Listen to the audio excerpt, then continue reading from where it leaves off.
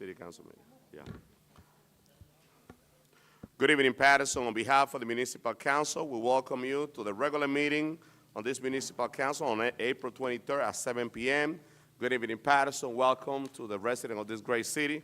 276 Ellison Street, our new council chamber for now until we get back into our city hall. Roll call, Madam Clerk. Yes, Mr. President. Roll call for Municipal Council regular meeting of Tuesday, April 23rd, 2024. The time is now 7:07 p.m. Councilman Abdelaziz. Councilwoman Cotton. Here. Councilwoman Davila. Present. Councilman Jackson. Councilman Kalik. I'm here, Madam Clerk. Councilwoman Mims. I'm here. Councilman Udin. Councilman Velez. Welcome, everyone. Yes, I'm here. Mr. President. Present, Madam Clerk. Yeah, thank you, Mr. President. This evening's prayer will be rendered by Commissioner Corey Teague, which has been followed by the flag salute, led by Councilman at Large Farid Udin. He's not here.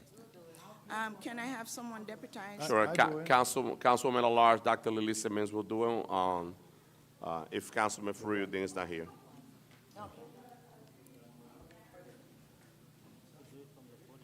There's a handheld mic.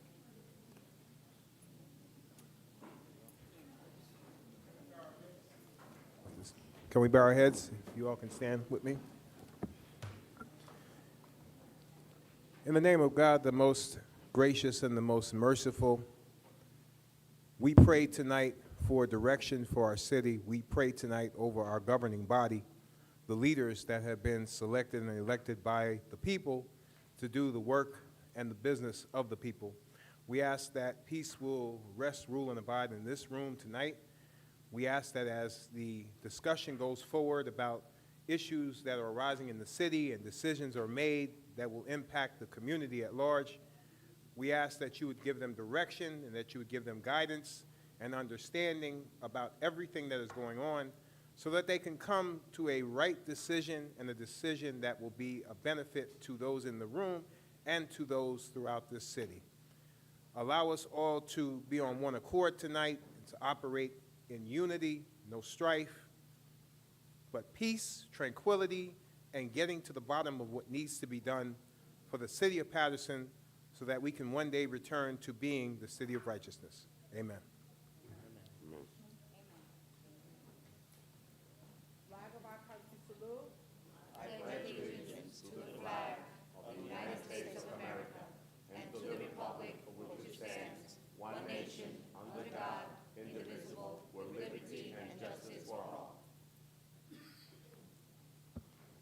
Now we have a moment of silence for our troop and for those that lost a loved one in our community.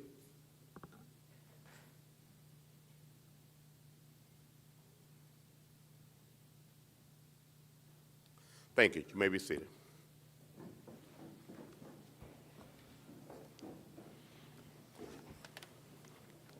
Madam Clerk, will you please read the statement of compliance? Yes, Mr. President. Statement of compliance with the Open Public Meetings Law for 2023-2024. Meeting date is April 23rd, 2024.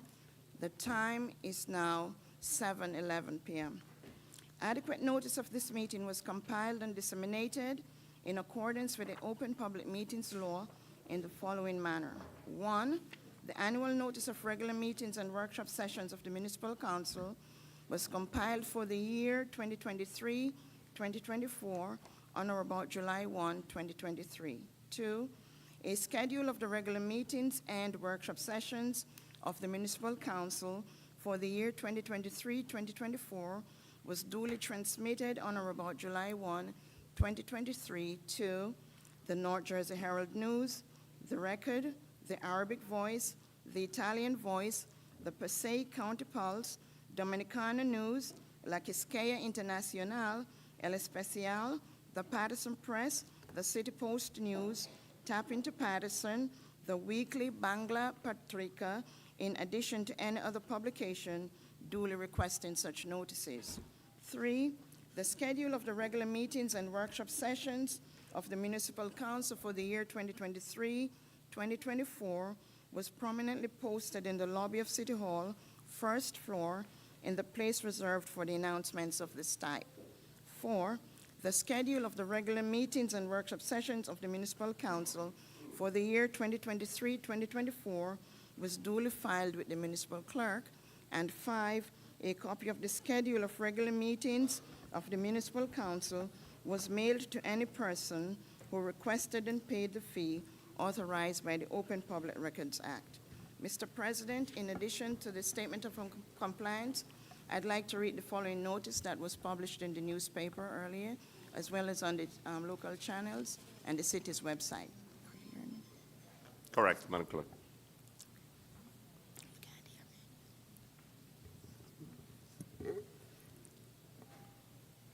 Please be advised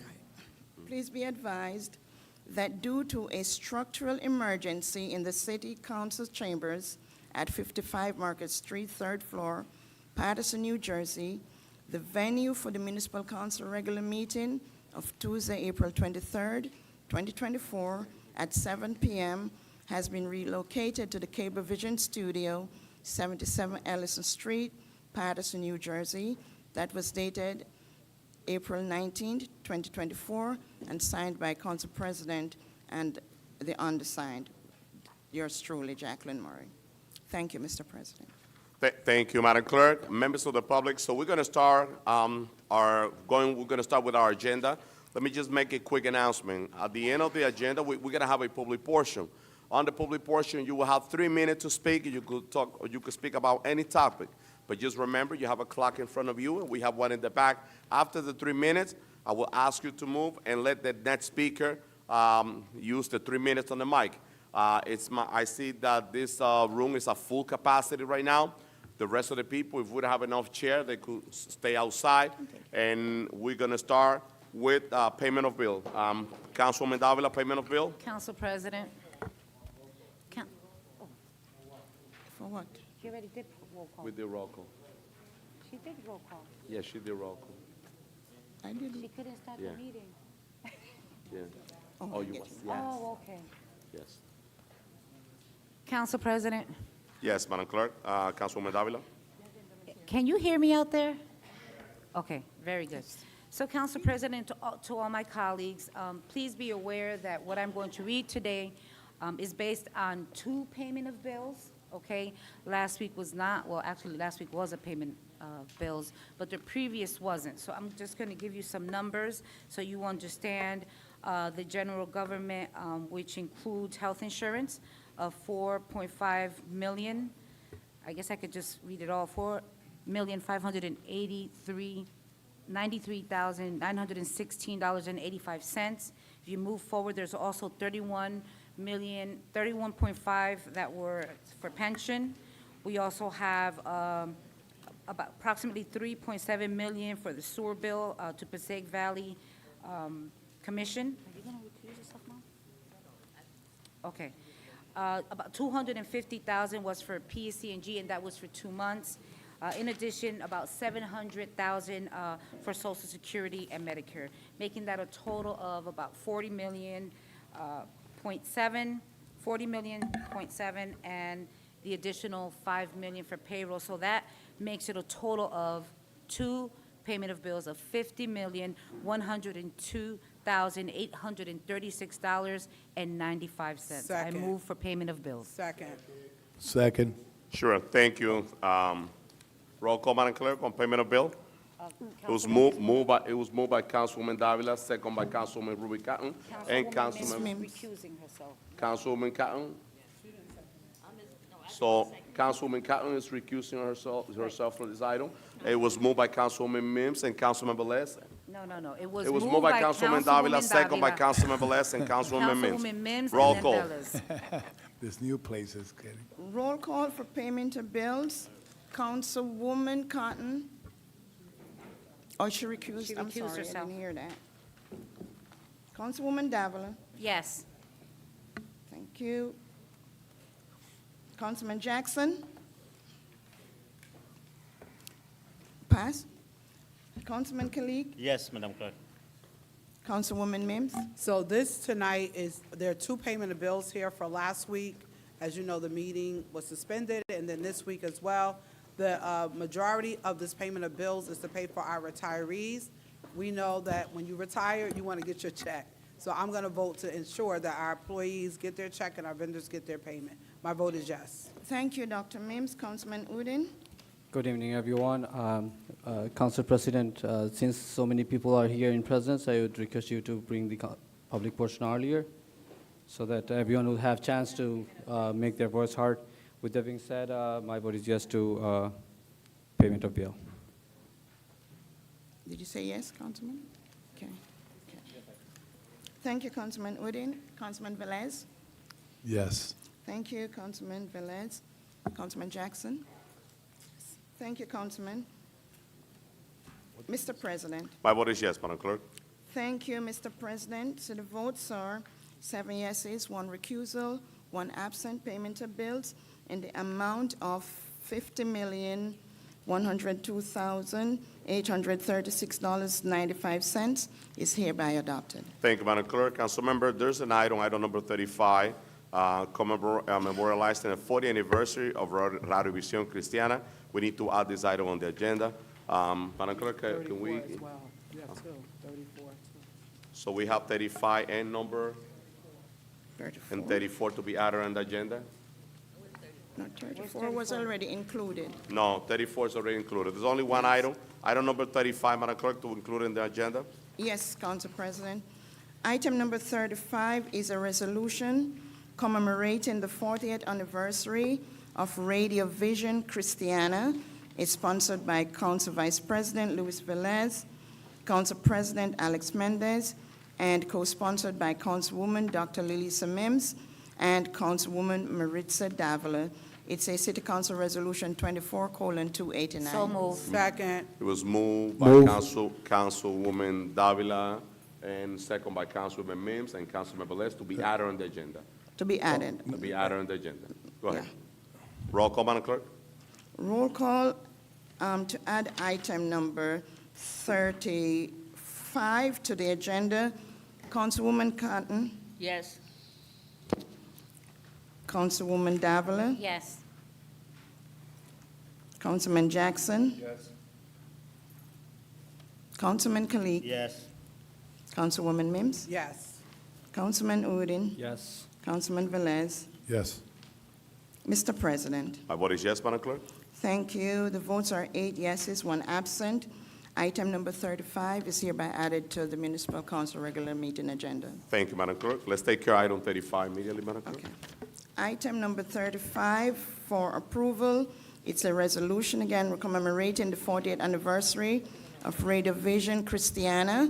It's sponsored by Council Vice President Luis Velez and Council President Alex Mendez, co-sponsored by Councilwoman Dr. Lilisa Mims and Councilwoman Maritza Davila. City Council Resolution 24:289. So moved. Second.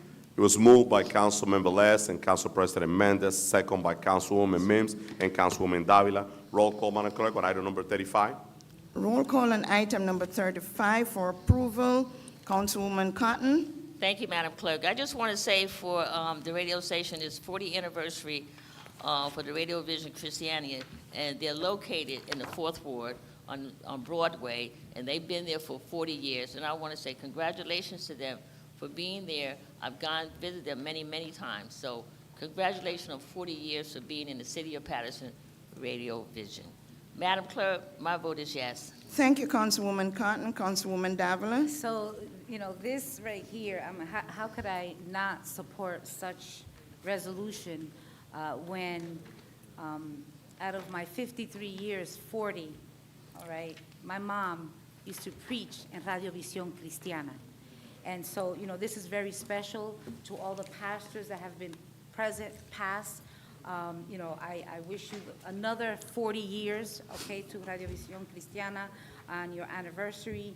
And thank you very much to Vice President Velez and Council President for allowing, Councilwoman Mims and I as well to be part of this resolution commemorating 40 years. My vote is yes. Thank you, Councilwoman Davila. Councilman Jackson. Thank you, Madam Clerk. As difficult as it is to do business in this city, someone that has shown that they've been consistent for 40 years speaks volumes. And I can attest to that. So anyone who has done it so well for so long, I am more than happy to support. Madam Clerk, my vote is yes. Thank you, Councilman Jackson. Councilman Kalik? Thank you, Madam Clerk. I want to congratulate the past and present leadership of Radio Vision Christiana. My vote is yes. Thank you, Councilman Kalik. Councilwoman Mims?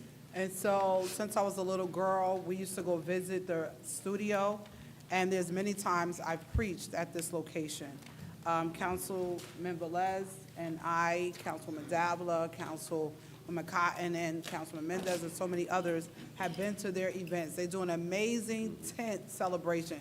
If you ever go, your life will never be the same. So make sure you visit when they have their big celebration and when it gets warmer. Madam Clerk, my vote is yes. Thank you, Dr. Mims. Councilman Udine? My vote is yes, Madam Clerk. Thank you, Councilman Udine. Councilman Velez? So we celebrating, as everybody say, 40-year anniversary. We celebrated 37-year anniversary in 2017. Radio Vision Christian is a radio station from Paterson to the world, because they have preached from Paterson through the world, and a lot of people tune in to listen to the gospel. I could recall that I had in the past, in 1996, 95, my own show there, preaching and orientating the people in different aspects of Christianity. So for me, it means a lot. Thank you, Councilwoman Davila, for allowing me to put your name, and also Councilwoman Davila, Mims, and also Council President for allowing me to put it in the agenda tonight. That was already drafted, but it was, last meeting was not done. But we celebrating with Radio Vision Cristiana. Keep on praying for us, for the city of Paterson, and always be the light from Paterson to the world. My vote is yes. Thank you, Councilman Velez. Mr. President? Thank you, Madam Clerk. Congratulations to Radio Vision Cristiana on the 40th anniversary, spreading the word of God throughout the entire world. But they are here in the city of Paterson 40 years. It's amazing. They've been impacting this community in such a phenomenal way. So I hope to see Radio Vision Cristiana for 40 more years. Muchas felicidades a Radio Vision Cristianas en su 40 aniversario aquí en la ciudad de Paterson, distribuyendo y hablando de la palabra de Dios por el mundo. With that being said, my vote is yes, Madam Clerk. Thank you, Mr. President. The votes are 8 yeses, 1 absent. Item number 35 is hereby adopted. Thank you, Madam Clerk. Can we do the consent agenda, Madam Clerk? Yes, Mr. President. Council President, Councilman Mims. before we do the consent agenda, I would like number 11 to be removed from consent. Okay, number 11, which is resolution addressing renewal of motion picture for Fabian's A. Okay, Madam Clerk, item number 11 will be removed out of the consent agenda. Okay. Let me Thank you, just- Councilwoman. Thank you. Thank you. Just a moment. And I would love to go to see you preaching at Radio Vision Cristiana. You got to invite me when you go. Tú hablas español un poquito. Yes, but when you preach, everybody understands you. When you preach, everybody get the message. Trust me. So all matters listed under the consent agenda are considered to be routine by the council and will be enacted by one motion. The items listed under the consent agenda are numbers 9 through 22, with the exception of item number 11, which was removed. Any item may be removed from the consent agenda by the request of any council member, and if so removed, will be treated as a separate matter. So move. Second. It was moved by Councilwoman Davila, second by Councilman Velez and Councilwoman Mims. Roll call, Madam Clerk, on the consent agenda. Yes, Mr. President. Roll call on the consent agenda. Councilwoman Cotton. Yes. Councilwoman Davila. Yes. Councilman Jackson. Yes. Councilman Kalik. Yes. Councilwoman Mims. So before I vote, I requested item number 11 to be removed from the consent agenda, only because there's rumors that the Fabian Theater is closing, and there's an item on here to renew the contract for the motion picture theater. So I want to ask some questions before voting on that item and combined. My vote is yes for this. Thank you, Dr. Mims. Councilman Udine. My vote is yes, Madam Clerk. Thank you, Councilman Udine. Councilman Velez. My vote is yes. Did he answer? I say yes. Thank you, Councilman Velez. Mr. President. My vote is yes, Madam Clerk. Thank you, Mr. President. The votes are 8 yeses, 1 absent. The consent agenda is adopted as amended. Thank you, Madam Clerk. So let's continue with item, Councilwoman, you want to take care of item 11 now, or? You take it Yes, again. Madam Clerk, let's do item 11. There's some question about item 11 that is being removed Just out of a the consent moment. agenda. Just a moment, Councilman. Give me a minute.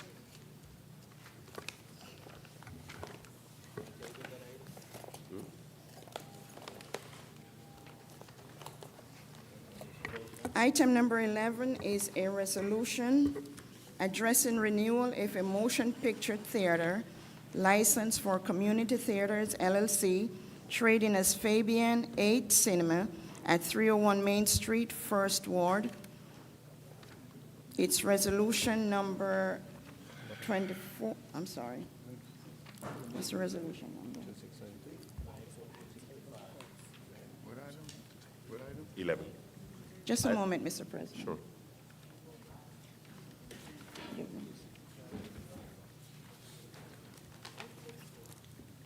It's resolution number 24:265. Do we have a motion? Move.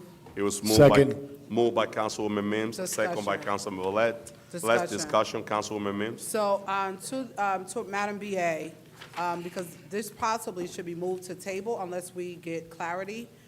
There was an article that was presented that the Fabian Theater is closing. So I'm questioning why this item is on to renew the theater license if it's gonna be closed. So is it just rumored it's closing, or it is? Because if it's going to close or we're not sure, this item, Council President, possibly needs to be tabled. Agree. Until that time, but if Madam BA can speak to that for us, that would be great. Council President, Just a minute, we have Councilwoman Mims on the floor. There's a question on the floor for Madam BA, and right after we'll have Councilman Velez and Councilman Jackson. Madam BA? Thank you, Council President. The only thing I can speak to is the license that's before you, because it still is owned by the entity that is there, the Fabian 8 Cinema. If you look at the license, they are the applicant, and they are, the timeframe there that they described is that they have a period of request for a year renewal. So it might be something that if they are looking to sell the business, that the license would continue for the establishment. I have no further details other than what we see before us in terms of the license. But what I can tell you is that they paid the fee, as noted at the bottom, which was filed at the beginning of the month. It was the $2,200 fee. And everything, as noted by the licensing department, is approved and nothing is outstanding. So they're in full compliance to move forward. So, Council President, I'm okay to move forward with it. I just wanted clarity and have it on the record. So I'm okay, they paid the fee, we have it, so I'm ready to move forward. I agree. Thank you, Councilwoman. Councilman Velez? Thank you. The item of the license that they're requesting is entertainment, right? Yeah. So, Madam BA, the only thing is that, you know, the type of use could be probably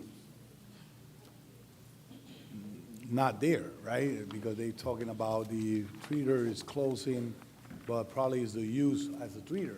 But probably they gonna use a place as individual space event, and they probably gonna use that for that purpose. That would be good if they open 3 churches inside the movie theater. That would take the revenue out there, right? A lot of churches out there looking for spots, and that would be a nice place to be if they want to do that.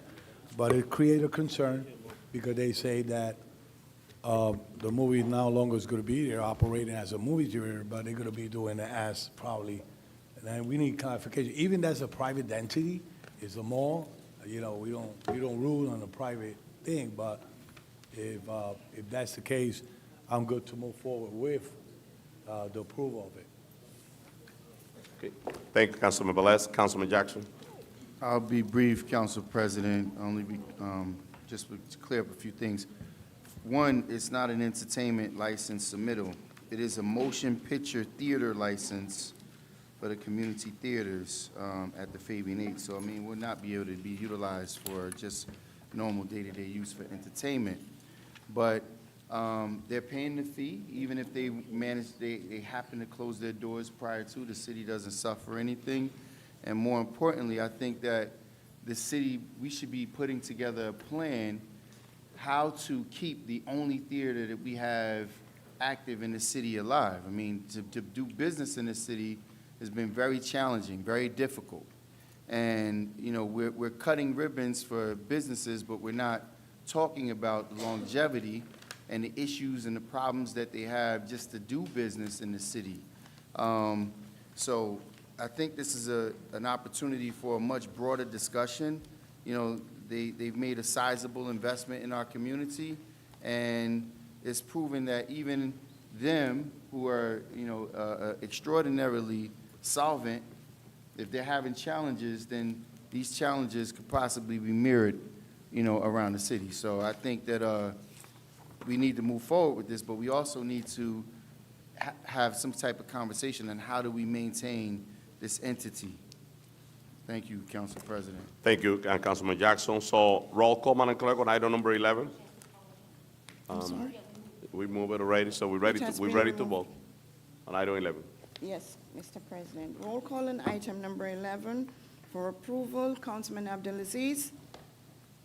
Yes. Councilwoman Cotton. Yes. Councilwoman Davila. I'm going to be voting in the affirmative because I believe I would like to see another theater in the city of Paterson, and this could possibly, depending on the entity, if they come back or if they have someone that would want to invest in a Fabian, hopefully they'll keep the name. But with that said, you know, I'm in full support. My vote is yes. Thank you, Councilwoman. Councilman Jackson. Thank you, Madam Clerk. I'm going to quote someone that many of you may or may not know. He's a doctor as well. He's a pretty famous doctor. His name is Dr. Dre. And one of his quotes was, when asked about how he obtained his very large home, he said, anyone can obtain it, maintaining it and keeping it. Now that's the intent, or what should be impressive. You know, as a municipality, we have an obligation to our community. We have an obligation to make sure that these businesses that do come in are capable of sustaining. We also have an obligation to our community to make sure that the amenities and services that other communities have, that we have here. To only have one movie theater in the third largest city in the state of New Jersey, that's the first embarrassment. But then to sit here and watch it close its doors because we're not doing our part with making sure that business is sustainable here is very disappointing. But with that being said, Madam Clerk, I'm anxious to support, and I'm hoping that they find a way to sustain. My vote is yes. Thank you, Councilman Jackson. Councilman Kalik. My vote is yes, Madam. Thank you, Councilman. Councilwoman Mims. So I think it's important, this item was initially on consent, which means one vote covers everything. I thought it was important that I bring to light that there are rumors that the Fabian is closing, and I wanted it to be put on record that this is a motion theater license, which is good if there's another entity that's looking to have a movie theater, but we should also have it as a singular item to vote on so it brings clarity and information to the community at large. A lot of times things happen, it gets voted through, and the community has no idea what's going on. So this item now, it will be on public record that the owner, because that's who signed it, I saw the contract, the owner of Center City Mall is making sure that this contract is renewed so that if there's another entity that wants to do movie or theater, if Fabian does not choose to stay there, someone else is able to do that. And I think it's important that that is vocalized and communicated properly to the community. With that being stated, Madam Clerk, my vote is yes. Thank you, Dr. Mims. Councilman Udine. Thank you, Madam Clerk.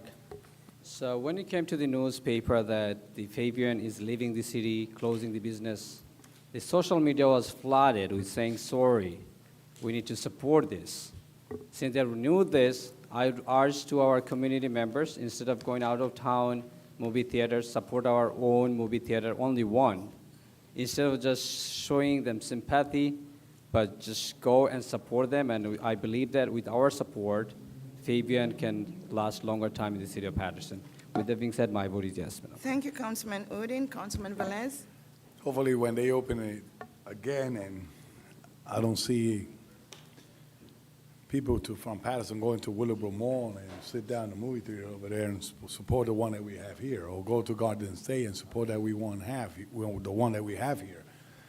They get upset when they say they was gonna close, but then I look at myself, how many times I go to the movie theater in Wayne or Garden State and not support the one that I have here. So it goes both hands. If we got something here, let's shop local, let's support local. That's how I see it. And instead of renting other places out the city, let's start renting the movie theater that we have here as a performing arts. My vote is yes, moving forward. Thank you, Councilman Velez. Mr. President? Thank you, Madam Clerk. I truly believe in partnership. I think that, we have to bring all the stakeholders that we have in the city of Paterson and a great partner like NJCDC, like our Paterson Public School, and have a conversation and see how can we support the only theater that we have in the city of Paterson. We're living in a tough time, and a lot of businesses are struggling. So that's the best way to do, by supporting each other, helping each other, and I'm definitely looking forward to see that partnership to support the only movie theater that we have in the city of Paterson. With that being said, my vote is yes, Madam Clerk. Thank you, Council President. The votes are 9 affirmative. Item number 11 is hereby adopted. Thank you, Madam Clerk. Madam Clerk, we have item 23 all the way through 34 without the consent. Let's start with the non-consent item, and right after that, we will go into public portion. Item number 23, Madam Clerk? Yes, Mr. President. Item number 23 is a resolution honoring and memorializing the life and legacy of Margaret Johnson. It's sponsored by Councilwoman Ruby N. Cotton and Councilwoman Dr. Lilisa Mims. It's a City Council Resolution 24:277. So moved. It was moved by Moved by Councilwoman Ruby Councilwoman Cotton Cotton. and Councilwoman Mims, Moved by- and second by Councilwoman Davila and Councilman Velez. Roll call, Madam Clerk, on item number 23. Roll call on item 23 for approval. Councilman Abdulaziz? Yes. Councilwoman Cotton? Thank you, Madam Clerk. I just want to say with Margaret Johnson, we was going to celebrate her birthday, but she did pass away. She was the oldest living person here in the city of Paterson. And I remember she lived in Dr. Cotton, Norman Cotton Senior Building on Rosa Parks Boulevard. And I used to love to go there for her birthday because she loved to do scratch-off. So I always made sure I took scratch-off over there with her, if celebrating her birthday. So she's no longer here with us, and I just want her family to know that I truly go into the senior building and appreciate her just sitting down, having lunch, having dinner. Madam Clerk, I just want to say honoring and memorializing the life of our oldest living person in the city of Paterson, the legacy of Margaret Johnson. Madam Clerk, my vote is yes. Thank you, Councilwoman Cotton. Thank you so much, Councilwoman Councilwoman Davila. Cotton. Thank you so much, Councilwoman Cotton and Councilwoman Mims, once again, for honoring this beautiful soul. You knew her very well. Some of us didn't know her as well, but we did, were able to partake with her a few times in the senior buildings. And, sad that she's gone, but she's in heaven. And to her family, this is just a way that we honor her here in the city of Paterson. My vote is yes. Thank you, Councilwoman Davila. Councilman Jackson? Yes. Thank you. Councilman Kalik? Yes. Councilwoman Mims? So Ms. Margaret Johnson was, at her passing, 104 years old. One of the things that I say all the time is that we need to give people their flowers while they can smell them. And I can truly say that there were great people in this community, including myself, Councilwoman Cotton. I don't think we missed her birthday parties, her events, as she had them yearly. And I just want to give a big shout out to Ms. Ora Bell and Rodney Addison and so many others that really stepped in, her granddaughter that stepped in, made sure that she had things and was cared for, and so many things. I could just talk about in detail some of the things they did for her and her later years of life.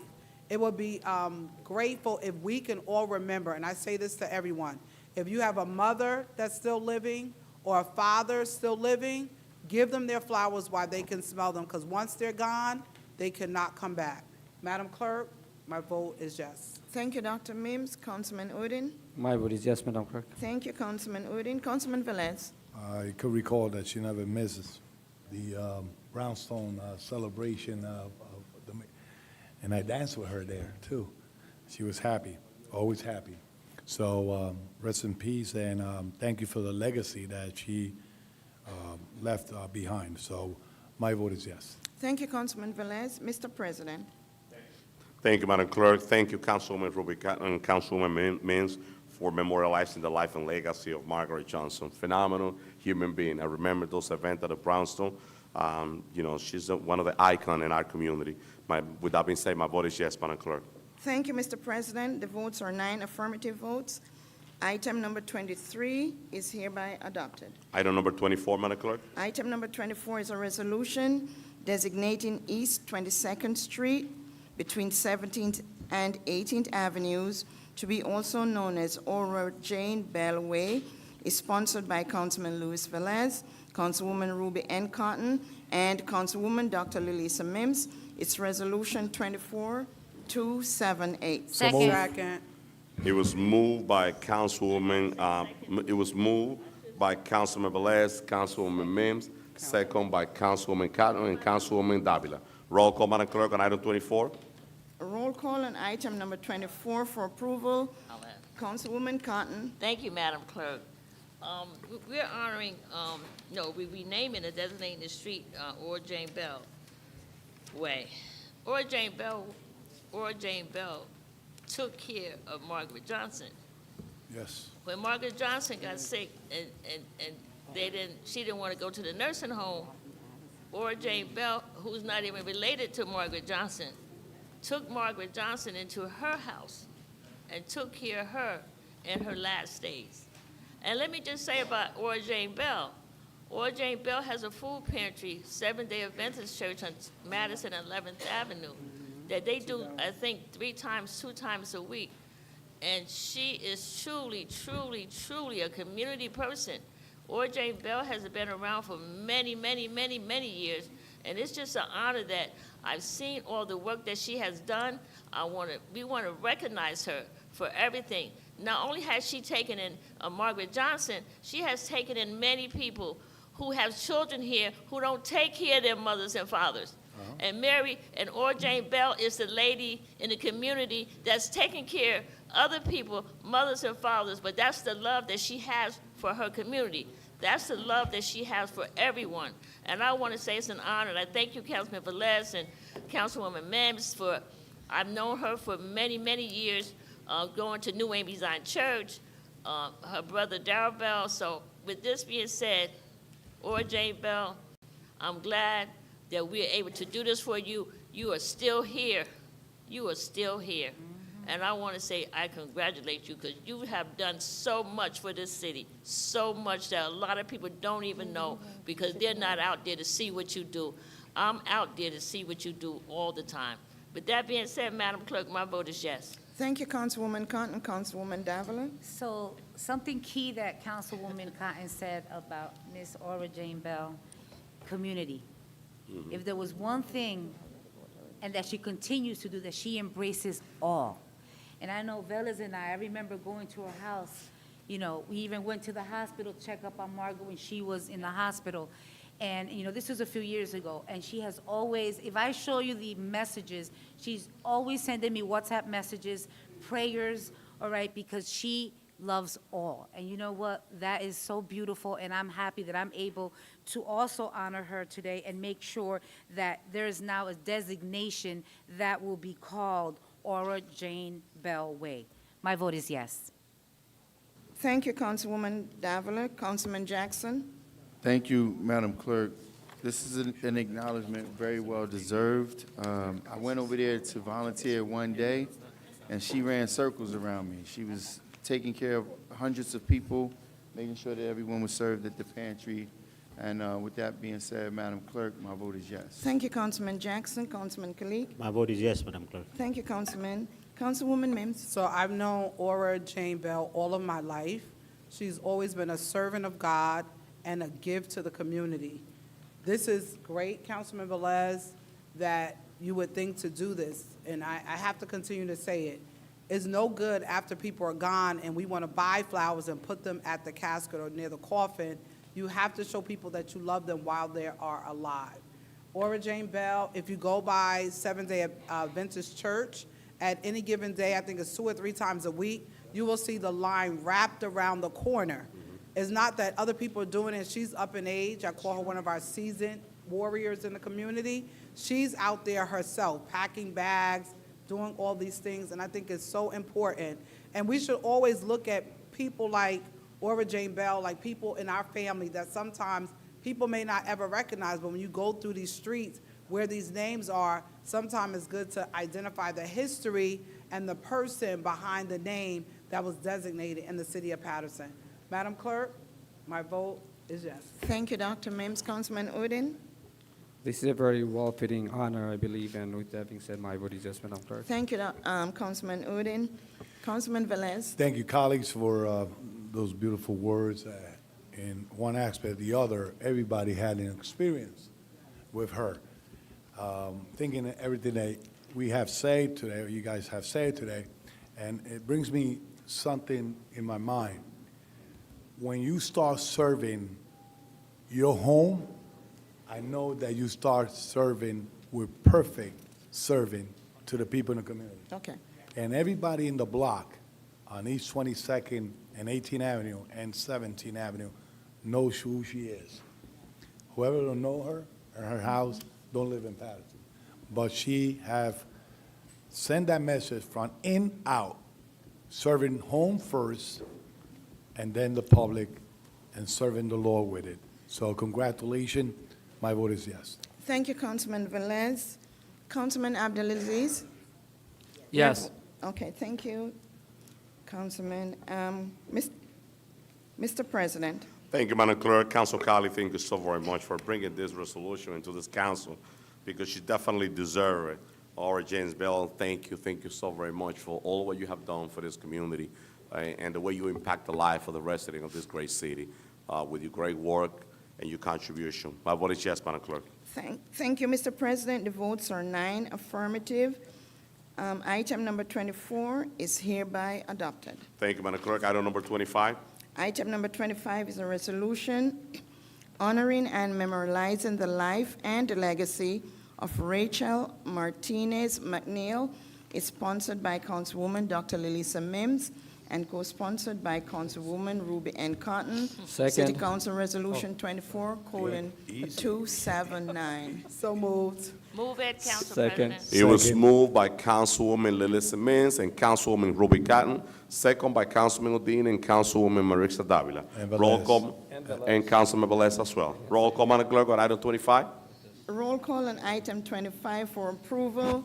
Councilman Abdelaziz? Yes. Councilwoman Cotton? Thank you, Madam Clerk. I just want to say to everyone, TV land, and I want to send my condolences out to the Martinez family, but this one really is a hard one. This young lady got hit by a car in the city of Passaic, and he didn't even stop. He didn't even stop to see what was wrong with her. He didn't even stop. He just left. They finally was able to track him down. So, Rachel McNeil have always been such a good community person. She lived in the city of Passaic, but she was always here in Paterson too. So I always said the city of Passaic and Paterson, we're sister cities, and you know, we help each other out. But I just want to say to the Martinez family, to everyone there, to her families that she have him in Paterson here, we're gonna miss her.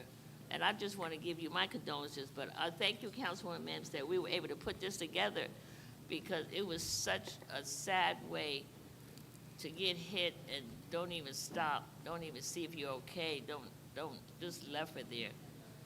Madam Clerk, my vote is yes on memorializing the life and legacy of Rachel McNeil. Thank you, Madam Clerk. Thank you, Councilwoman Cotton. Councilwoman Davila? So some people may think and say, because sometimes you read it in social media or people say there's so many people that pass away, people that get hit, people that get run down, and they don't get celebrated, right? Or honored, okay? But there are individuals, right, that become part of a family, and that family works with others, and even as elected officials, I can personally say that I didn't know her the way my colleagues may have, but I do know her brother. And just by his writings and what he says, Teddy Martinez adored his sister. And the fact that he's been a community leader working out here, I mean, he has a story to tell. All right, and his sister loved him and his other sisters as well. And so, you know, how can I not, when my colleagues say we need to recognize this individual, although she's passed on, you know, and I'm very sorry to Teddy and your entire family for the passing and, you know, what happened to your sister. And with that said, you know, my vote is yes. Thank you, Councilwoman Davila. Councilman Jackson? Thank you, Madam Clerk. My heartfelt condolences go out to Brother Teddy Martinez and his entire family in this tragic loss of life.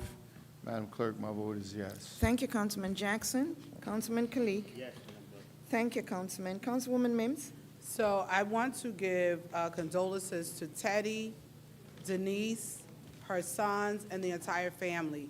Many people, you may have heard the story but did not know about her. Rachel and I were friends. We met through Teddy. There was a situation where her son, she reached out to me. Everyone knows I work in education. So it's been about maybe the last 8 to 10 years that we've talked probably every other day, especially when it came to situations with her son. This is very tragic. She was always in Paterson helping, doing great things in the community. And on this particular night, she was walking from her house to work, and she was hit by a driver, and they left the scene of the accident, and she lost her life. We have to always remember that in life, you meet people through life. I saw another person on Facebook on Sunday with their spouse, and I saw today the heartbreak signs. Make sure, I'm going to keep saying it, if you have to text it while you're sitting here, send an I love you, send a heart to your loved ones. And sometimes, and I want to say this because I feel it in my heart, sometimes when we're doing these items, people say they talk too long. They should not have to say all the stuff. Just vote and move on. But what if it was your family member? You will want someone to say something nice about them or to remember them for the legacy and the things that they left here on this earth. I'm never going to stop talking when it comes to celebrating people alive and or dead, because you never know when your turn is coming.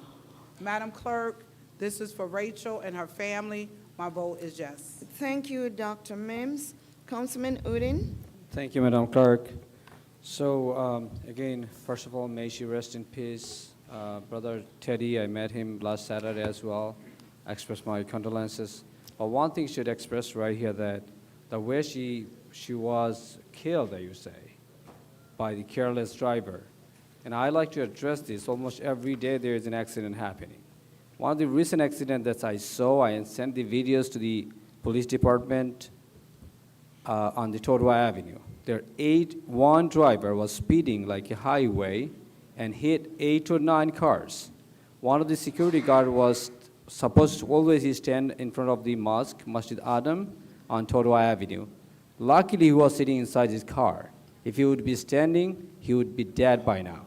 I sent these videos to the police department to take a look, and this is not just one incident. Incident happening everywhere. And because of this, we lost a sister from our community. With that being said, I want to make sure that the codes are enforced, the drivers, they obey the rules. Again, Brother Teddy and your family, we sincerely express our condolences, and may the sister McNeil be in peace. Thank you. My vote is yes, Madam Clerk. Thank you, Councilman Udine. Councilman Velez? I had to take a deep breath, you know. I had to take a deep breath because flashback comes. I know what an accident is.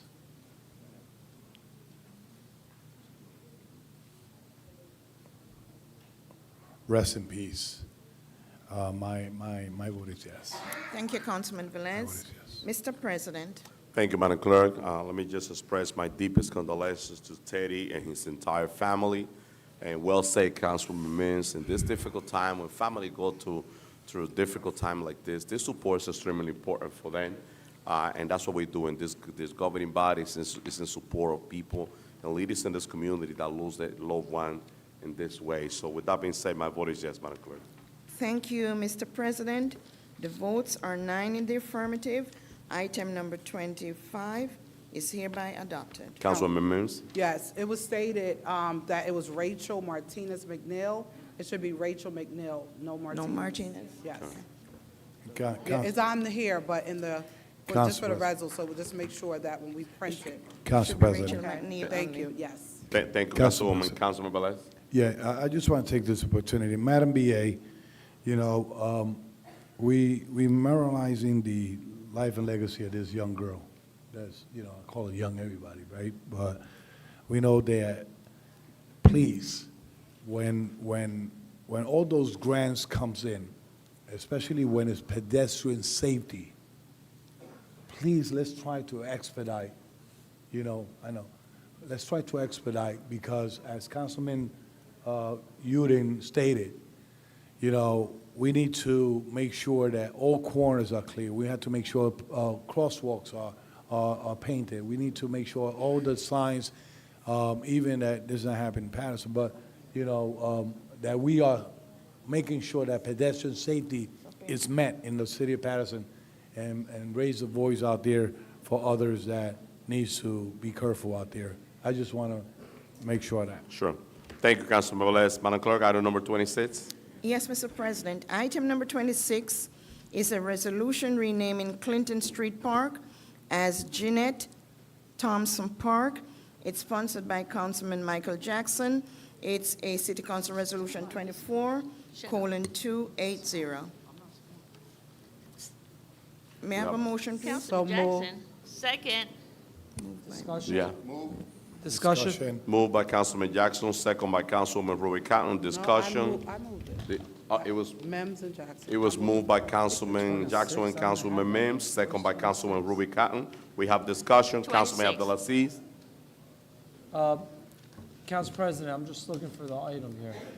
Corporation Council, is it in here, or? Does anyone have 26?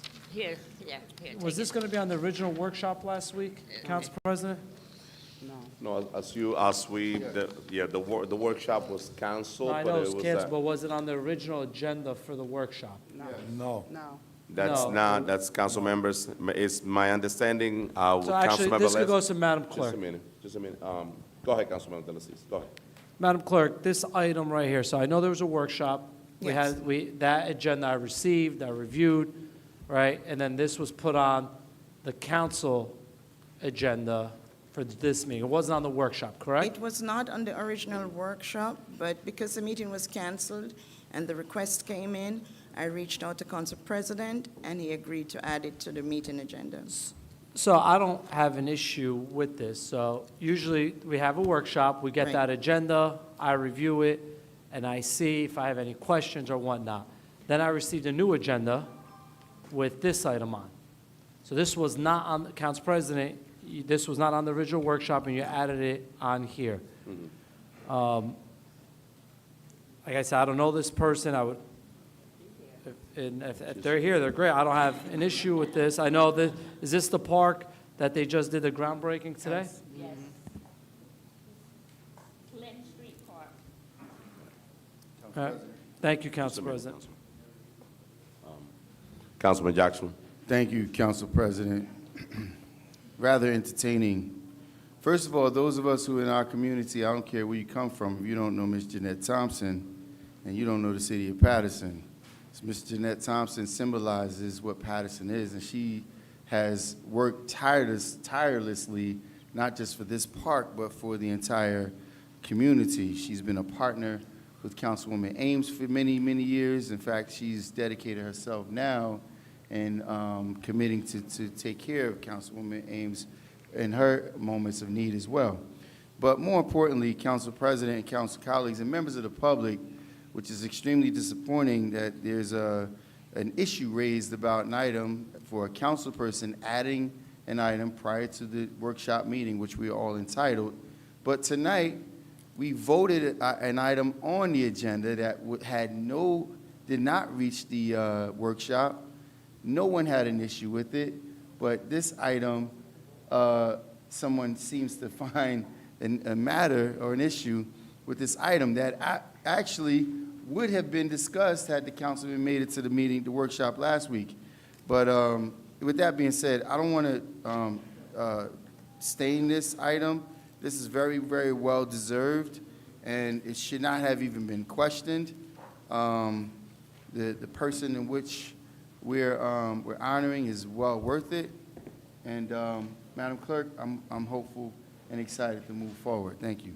Thank you. Mr. President, should I continue with roll call? You go ahead. Any other council members? Council President, Council President. Councilman Velez, and right after that, then we'll go into roll call. It's a blessing, so let's move forward. Yeah. Roll call. Where's Jeanette Thompson? She's. Roll call. Let us speak after, right after we vote. Let's take from action and then right after that. Roll call, Madam Clerk, on item number 26. Yes, Mr. President. Roll call on item number 26 for approval. Councilman Abdelaziz. Thank you, Madam Clerk. I usually don't entertain some of the rhetoric that comes from some council colleagues. I have every single right to question my council president and the Madam Clerk on the process of how this made it to the agenda. That has nothing to do with the person. From hearing some of my colleagues, now they show me the picture. I've seen Ms. Thompson, and I have no issue. And then I saw today that she was the one speaking at the groundbreaking. And I commend her, and my vote is yes, and I support it. Thank you, Councilman Abdelaziz. Councilwoman Cotton. Thank you, Madam Clerk. I just want to say to Ms. Thompson, she's out there, please stand up so we can all see you, Ms. Thompson. coming to the mic. And I just want to say I've known her probably over about 40 years. There you She's been advocate, she's been working. Jeanette and I, along with Councilwoman Ames, doing the Thanksgiving and Christmas dinner. She's along with Councilwoman Ames with the Fourth Ward Alliance. She's just been involved. And I think that this park, it took 15 years. It wasn't last week. It wasn't the week before. It wasn't a year before. This has been a long, long haul. And you know what, Jeanette? I'm happy that we're here, you here, to see this getting done. You know, it's good when you can see things getting done after so many years. And it was an honor to be there today. We did do the groundbreaking ceremony for Clinton Street Park. And I can't wait until it gets finished. It's going to have an amphitheater. It's going to be all of that. But Miss Jeanette Thompson, this is for you. Of all your years of hard work, this is for you. And I recognize all your hard work, so this is for you, and I'm happy that I'm a councilwoman sitting here who I've been friends with for 40 years to see something named after her. Congratulations, congratulations, congratulations. Madam Clerk, my vote is yes. Thank you, Councilwoman Cotton. Councilwoman Davila. So Ms. Thompson, I as well am honored to be able to see you, right, and recognize today all the hard work that you've done for many years. For one, I'm happy that we were able to allot the monies that are appropriate to fix the park, because we don't want a park that's not fixed because of the name, because that's an embarrassment, right?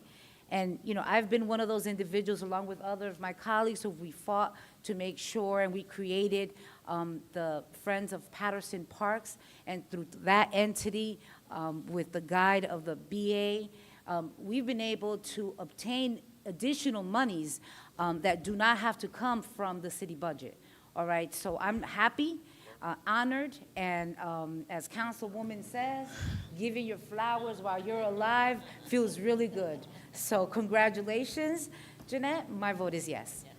Thank you, Councilwoman. Councilman Jackson. Thank you, Madam Clerk. First of all, this is extremely well-deserved. When you talk about a selfless or unselfish person, Ms. Jeanette symbolizes that. I recall her working extremely hard. She was very, very concerned about park renaming for Councilwoman Ames, and she took it very personal. She was making sure that the park got renamed after Mrs. Ames, and and she fought diligently for this one, but she never mentioned anything about herself. She never talked about herself. This is always about the community at large, always about her Habitat Homeowners Association. So I know some may wonder why, is because I write my own legislation here. I don't send it to legal. So if I was inspired, and I made every attempt to make sure that it was a surprise, but there's no getting anything past Ms. Jeanette. She called me a couple nights ago, Michael, why didn't you tell me? I said, I was hoping that it would be a surprise.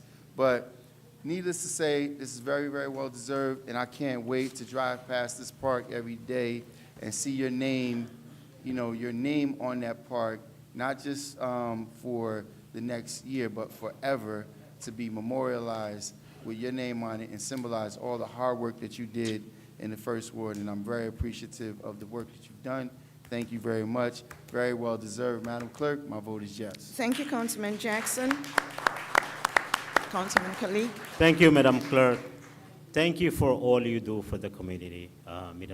Madam Thompson, congratulations. My vote is yes. Thank you, Councilman Kalik. Councilwoman Mims. So what can we say about Ms. Jeanette Thompson? She's been a mother to us all. She's been an advisor. She's been a counselor. She's been an advocate and a fighter, starting from the 4th Ward, then going right to the 1st Ward, doing the same thing. Everyone knows Ms. Jeanette Thompson, everybody. She takes care of our Queen of the 4th, Vera Ames. She's always at Jumpstart with Jamie Bland. She's always, everywhere that you need her, she's there. You know how it says you have to be in it to win it? That means she's winning all the time. So I want to put this on the record to our administration. There's still some dollars that are needed to come, Madam BA, CFO, there's still some dollars, and the mayor who's watching, there's still some funds that are needed to finish this park. So I would like us to look into the ARC dollars to see what that balance is, to make sure, because we can vote yes on naming the park, but if there's no money to finish the work, it's going to be a half-baked park. I want to make sure the park is finished, so there is not that much left. Let's look into ARC dollars and put the rest of that money, so we put our money where our votes are tonight, and make sure that park gets what it deserves. I also want to put it on the record, there will be an amphitheater, playground, all this stuff. It would be really nice if we can put all the warriors of the First Ward and imprint their names on the bricks of the amphitheater. Get a collage of all those names, and on the bricks as they used to, because people that are from the first, they understand and know, used to walk up and down those steps, right? Who's First Ward in here? Oh, it's not them. Okay, the original First Ward people know, if you go there and look at where the groundbreaking was today, you will see there are steps that people used to travel to come down from Temple and come all the way down so they didn't have to go all the way around.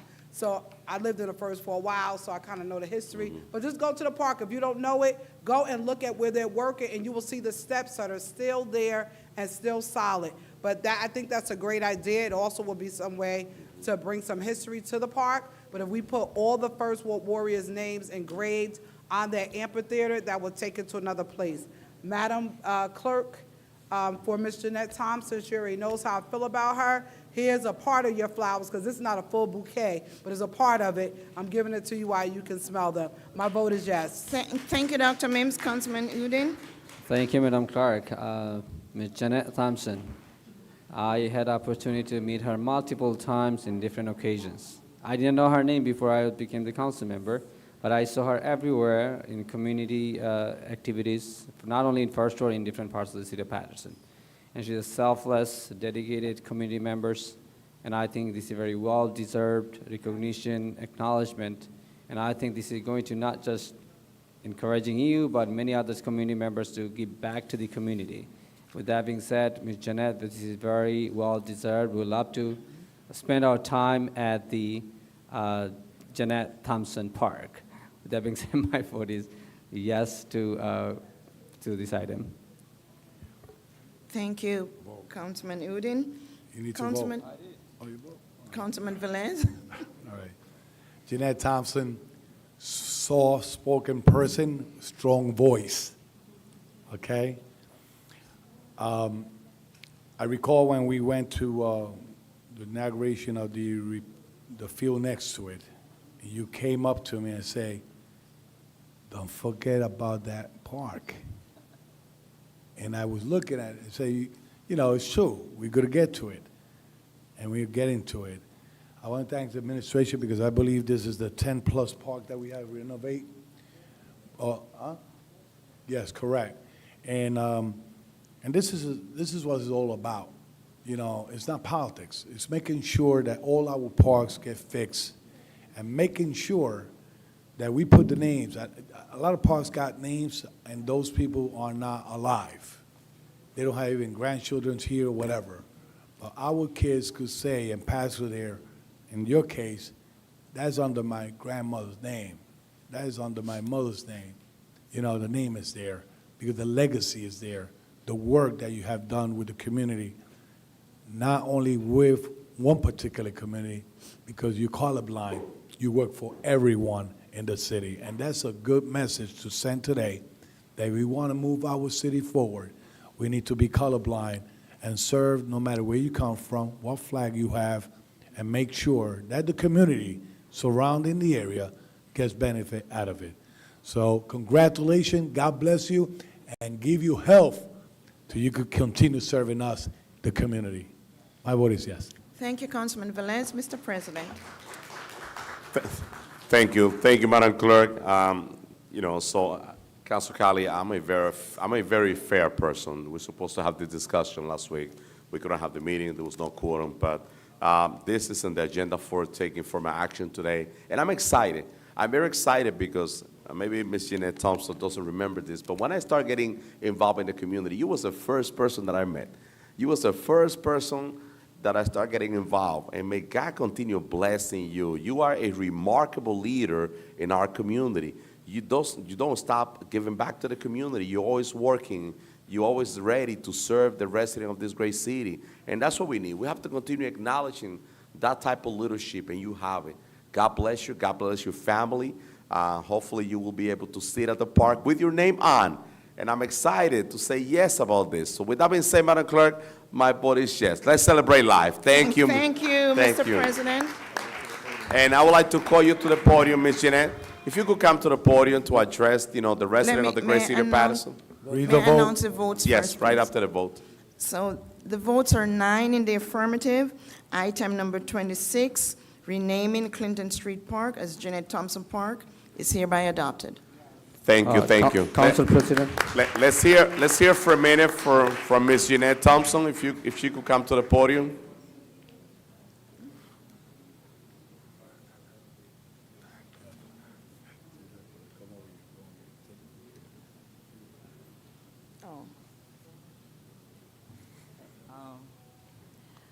I don't know what to say. And I'm usually not speechless because I'm Vera Ames and Wahida Muhammad's friend, okay?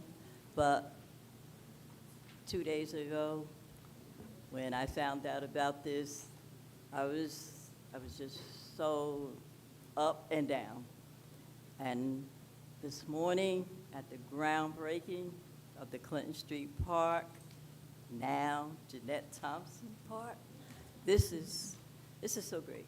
I feel right now it's like, okay, I'm gonna wake up in the morning and it's gonna be like whatever. But you guys don't know, it's been a long, hard journey. But sometimes you think people are not looking at what you're doing. And tonight, hearing all of you say all the things that I've done in the 4th Ward, 1st Ward, 5th Ward, Habitat, sending kids to Disney, Thanksgiving dinners, all those things that I've done over the last 40-plus years. 40 But plus. today and tonight, I really don't have the words to say to thank all of the council members for supporting me, not just for this park, but for all that I have done for the city of Paterson. Been here for 76 years, born here and still here, and I have no intentions of leaving until Okay, so thank yous, one and all, please.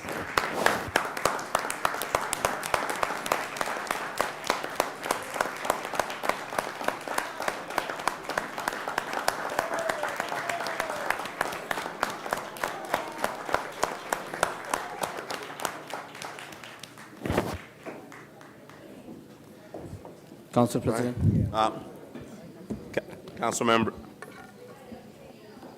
Councilman Dean. Council President, thank you. Council President, as you know this, we are relocated in no place, but still so many of our community members came here to make their voice heard. I request one more time to bring the public portion so that we will have Councilman Dean, members Councilman Dean, I hear you. So we have a few more items.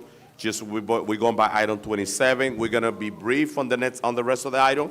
Then we're gonna do public portion. Right after that, we have to get into a executive section. Council members, so let's continue. Let's be brief and let's move with item 27. Right after that, after we finish with those items, we're going into the executive section. I think we could be quick with this. Item 27, Madam Clerk? Yes, Mr. President. Item 27 is a resolution approving settlement of tax appeals on Block 5704 and 5705, various lots also known as 212-238 Getty Avenue, owned by Leodis of Getty LLC. Its finance resolution 24:281. So move. Second. Moved by Councilwoman Davila, second by Councilwoman Mims. Roll call on item 27. Roll call on item 27 for approval. Councilman Abdelaziz. Yes. Councilwoman Cotton. Yes. Councilwoman Davila. Yes. Councilman Jackson. I'll speak on the next one, Madam Clerk. My vote is yes. Thank you, Councilman Jackson. Councilman Kalik. Yes. Councilwoman Mims. Yes. Councilman Udine. Yes, Madam. Mr. President, My vote is yes, Madam Clerk. thank you. The votes are 8 yeses, 1 absent. Item number 27 is hereby adopted. Thank you. Item number 28. Item 28 is a resolution approving settlement of tax appeals on Block 3712, Lot 28, also known as 18-56 Godwin Street, owned by Colt Arms Preservation Urban Renewal LP. Its finance resolution 24:282. So move. Moved by Councilwoman Davila. Do we have a second? We need a second. Second. Second by Councilman Discussion. Abdelaziz. Discussion on item number 29. So I just need some clarity. This particular property, I remember they came before us for a tax abatement. So I'm trying to gain understanding what this appeal is for. So if our CFO can give some explanation? Yeah, that's a tax appeal for year 2024. The appeal is from $13,570,000 to $11,500,000. We don't have a tax rate yet, so an estimate of what the savings would be in taxes is about $115,000. But again, that's an estimate because we don't have a tax rate for 2024 yet. The appeal would just be for 2024. So what was the process for this appeal? How did they get it?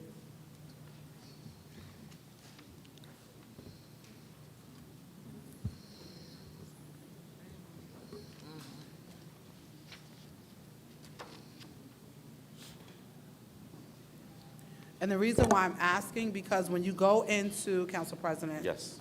When you go into the agenda that we receive, and I'm going to make this request for all tax appeals, we should get a copy of that settlement so that we can see that information. It's not attached, that's why I'm asking. I do see the reso, but there's no attachment as to where it came from. So that's why I'm getting clarity before I vote. Council Yeah. President, may I Sure. briefly? This is a legal question, Corporation Counsel. Thank you, Council President. Thank you, Dr. Mims, for that inquiry. So first and foremost, we normally have confidential settlement memorandums associated with these documents. Yeah. We normally have confidential settlement memorandums associated with these items. I've spoken with Madam Clerk to ensure that going forward, council receives these either before the meeting or at the meeting. So please excuse that. Essentially, this is the ongoing conversation we've been having about the city's equalization ratio and the need to, at some point, do a reassessment. We've had that conversation in Finance Committee, and I'm happy to have that conversation further with the council. I don't know if it's prudent to have it at this point, But for this particular appeal, the previous tax assessments are defensible, but for this particular year, given the equalization ratio that applies currently and the spreading of taxes across all residents and properties, the law department felt that this settlement was appropriate at this time. So, Council President, Just a minute, council members. Councilwoman Mims? so, and I may be alone, but if I don't see that information, it's hard for me to make a vote in the affirmative or the negative. We should get those documents and be able to review them before taking a vote, Council President, and I know there's other discussions, so I'm going to request that it be tabled until the next workshop. I would like to see the details, because if we can't stabilize the taxes for all the residents, why are we trying to do something in particular for this one?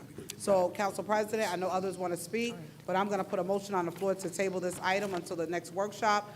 I would like to see, even if it was discussed in finance, every council member should see it before we vote. Thank you. Council President. Sure, thank you, Councilwoman Mims. I have 3 council members. I have, and there's a motion. No, we're going to do the, There's a motion on the floor, council members. Second. A second. There's a motion on the floor by Councilwoman Mims to Second. table this item, second by second it. Councilman Davila and Councilman Velez. Let's go through the motion. Table. And motion to table. Madam Clerk? Yes. Yes. Motion to table item number 28. Councilman Abdelaziz. Thank you, Madam Clerk. So I'm happy that this is going to be tabled, but I'm going to put this on the record. This right here was one of the properties that I fought hard to make sure they didn't get the abatement. They had a 30-year tax abatement, and at the next meeting, some people on this council voted to give them a tax abatement. So I'm happy that we're back here fighting to make sure we're getting their taxes. So we knocked down this abatement, this council, and now my question, Mr. CFO, is they lost their abatement, they want their appeal to get their tax assessment down to pay less taxes. This is back on the property tax rolls as a regular taxable property. I would like to see this because right now, they're trying to get a tax decrease. In 2022, 2023, they paid their fair share of what the assessment was. I want to know why we're going down. I know the equalization thing. All right, sometimes with something like this, let them go to tax court. Let a judge make the decision. If I don't know what the negotiations, because this looks like it could be a backdoor way to drop their taxes. They came in front of the council to renew the 30 years. Some council people supported it. I was firmly against it, hard on this and all the other tax abatements that came in front of this council. And now they're trying to negotiate to bring down the property assessment. That's no good. You know what? They want to go in front of a court, they want to go in front of a judge, and the judge says it, then the judge says it. But this is not going to be a backdoor way to reduce taxes for these big developments. So my vote is yes to table. Councilwoman, thank you for bringing that up. And I'm looking forward to fighting that these entities that get their 30 years and that they don't get a backdoor deal to reduce their taxes, while the regular folks, the one-family homeowners, two-family homeowners, the residents are getting the tax increases. My vote is yes. Thank you, Councilman. Councilwoman Mims? Cotton, I'm sorry. thank you, Madam Clerk. I just need to say to Corporation Council, and you have never, I've been here for over 10 years, you have never brought a project back about a tax abatement, and you don't have the figures in there of how much we're giving them back, or how much we have to send back. I can't understand, not that I can remember. Now, they appeal for 22, 23, the court system, the tax appeal court did not lower it. The tax appeal court lowered it for 2024. I'm assuming it was the tax appeal court for the state of New Jersey that lowered it in 2024. If that's the case, before you bring it back to the city council, we should know what that amount would be. We need to know the amount for 22 they paid, amount for 23 they paid, and how much they will be paying for 2024. Now, maybe CFO, I've never seen us discuss a tax appeal with no figure in it yet. We got to have a figure in there. I can't remember us ever discussing that. So with that being said, until everything gets figured out, we want to make sure the court, the state tax court said, nope, you're going to pay 13 million, that's your value. 2023, your value 13 million. Now, all of a sudden, 2024, oh, it dropped $2 million. We need to see that. We actually need to see that. And then how much difference it is from 22, 23, 24. With that being said, Madam Clerk, we need to take this off until you can give us all the figures that we need to see. Thank you. Madam Clerk, my vote is yes to remove. To table. Thank you, Table. Councilwoman Cotton. Councilwoman Davila? So, everyone has a take, My colleague to the right indicated that, he voted against this, and that is correct. Well, I'm going to say that I voted for it, okay? Because I stand on what I do and my convictions. And the reason I did is because I sat in the finance when then Councilman Morris spoke to this entity who was purchasing the place and was saying, listen, go ahead and fix it. Invest in it, and then you can come back, and obviously at that point I was new, fairly new, and with that said, all I can say is this: I know individuals that live there. They're all seniors, okay, low income, and they needed to live like decent individuals. Our seniors need to live in good housing, and they invested. If you go in there now and you see the kitchens, you see the bathrooms, the floors. They really did a big investment. And that is why I stood in affirmative, because I believe that our senior population, that most of the time is put to the side, needs to be taken care of, all right? I do also understand that tax abatements do hurt the taxpayer who has the one family or two family. But in this case, there's an entity who, I don't know, came in and he made an investment in a property thinking. So that's not what's here today. Here today is to table this, right? Because I'm also in agreement. I'm not going to vote on something without knowing. But just so you all understand process, I am about process. These items come before the Finance Committee through the administration. If your colleagues are not there, these items, you just can't sit on them. You have to bring it to the council for the body to look at it. And unfortunately, last week, because of the meeting, it was put on today's regular meeting. But with that said, I'm in full support of tabling this item till we get more information. Thank you. My vote is yes to table. Thank you, Councilwoman Davila. Councilman Jackson? Thank you, Madam Clerk. So I have several things. And the first thing that I want to outline is if you own a home and you file for a tax appeal, you don't get just to go to have a confidential meeting with the mayor and his staff and decide that he's going to reduce your taxes. That's not how this works. The way it's supposed to work is there's supposed to be a value set, and that value set by the market. And in commercial instances, that value set by the rents you collect. And them, just like all of the other large-scale developers, has risen the rents astronomically. So how are they seeing a reduction? That's the first thing. Secondly, Corporation Counsel, I'm adamant. This administration, this mayor, members of the public, please pay attention. This mayor, because nothing happens without the mayor's consent, was just getting ready to give them a $2+ million reduction. This council voted on the item to maintain a property that Grace Chapel has had for over 50 years as tax exempt. This administration put that property back on the tax line. It was then sold in a tax sale because they were never served. They were never served. They served the actual property where the chicken shack that was demoed, so they never got notice. And that property was foreclosed on for less than $25,000. A property that's been under their care for more than 50 years. So if the administration is willing to give this entity that's making a boatload of money, whatever $2+ million in reduction, I'm waiting to hear, what have we done for Grace Chapel? We need to recover that property. While I'm sitting in the back of the room, I got served. So I had someone trying to track me down. He was all over the place. I called the number. He makes sure he comes here to serve me. For Frankie Ferrito, because I went online and called him a slumlord, so he's taking me to court, right? And this guy is an absolute slumlord. He has people in our community living under excruciating circumstances.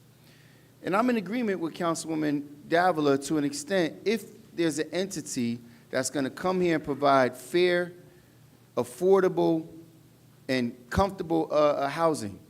They did a subpar job on the facilities. I'll give them credit on the subpar. There's nothing spectacular. And they got tax credits. There was a whole bunch of items that was given to them, including HUD money as well.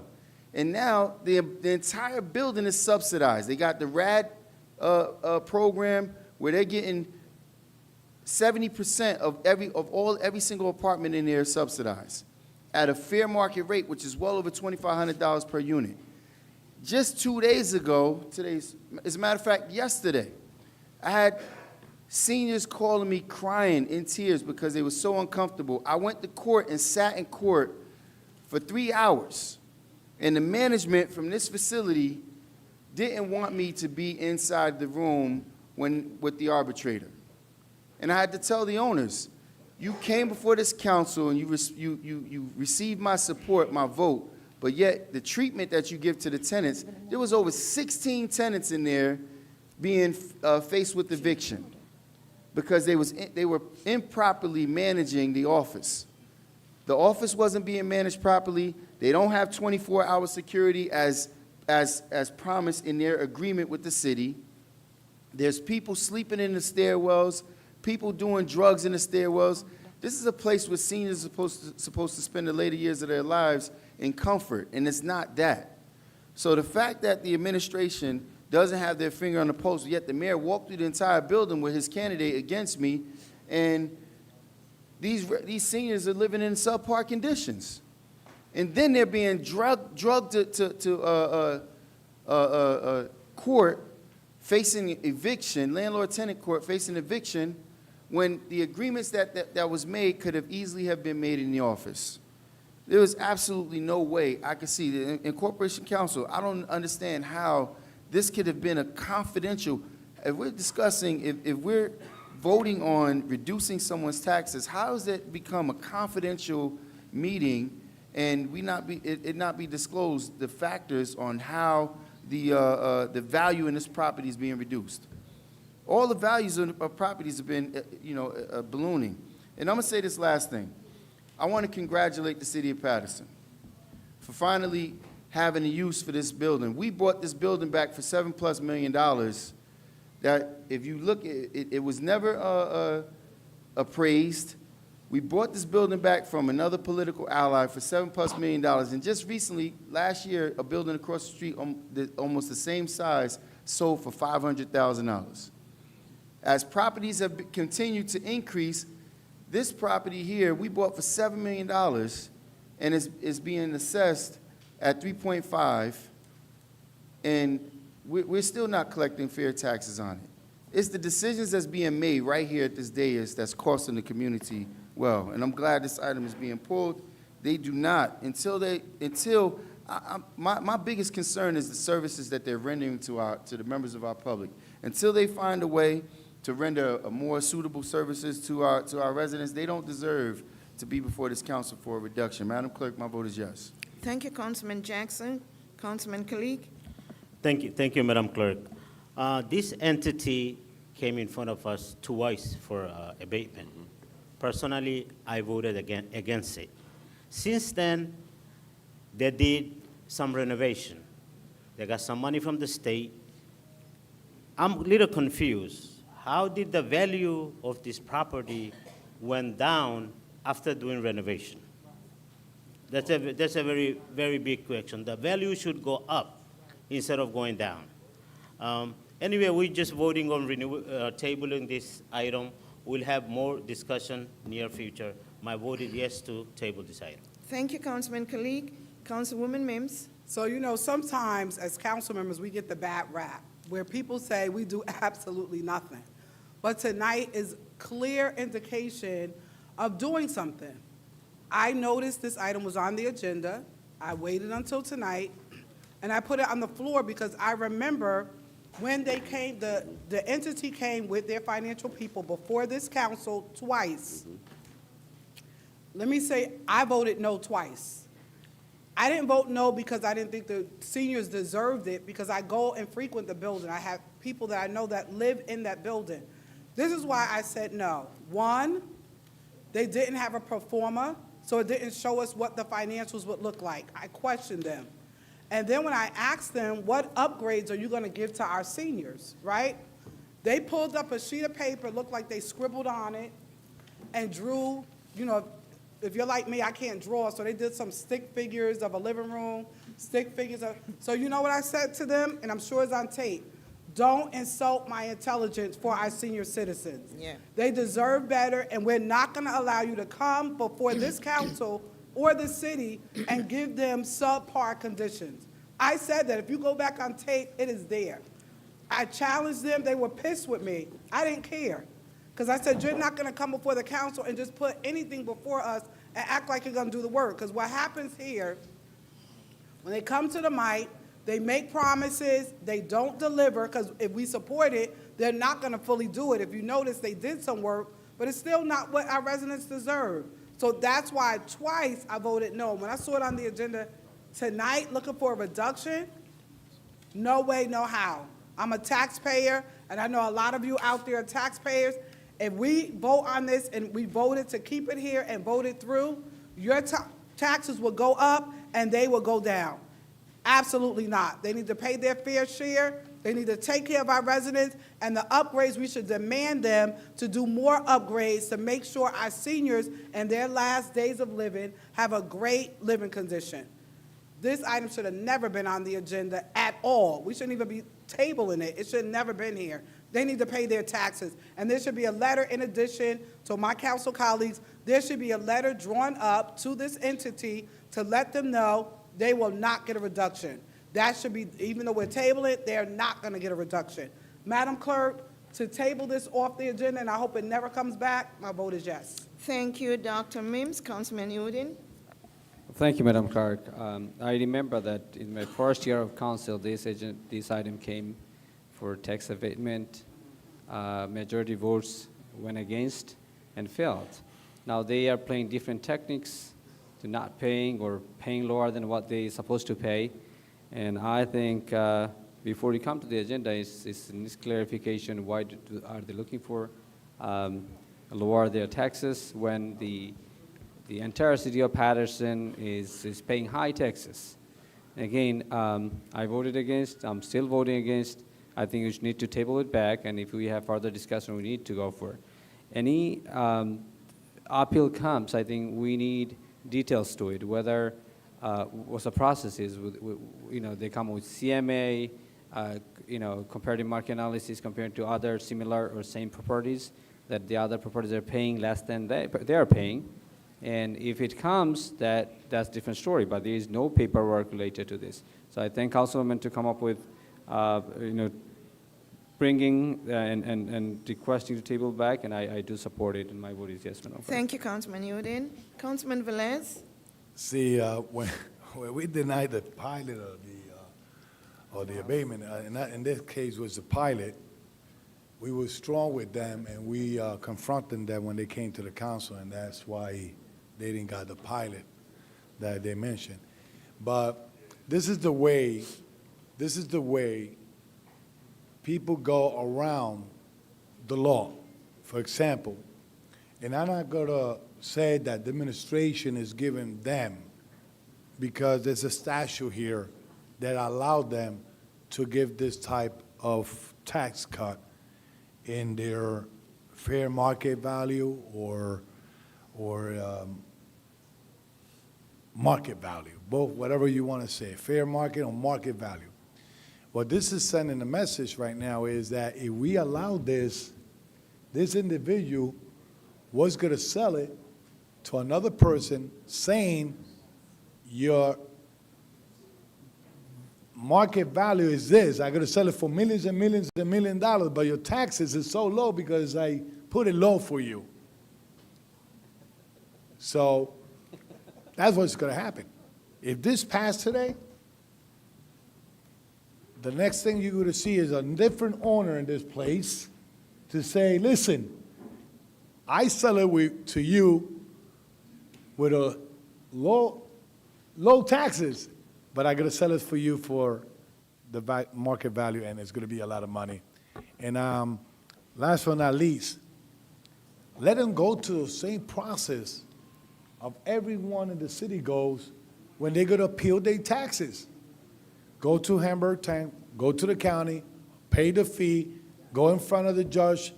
They will sit there, they will do what they have to do based on the appeal. But this amount of money, I'm not gonna say the administration is giving them the break. They went based on the statute. But the statute don't satisfy us in the movement that they took and the judgment they took. I'm not saying that the department tax assessor not doing their job. They're doing the job based on the statute. But we're not satisfied of that job at this point. So my vote is no. Oh, sorry, yes to table. I thought it was Yes a no to table. Thank No you. to grant it, yes to table. Thank you, Councilman Velez. But let the record reflect that what we're saying here is let them go to the process of every other entity going to a tax appeal before coming up to us. My vote is yes to table. Thank you, Councilman Velez. Mr. President. Thank you, Madam Clerk. I definitely remember this item very well. And yes, to all my third ward residents, I voted against this twice. This entity, they came into the city of Paterson with tax credit, with another funding, health funding, and other resources from the state. They make some renovation, and right after, they came back in front of the council for a abatement on this property. I voted against twice. Our homeowners are struggling in the city of Paterson. If I could say that one of the most difficult topics that we have and one of the most concerning problem for our residents, for our homeowner, are the taxes. We have a lot of seniors living on a fixed income, getting tax increase every year. We have to be mindful. We have to fight back those abatement and also those settlement. Whether it's through court, they're gonna have to show us document what is the reason why. Real estate is booming, I'm telling you. Real estate is through the roof. You got property in any corner in the city of Paterson, Governor Street, Godwin Street. You put it on the market, and it's going to be on the contract within 24 hours. That's what I do for a living. So I don't believe that this reduction is making any sense on this. Our homeowners, they don't get any tax abatement. They don't get any break on the taxes. I've been helping so many families with tax appeal on this year in my office, free. I don't charge to help the community with tax appeal. And I do this every year. And they going through a very difficult time. We have seniors in my community, in my third ward, and I'm very sure in other area, that they are a check away from losing their property because they live on a fixed income and they can't afford it. So with that being said, I'm not expecting to see this back at the council again. I know the property, and the number doesn't make sense to me. My vote is yes, Madam Clerk. Thank you, Mr. President. Before I announce the votes, is this item tabled indefinitely? Yes. Thank you. So the votes are 9 votes in the affirmative. Item number 28 has been tabled indefinitely. Thank you, Madam Clerk. Very brief. Let's do item 32, and we're going right after. We go into a public portion. Council It's getting a President? little late. May I?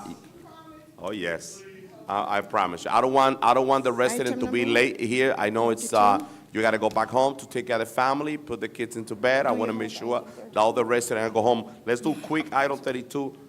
Just yes. Very briefly, thank Brief, you, Council extremely President. brief. And I just want to clarify a few things. So first and foremost, as always, we did prepare a memorandum for the This is council's 31. review. We provided that memorandum to the clerk's office for dissemination to council. I understand it was not disseminated, but that memo does exist. And it is certainly, hopefully will be provided to council. The second thing is the mayor is not involved in this resolution. This is an active litigation in the tax court in which they appealed several years.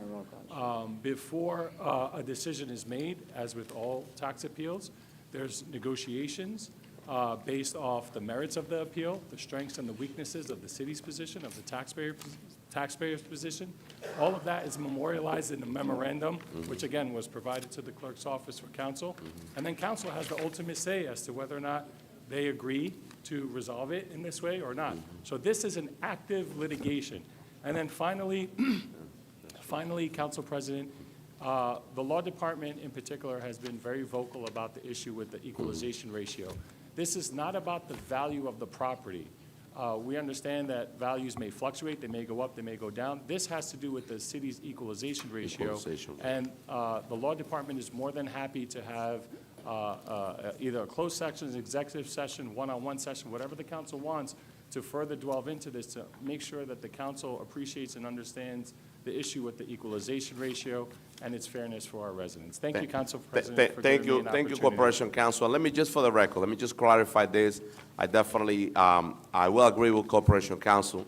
The mayor of the city of Paterson had nothing to do with this transaction. This is a core litigation. This is a legal litigation in court, and our job is to, fight back and see, what is the reason why. But the mayor, he's not the one taking the decision and getting into those meetings. So let me just put that into the record. Very Council brief. President. Item 32, Councilman Jackson, if you allow me, please, let me go to item 32 because it's I'm quarter gonna to speak on this 9. item. Before Huh? we move forward, I want to speak on this item. On item 32? No, the one we just finished discussing. Members of the public? Huh? Item 32 is in the package, yes.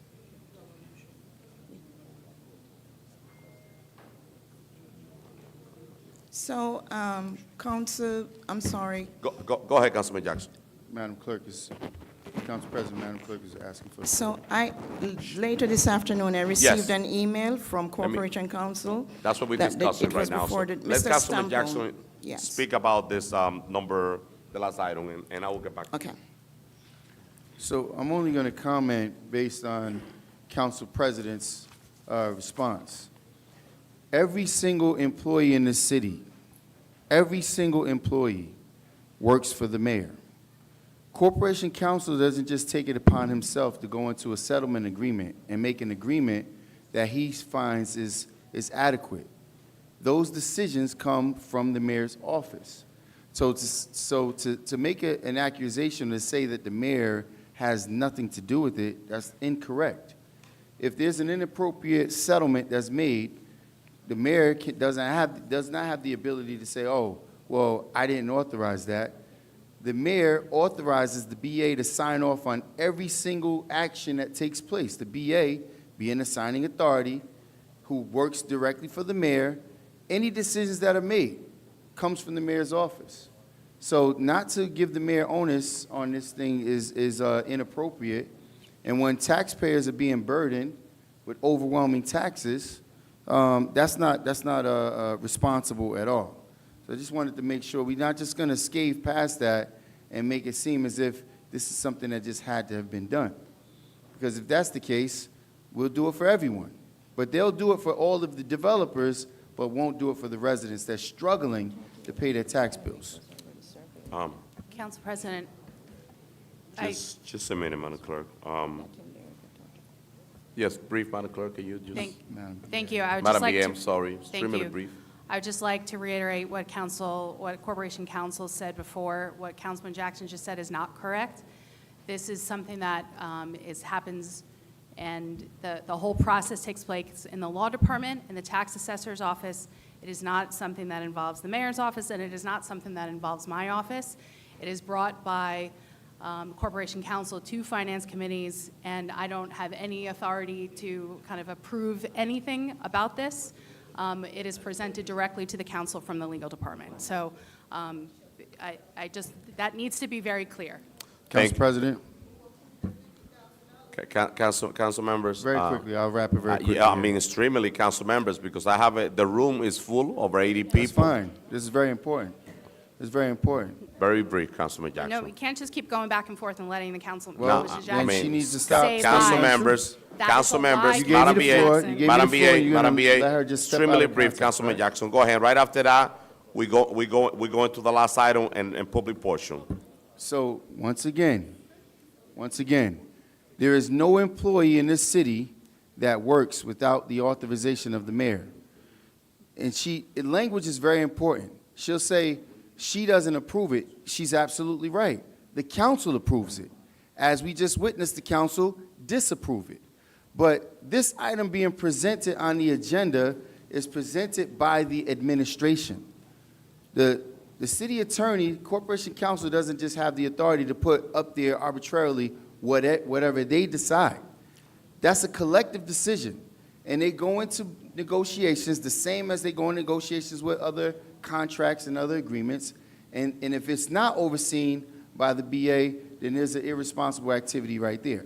They're supposed to oversee all the actions that take place within the administration. Council President, this is just incorrect. But I don't want to waste any more So time in the public. right after that, Oh, Madam if the BA, so CFO right can after you and speak. right after Silva, quick, it's just only one item, and please, let's allow the public to speak. It's gonna be 9 p.m. Then Councilman Go Jackson ahead, needs to go stop. ahead, go ahead, Madam BA. Sharing Just- incorrect facts. Just for clarity, the market value on this property did go up from 21, 22, and 23. It's on the memo.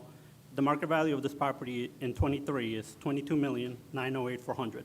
The equalized ratio of the city is 50%.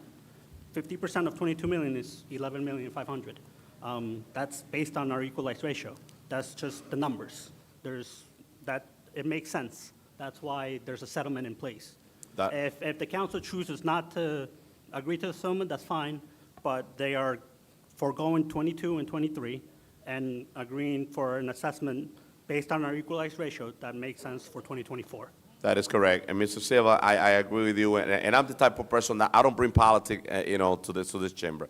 This is a litigation, it's a legal matter, it's a court involved when you're going through a settlement. This is not let me make a reduction on your property. It doesn't work that way. You go to court and the judge is involved, or the document or the numbers are in place, and right after that, I come in front of the council, and we decide if we approve or not. So let's leave politics aside. Let's do one more item number 31, and then right after that, we go into public portion. Madam Clerk, very brief. Item 31.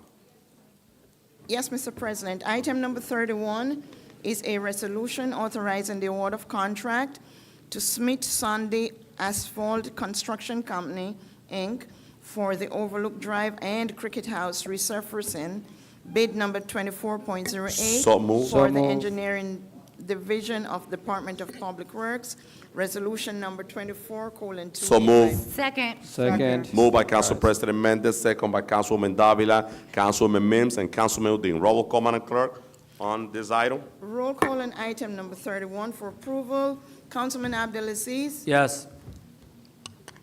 Councilwoman Cotton. Thank you, Madam Clerk. I need to say to the BA, when are we gonna do River Street? I know you're going out for bid. When is River Street gonna get started? We gotta get it started, please.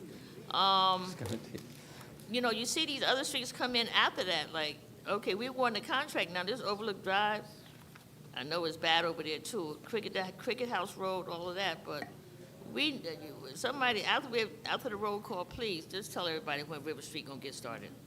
Madam Clerk, my vote is yes.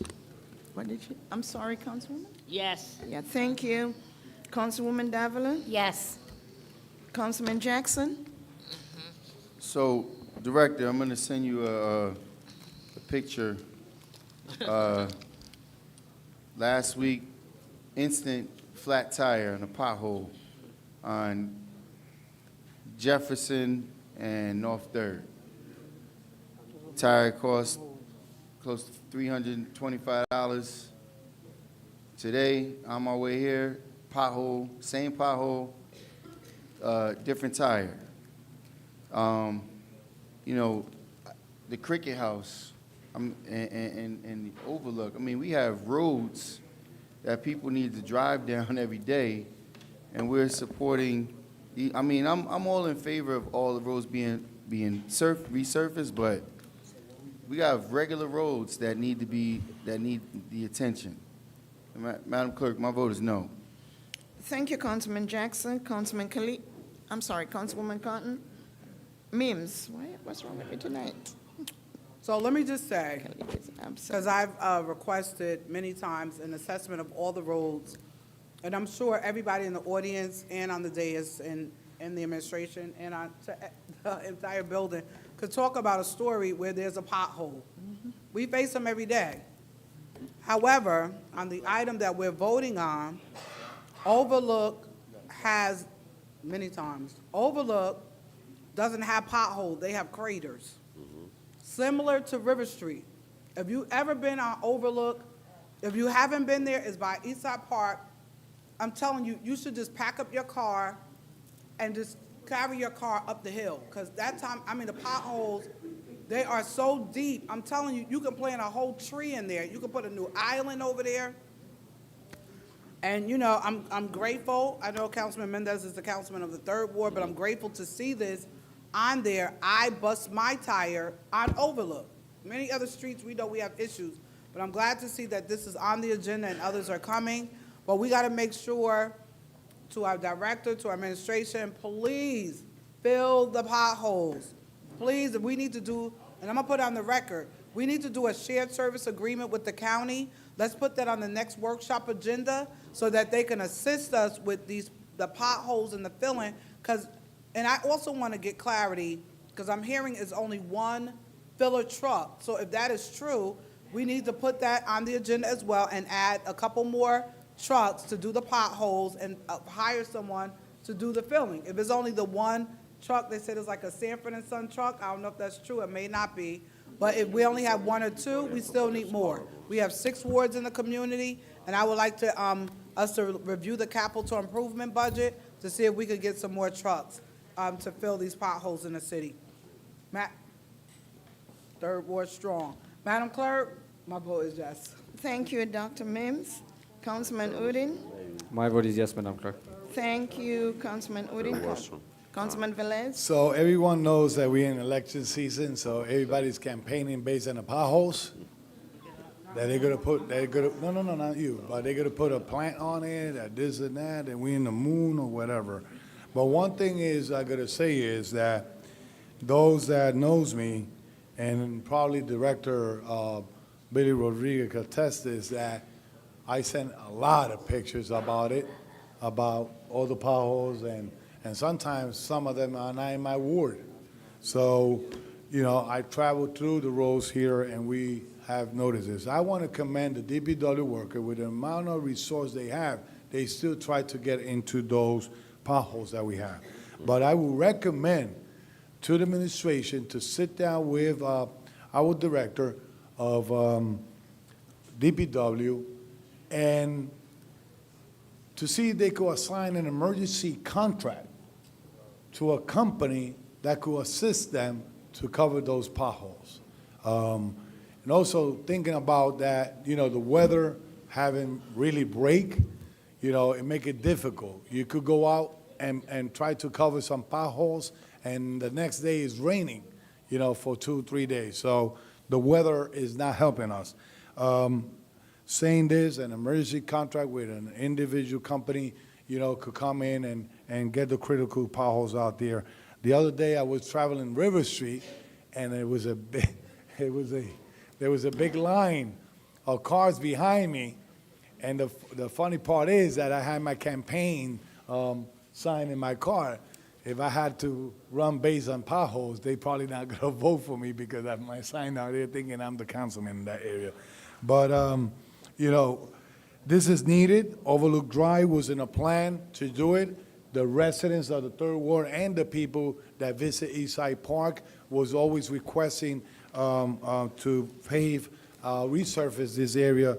Hopefully, Madam BA, if it's possible, when they do this, because we have an ordinance already approved for the humps or speed humps, that they could add the speed humps in the new resurface and not come back and add it, to see if they could put this at the scope of work, and then we kill 2 birds in 1 shot. Saying this, I support this. My vote is yes. Thank you, Councilman Velez. Councilman Kalik, we are voting on item number 31 for approval. Thank you, Madam Clerk. This is to fix the cricket house? Yes, sir. Resurfacing. Yes. The road? Resurfacing the road. There's a T20 cricket World Cup coming to United States this summer. Yeah. Hopefully, we could have a practice match, probably at Eastside Park or something. Madam BA, listening? Speak to the administration, maybe you could bring a team or 2 to have a practice in city of Paterson. My vote is yes, Madam Clerk. Thank you, Councilman Kalik. Mr. President. Thank you, Madam Clerk. We continue moving forward and making progress in the Third Ward. Overlook Avenue hasn't been fixed in over 30 years. Now we're gonna get it done finally. The resident of Overlook Avenue, they will be very happy.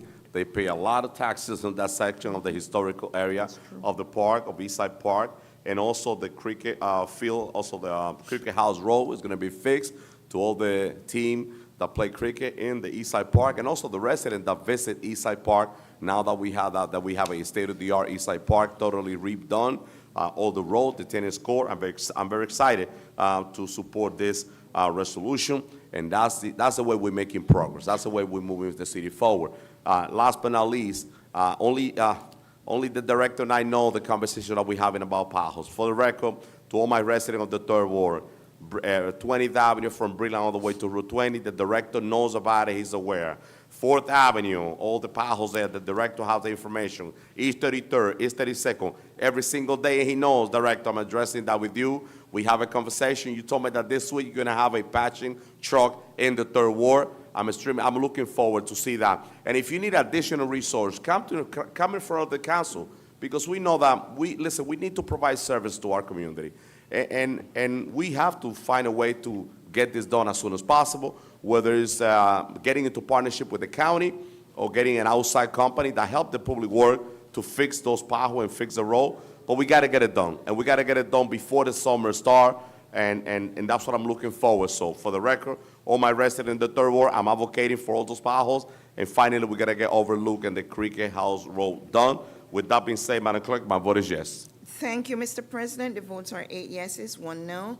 Item number 31 is hereby adopted. How many speakers do we have in the list, Madam Clerk? 25. 25. Okay, so before I call the next speaker, as we all know, you have the agenda on your hands. Item number 32 is the allocation of $9.7 million to fix River Street. Unfortunately, we're not going to be able to take action on River Street today, Paterson, because there's some legal matter that need to be addressed as Corporation Council is present. But we have the funding, and today we're supposed to take action. I have a little party in my house because of that, because we're gonna fix River Street finally. So, but we gotta wait a little bit. So, Corporation Council, can you elaborate brief to the community why we're not taking action on River Street on the $9.7 million that we have ready to pay that company to fix River Street? Yes, thank you, Council President. And, you know, I certainly share your disappointment, and I know several council members have expressed disappointment, as well as the administration as well. So late today, one of the unsuccessful bidders filed a legal challenge contesting the award to the successful bidder. Out of an abundance of caution, the judge decided to pause the awarding of this bid until the judge can review the challenge, hear the parties, and make a decision. The judge, according to his calendar, was looking to make this decision months away, but we were able to successfully convince the judge that this was of utmost importance to the council, to the administration, and to the city. And so the judge set a hearing date a few weeks from now in the middle of April. And at that time, we expect the judge to resolve this dispute and give direction as to whether or not this award can proceed or some other outcome. Council President. Thank you. Council President. Council President. I have a question to Corporate Council based on his statement. Councilmember Les. Corporate Council through the chair. So you say a couple weeks, 2 weeks, 3 weeks. Can you give us, because the community is going to ask us, they don't watch this meeting, more likely, and the subject we're talking about. So do you put an emergency motion to dismiss that, or is going to be on a regular calendar from the court, knowing that the court is always backed up? Can you at least give me if it's less than a month, 3 weeks, or whatever? Thank you. Thank you, Councilman. No, I haven't finished. Based on his question, I might answer. Yeah, can you answer me if it's 2 weeks, 3 weeks, so I could, or you put an emergency motion to dismiss that? Council President, may I? Thank you. So the judge set a hearing date of May 22nd, which is pretty expeditious given the court's existing calendar and other matters that the court has to hear. And again, the court wanted to push it out further than that, but we impressed upon the court how important this was to the city. So I will plead the judge to go to River Street and try to make a smart decision and move it forward, all right? Thank you, Council- council no, members. the council We're president. going into listen, I this understand. conversation. No, I- it's not finished. I just need to say, and I'm looking at the resolution, and I know what the prices were to be, and I want to say to the Director of Public Works, I need to look at the whole bid process, because I'm looking at these numbers. There's no way they can fix River Street for these numbers. Okay. And I Okay, need to be able to sit down and talk with you, Billy, Councilwoman.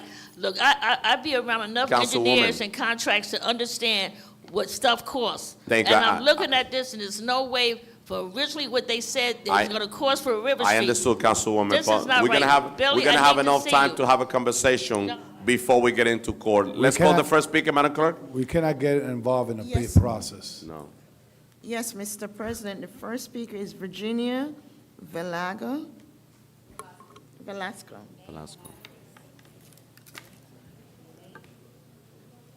Okay. Hi. Good evening. Good evening, dear Please.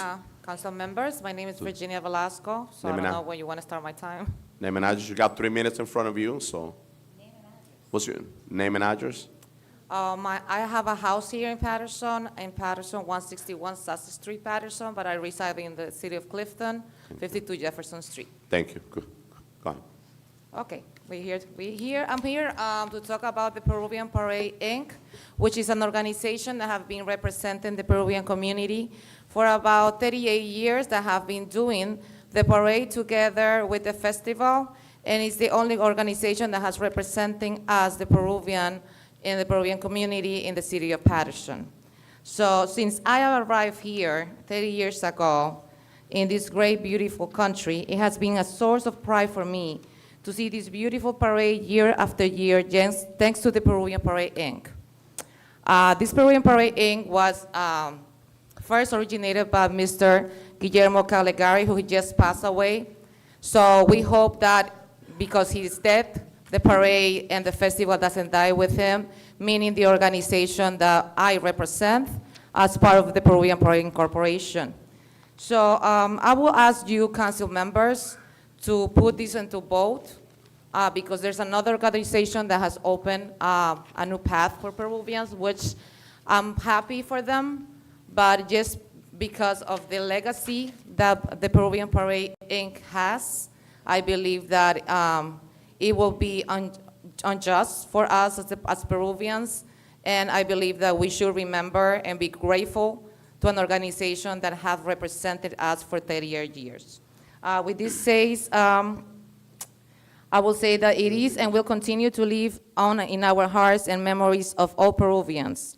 And I believe that all Peruvians in New Jersey owe respect and gratitude to its founder, Mr. Guillermo Calegari, who had the wonderful vision of giving us a little piece of our beautiful Peru in Paterson. So with that say, I will say, give to Caesar what belongs to Caesar, and just try to give us the opportunity as Peruvian Parade Incorporation to listen to what we need, what we want. We want the parade, we want the festival, as we have been doing it for 38 years. And I believe because of seniority and legacy and history, we deserve that. So we just want you as council members to listen to us, to give us the opportunity of our voice. That's all I have to say. Thank you so much. Thank you. Thank you. Next speaker, Madam Clerk. Next speaker is Mr. Hector Castillo. That's a really difficult act to follow. But I'm here tonight. My name is Dr. Hector Castillo, 1000 Madison Avenue. I've been a physician here for 40 years. And you know, I feel really proud of you guys. You're really professionals. With this meeting, really, really professionals. And I salute you. This is a great council chamber. I'm here tonight. Why am I here tonight? I'm a physician. Superior Court, the Passaic County calls me. It's Dr. Castillo, we want to speak to you. Okay, Your Honor, what do you want? Being that you're impartial, we want you to follow up, and we want to appoint you director of the PPI, the Peruvian Parade Incorporated. So Frank Soto calls me, and he goes, this is March the 17th. please take over this parade because otherwise the 38 years of history are going to end. This is a 503. The purpose is a parade, a festival, and cultural activities. That's it, nonprofit. They gave me on the 17th, they okay, but they didn't give me the documentation until March the 29th. Perfect, I'm the director of the PPI, Peruvian Parade Incorporated. I go and get the permits because I want to do the festival and I want to do a parade. And in order to do that, you go and apply. I go to the office of Della McCall, and I go, Ms. Della McCall, I'm the president of PPI, please can I have an application? And she goes, are you in the group? Are you in the group? We already gave you the permits. Are you in the group? I go, which group? Oh, the other group, with Marisa Davila. I go, no. Can you let me finish? Yep, we're in public portion, council members, All right? please. So I go, no, I'm the original PPI. So let me apply, which she did. On the 2nd of April, I did apply. I paid my fees, and I waited for the second and third portions in order to finish the application. On April 17, I go to her office, and I go, lady, I've been waiting 15 days already. What's happening? And she goes, here's your application, and here's your money. We don't want your application. And I go, why? Because you're never gonna get this application, you're never gonna get approved. I go, but isn't this a decision of the entire council? Because this is a parade, and it's also a festival. And she goes, well, that's not my problem. She went, tried to give me my money back. I go, no, I'm not taking my money back. Can I continue 2 more minutes, please? Just, all right. yeah, wrap it up, Doctor. Perfect. Then I go, I'm not taking my deposit at all. And then I go, why is it that I do not get the application done? So she goes, well, the Peruvian Parade owns the city $14,600. And I go, you never told me that. And the Superior Court judge told me that all the debts that were incurred by the PPI, the Peruvian Parade, in 23 were already paid. That's from the Superior Court. Now, we go to Mr. Silva, and Mr. Silva, yes, they own $14,600. I bring a certified check, and I gave it to Mr. Silva's office. Okay. So then I go, now that it got paid, what is the problem? Now, my question is, who approves these festivals dash parades? Thank you. This is a public portion, Doctor, so you're gonna get responded at the end of the meeting, okay? Perfect, perfect. Thank you. So- Next speaker, Madam Clerk. Yes, Thank you. Mr. President. Next speaker, Mr. Elvis Duran.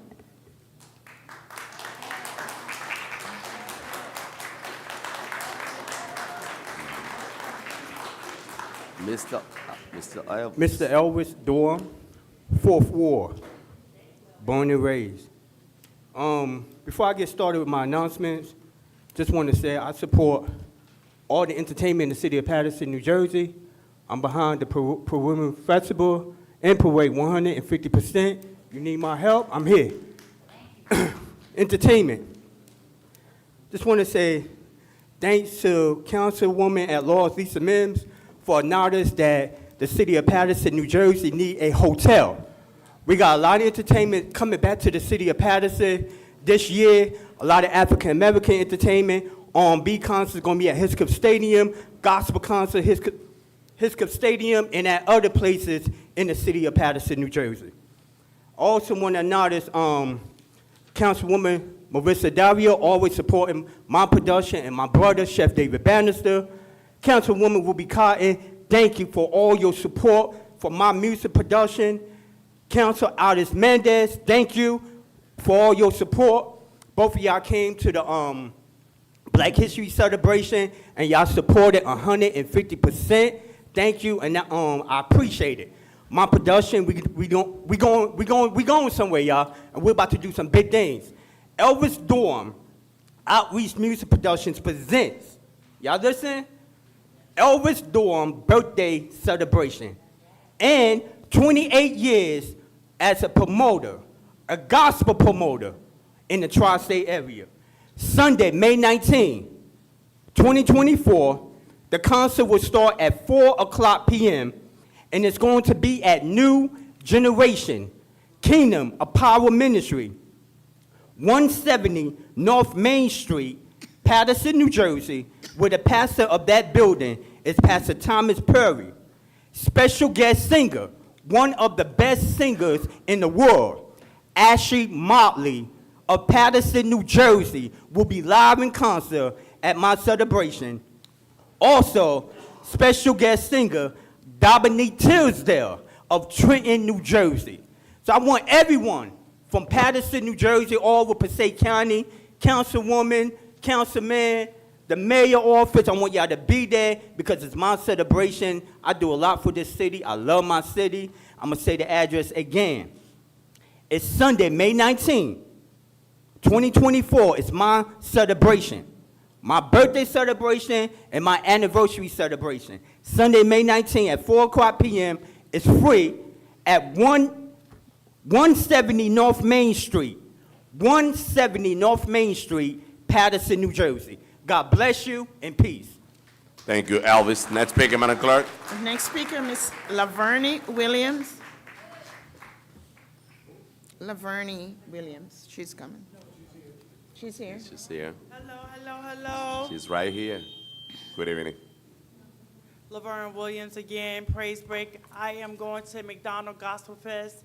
I'm representing Passaic County, May the 11th. I am going to be on the stage.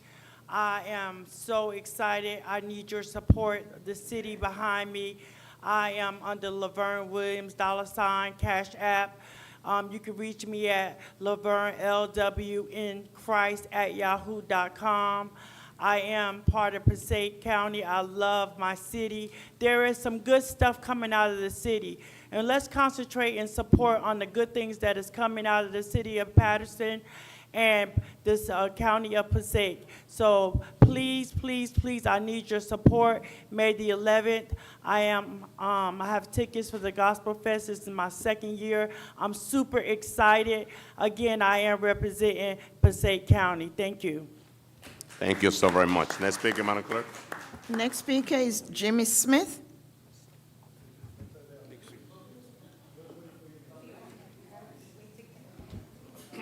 Good evening. I'm Jimmy Smith. Good evening, Mr. Smith. I'm a volunteer coach at Kennedy High School. How you doing, Ms. Mims? I'm here on behalf of Ms. Ruby Cotton. What we do is we host tournaments at Montgomery Park when Ms. Ames was running the park, and now with Ms. Cotton. We want to give back to the youth, keep it safe, do one-day drills, one-day basic fundamental drills to give back to our kids. Whether we get volunteers to help out with donations with water, shirts, hats, we get referees through Paterson Rec. So it's not a hard thing, but I've been talking to Ms. Cotton. She's been there for me, giving me advice, helping me out. Whenever I call her, she answers. If it's not today, next week, or email, but it happens. And I truly appreciate that. Congratulations, Ms. Thompson and Vera Ames. And I'll be getting back to you, Ms. Cotton. Thank you. Thank you, Coach. Next speaker, Madam Clerk. Jeanette Thompson. She spoke already. I believe she left. Princess Reeves. Princess Reed is, yes, she's here.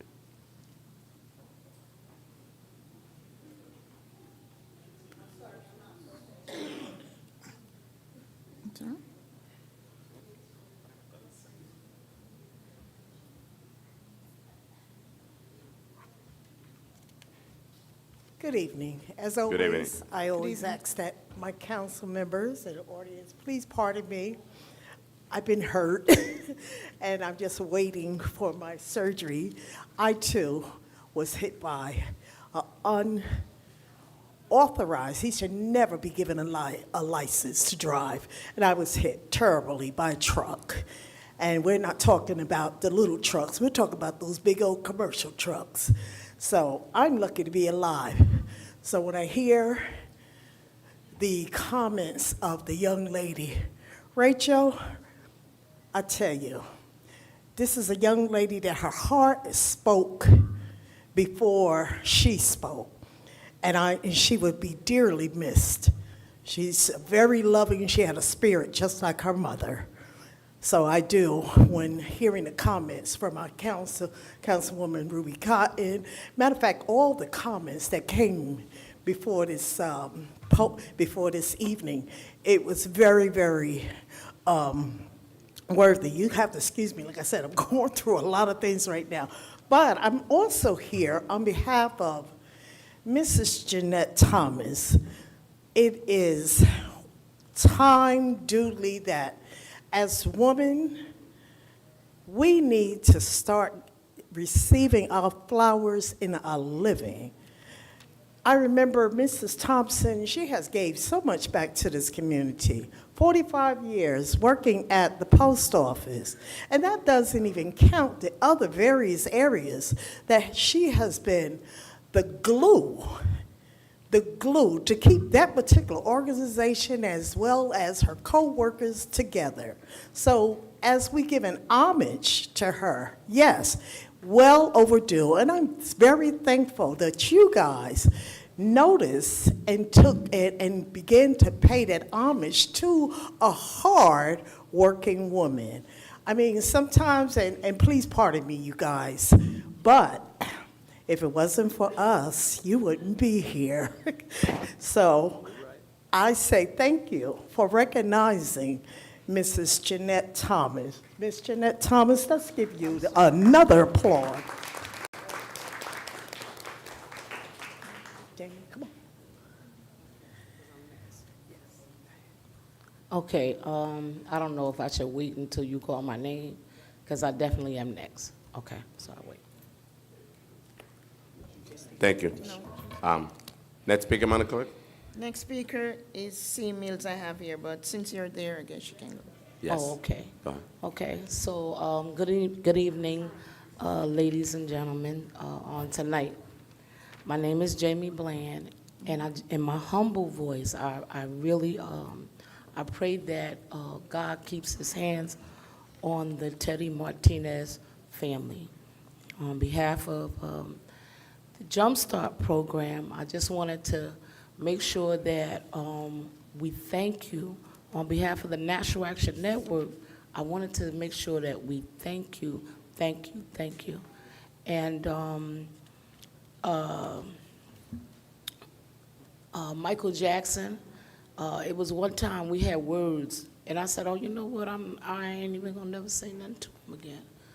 But God is in the air, and I think by you nominating her and everybody backing you on this night was the godly thing to do. Now, Miss Jeanette, not only has she been fighting for years, but she has the true spirit of a servant. So everything that happened today was in God's time. Miss Jeanette, I just wanted to let you guys know, and I know she's gonna get me, but she told me earlier, and we have a group text of 20 and 15. So she got on both group texts and said, don't say nothing today, I don't know, because I don't think I'm gonna be able to, they're gonna put my name on, they're not gonna name this park after me. And her spirit was kind of low. But when I tell you, when God stepped in the building, and he came through you, Mike, I ain't gonna lie about that. It was a beautiful thing.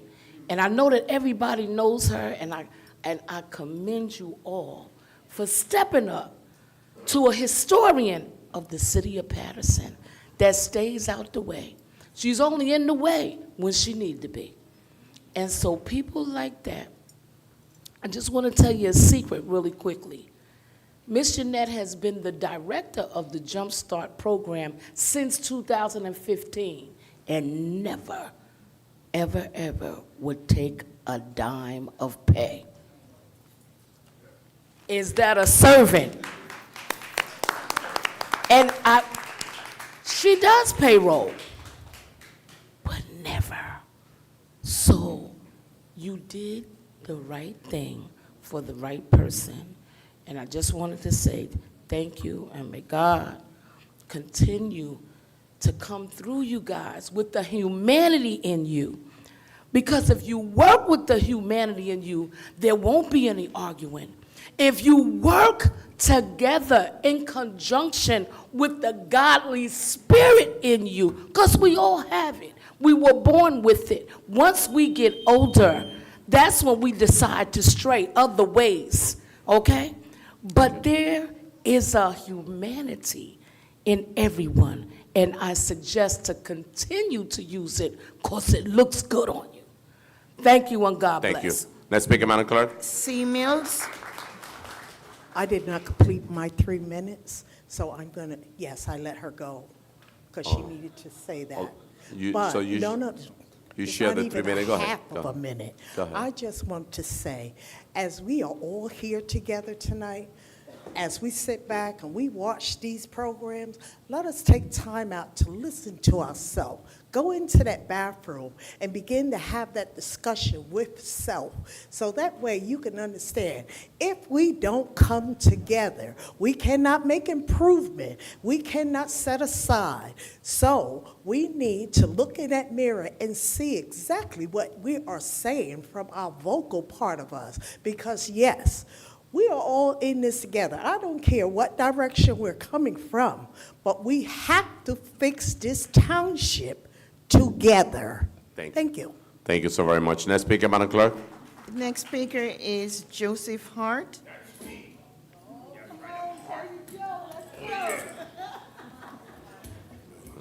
Hello, peoples.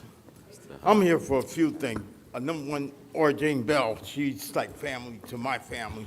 'Cause I used to go be subbing at Venice back in the 70s and living in Fifth Ave projects. But I'm not, I congratulate people that's doing what they're doing. But you guys are parked on a good street right now. Because I take transit buses. And when they make that turn on Ellison Street, it's like people don't give a crap. The same thing with all these cats with these motorbikes and stuff. I almost got hit with one. And they park where they ain't supposed to park at. They need more law enforcement, more tickets. That's how the city could get money. That's what I say. That's all I'm going to say right now. I'll let somebody get another chance. I'll be back again. Good night. Thank you, Mr. Hart. Next speaker, Madam Clerk. Next speaker is C. Mills.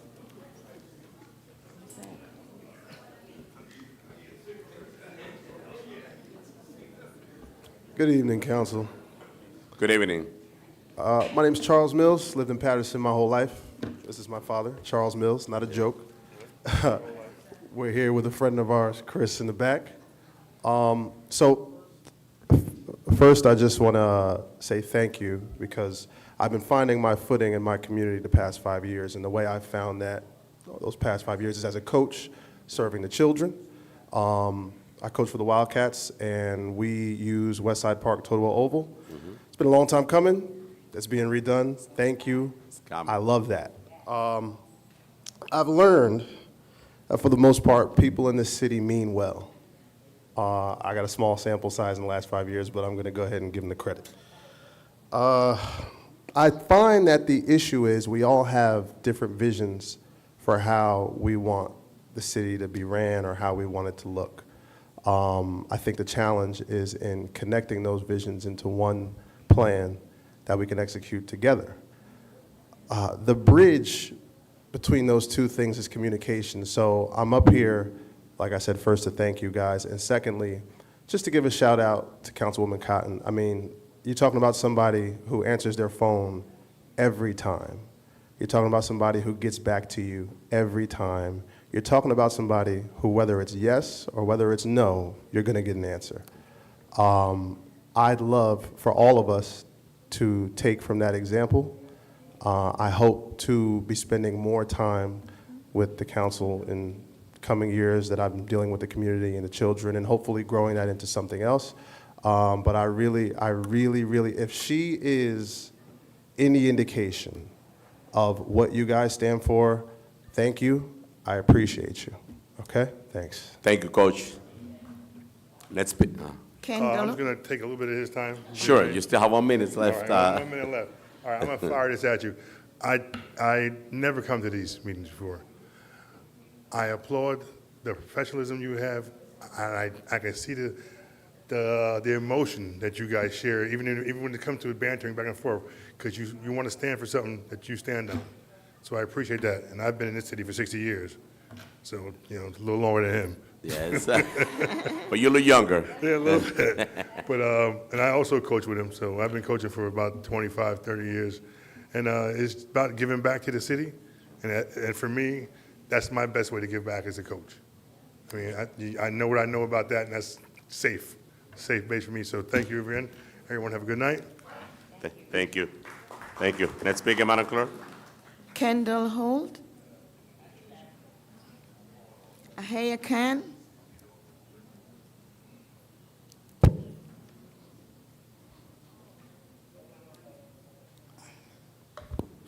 Good evening. Good evening. My name is Ahia Khan. I'm a second ward council candidate for upcoming election.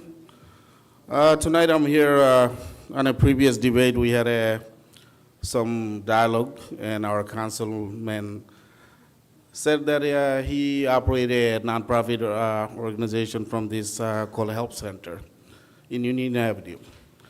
But as we know, our councilman, not everybody knows about this. Let's put a little shed light in it. You know, after last election, he hasn't paid rent for that place for over 2 years. The owner of that building had to take him to the court, literally evict him from there. Now there is a current business owner who's trying to get in there to open a bakery. It's a mixed-use zone, business zone. But he cannot get a permit because councilman's sign is there. So he approached me a few times, and I told him, listen, at least take the sign off, probably because one of the reasons you're not getting that. After that, councilman been abusing his power lately. He's been using NJCDC Youth Center for his personal campaign headquarters. He have one event after another event there, telling people that. Then I approach NJCDC, and they say, oh, it was for a certain community event when there is an engagement event going on. Similar issue going on even on our stadium. He's been allocating that again and again for one after other event. My question is that when you're in a place of power and you're abusing the system for your personal benefit, especially with youth center or our stadium. Today we have a Peruvian organization here who has been hosting a parade for the last 38 years and a festival. And in the past, we had a similar issue with Bangladeshi festival. Whenever Councilman Khalik present, we don't have no problem on the street. You don't need an officer. It could be a 2 officer there or something, or you use the stadium. But when somebody else comes in, we got to spend $20,000 on a security to get the permit. Now we got a Peruvian organization here. There was another one created by Councilwoman Davila, and she's out there telling that's her family member, the current president. Stop lying. Stop lying. Council member, let's be mindful. When a permit was You for address one me, I'm going to address you back. Council members, we're going to have the time to speak on the closing of the public session. Let's be mindful. When you are abusing your Please, power please, in council this members, office, please, council members. this needs to change. This is one of the main reasons I'm running, because this is what's going on in our city, and it's time for change. Thank you. Thank you. Next speaker, Madam Clerk. Next speaker is Melanie Sepulveda. Melly Sepulveda. Council President, as she's on her way to the podium, I mean, I would implore you to maintain, people have the right to come to the podium and say whatever they want to Yes, say. they do. They have Council- the right, council they have members- the right to speak, but council not members- lie. council I'm members, not we don't part of need- any organization. Council member, let's respect, we are in Should not public be getting- portion. You're gonna Let's- address me by name, let's I'm not- gonna not be address you getting- right Council back. council They should members, not be getting please, challenged let's by let's not council take members. time away from the public. We're in public portion. Let's be Council respectful. President, No, point I of hear you, order, Councilman. point of No, order. it's not point of order. We Yes, have a it speaker. is. Next speaker. They should I'm not not be- giving you the they should floor. not Next be speaker. getting Next interrupted. speaker. I'm not Now, giving you the everybody else, floor. you let everybody else speak I'm not giving you the above, let floor. her speak on top of residents Let's be who's speaking, respectful, and but I'm I telling call you, you're the not councilwoman maintaining the attention. decorum. I call the councilwoman attention. Good She evening. does it every We're here single to hear time. from you. Good evening. Thank you. My name is Milene Sepulveda. I am resided in the city of Lodi, New Jersey, but my organization, Se Llama Peru, which I started in October 2023, is based out of Passaic because I am a Passaic born and raised. I am here because I want to see unity. As a young leader that I am starting to be in the Peruvian community, I would like to see the organizations to get together and to come out to be one. I'm only 39 years old, and I know some of you, and I respect everything that you guys are doing. You guys have opened up my eyes and a lot of things that you guys have talked about today. But I truly do think that the Peruvian community needs to see unity. The reason why I opened up my organization, because I saw this unity. As a young leader and as the new generation of Peruvian Americans, even Peruvians, we would like to go ahead and see the unity for that. So I ask you guys, as leaders of the community of Paterson, to please come together and try to come to a decision for everyone to be one. We're all Latinos, we're all Americans, we are all one race.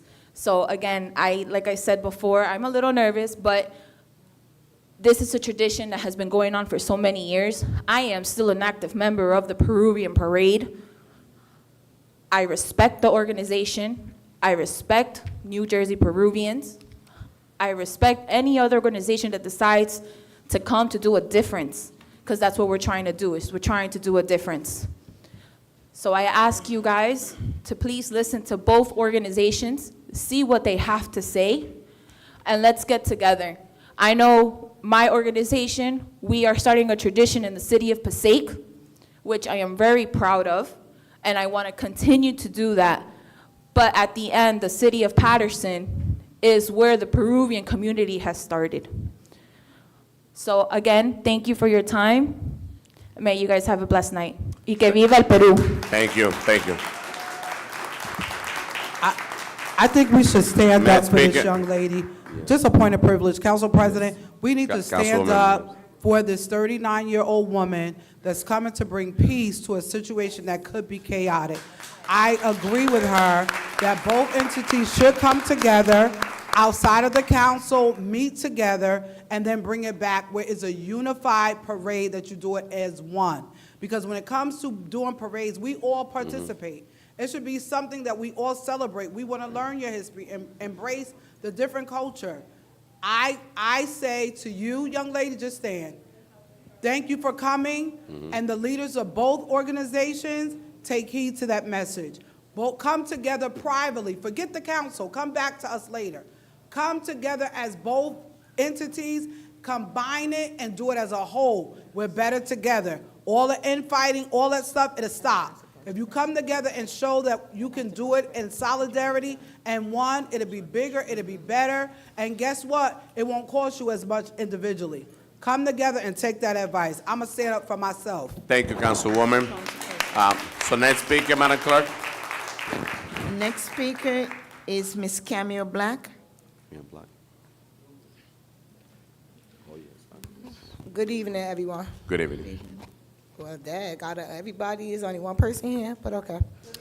Good evening. I'm here for several reasons. First, let me start off by saying, when you call the Paterson Police Department, it's disgusting. They don't pick up the phone, or either they pick and choose who they want to help.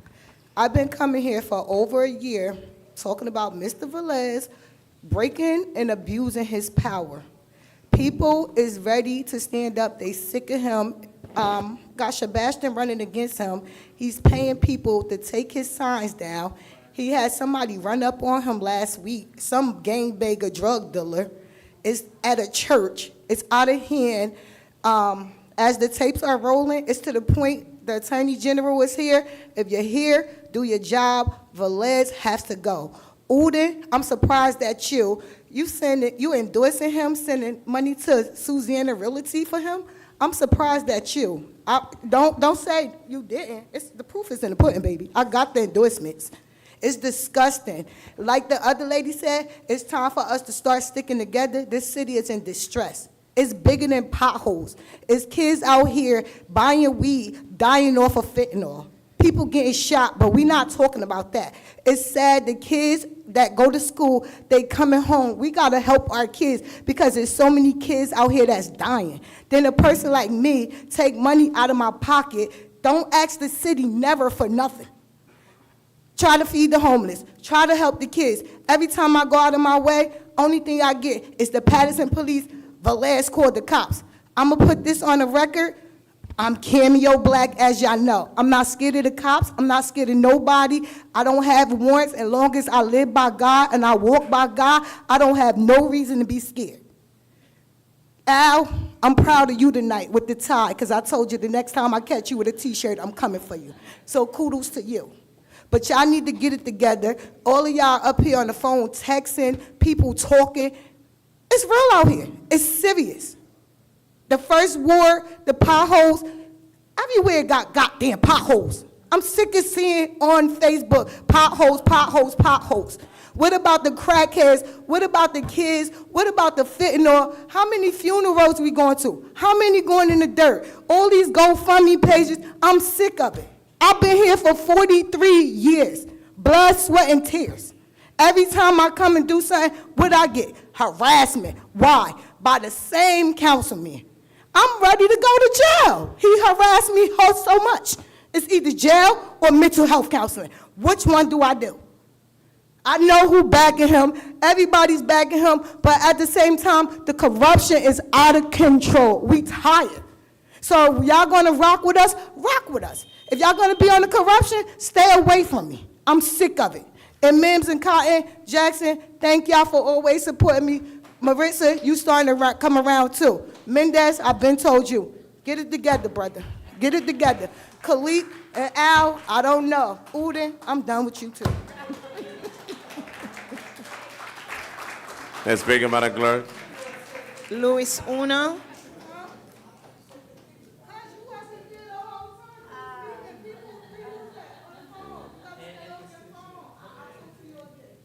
Good evening. Good evening. Council members. Good evening. Council members, please, we're in the public portion. My Good name evening. is Luis Ona, president of Paterson for more than 45 years. I live at 14 Van Houten. I just moved in. I'm here because the organization, which I love since the day number one, because I'm the co-founder of the Peruvian Parade. Together with Mr. Calegari, we formed the Peruvian Parade. I brought the idea from New York. I used to live in New York when I came here, with the idea to form the Peruvian Parade here.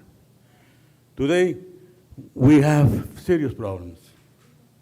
Money missing, bad handling, things like that.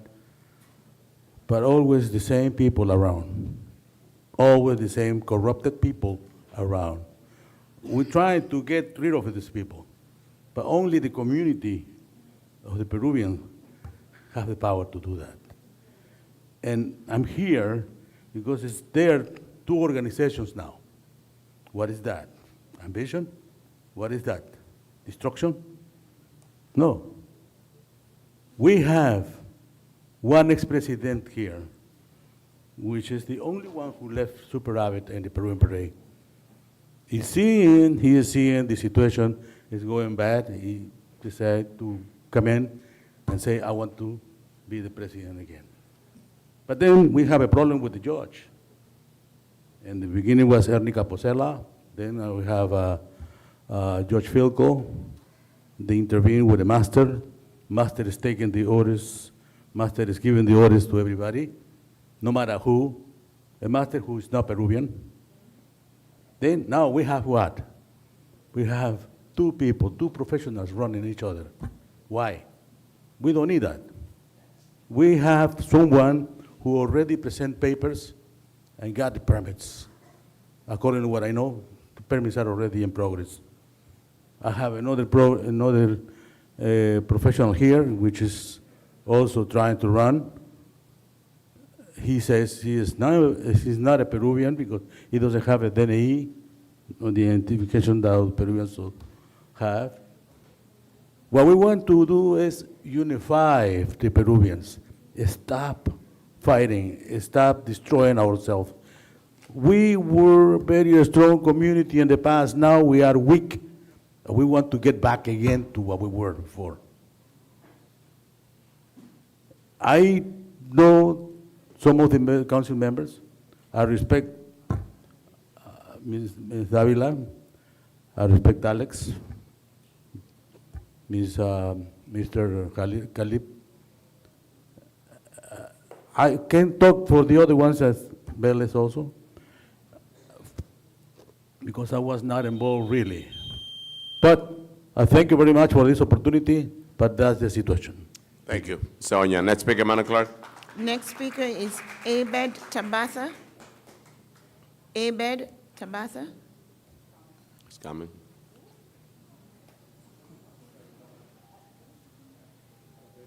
Good evening. How are you guys doing today? It took over 2 hours for the public portion to start. I'd like to just draw the council's attention to the rules of procedure governing conduct of the council meeting. So first will be prayer, second will be pledge of allegiance, third will be the roll call, and then fourth will be hearing of the citizens. So we don't have to wait here till wee hours of the night while we got family at home. I'd like to also bring it to the attention that it's been 200 days since the massacre on Gaza has started. And as a Palestinian living in the 6th Ward, the community in the 6th Ward is suffering. And we need another statement or another resolution going out to the Congress to show support that we need a ceasefire and a ceasefire now. We can't keep sitting on our hands, not doing anything. Colts Arms the tax appeal got shot down. So I'd like to, any single person on the council can make a motion tonight to repeal the act from 2013 whenever the city council opted in to the Garden State Growth Zone. I'm pretty sure everybody's familiar with that, and if you're not, then that's a major issue, because overdevelopment is just overcrowding our city. Our schools are deteriorating. As you see, 90% of our kids failed math. Why is that? That's because there's an average of 27 students with only one teacher. Parents work 2-3 jobs. They can't sit at home helping their kids with homework.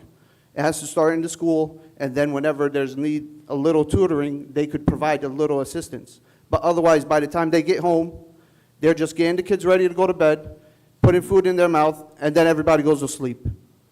So we need to take that. That's part of our quality of life. Not just our roads need to get paved, not just we need more parks. Quality of life includes a lot of issues. And that is our students, education is #1 issue in the Paterson. And it's always been that for such a long time. Mi nombre es Abed Tabata. Necesita su apoyo para ser el próximo concejal del 6º barrio, el 14 de mayo. Vota 2A. My name is Abed Tabata. Please vote 2A on May 14th. We're going to put Paterson first, and the only way we could do that is together. Thank you. Next speaker, Madam Clerk. Next speaker is Assad Akhtar.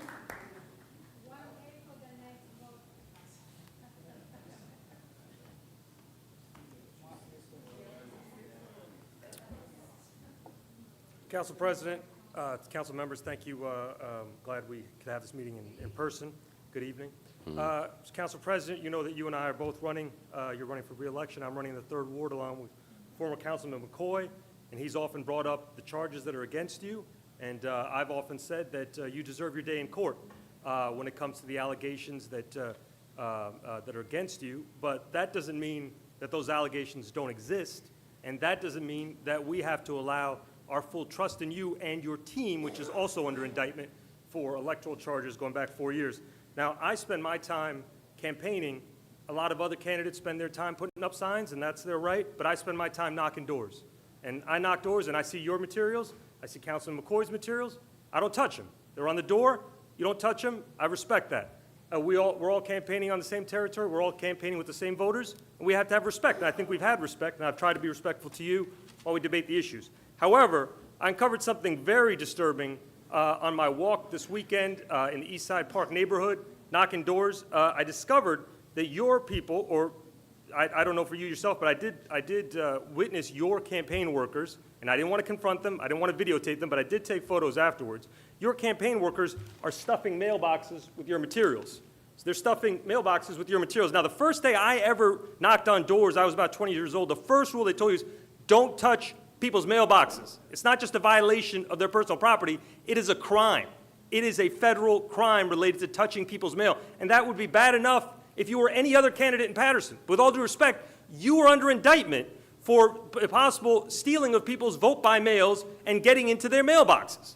So I have to tell you, it's deeply troubling, and that's why my campaign has sent a letter to the Attorney General, to the Postal Service, and to other authorities, including the clerk, about this behavior. I have to tell you, Councilman, it's bad enough that Donald Trump is out there talking about Paterson and voter corruption. It's bad enough that people in this city don't have faith in their elected officials. It's bad enough that our vote count keeps going lower and lower because people are so beaten down that they are tired and they don't even believe their vote matters. It is embarrassing and bad, and it's time that we stop dividing ourselves amongst different communities. That's bad enough. I know a low vote count benefits certain people, but it's time we put an end to that. And I have to tell you, Council President Mendez, keep your hands out of people's mailboxes. It's a simple request. Thank you. Next speaker, Madam Clerk. Next speaker is Daniel Mejia.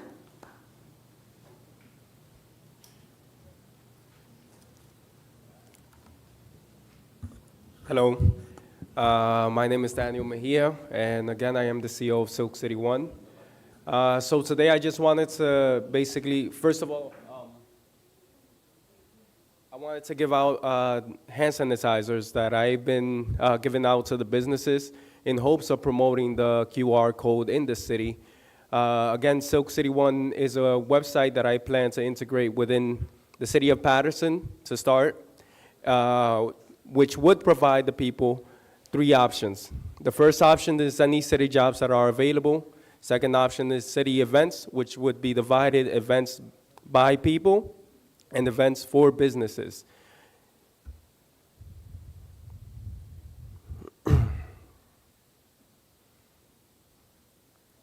Council President, please.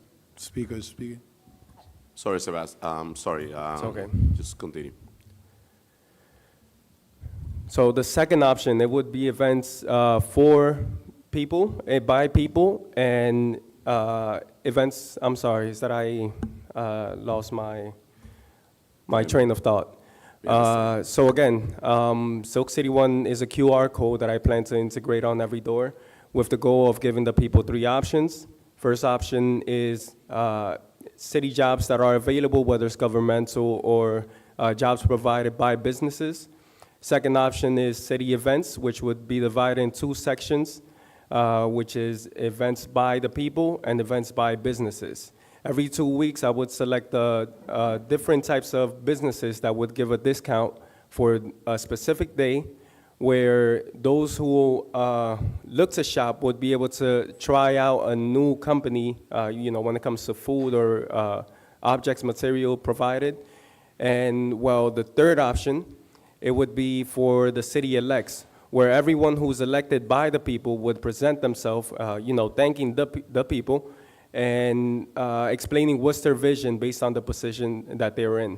There would also be a more about, which would give a background story of who you are based on what you've mentioned, and family and close friends have mentioned Silk City One. Then there would be a checklist of things which the people would be, there would be a checklist of things which the people would tell Silk City One of what needs to be fixed. If the council member is not doing their job, with the law of recall referendum, I consider it as the stock market. With 51% votes, you could be voted out of your position. But again, at the moment, I'm just trying to, give out the free hand sanitizers. And I've spoken with the assistant for the superintendent. So hopefully we will have a mock-up, I'm sorry, 2 more seconds. It's just basically a mock-up vote where I would select on every ward 3 schools that you would be able to talk and give your view and debate with whoever's competing in your ward. And yeah, that's about it. Thank you. Next speaker, Madam Clerk.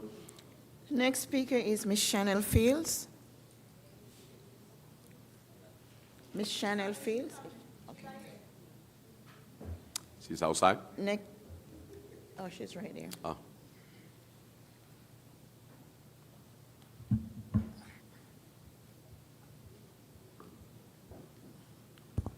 Good evening, Council. Good evening, everybody. Maritza, I'm just going to say this. Wherever she is, she has to practice the decorum she's asking for us to have.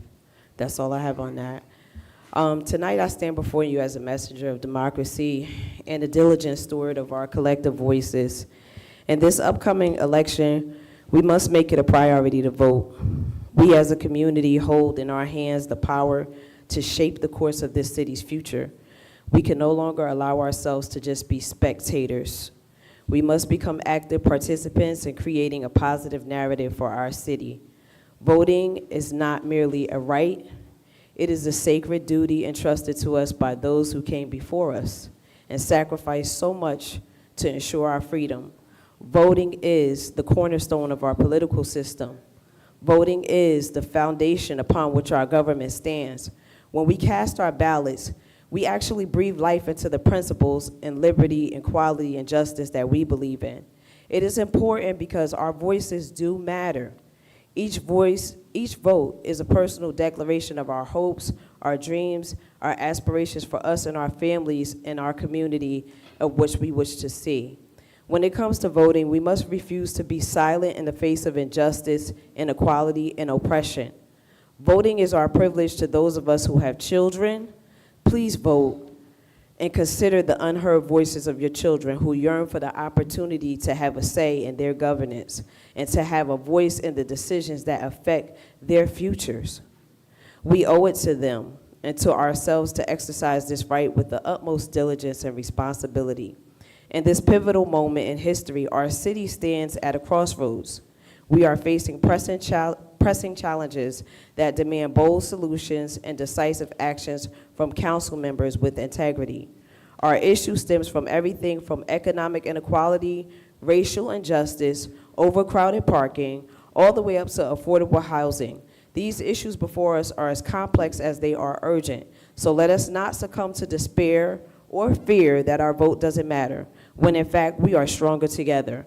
Let us instead embrace the power that lies within each and every one of us. We have the power to affect change. We have the power to shape the future. We have the power to build more than just an equitable city for generations to come. I know the stakes are high, and the moment of this election could not be more critical. The future of our city hangs in the balance, but together with our voices raised and our ballots cast, there is nothing that we cannot achieve. So let us go forth together from this place and get inspired. Vote on May 14th. I'm endorsing Michael Jackson of the First Ward because a vote for Michael Jackson is a vote for us. Thank you and good night. Next speaker, Madam Clerk. Next speaker is Alfredo Abreu.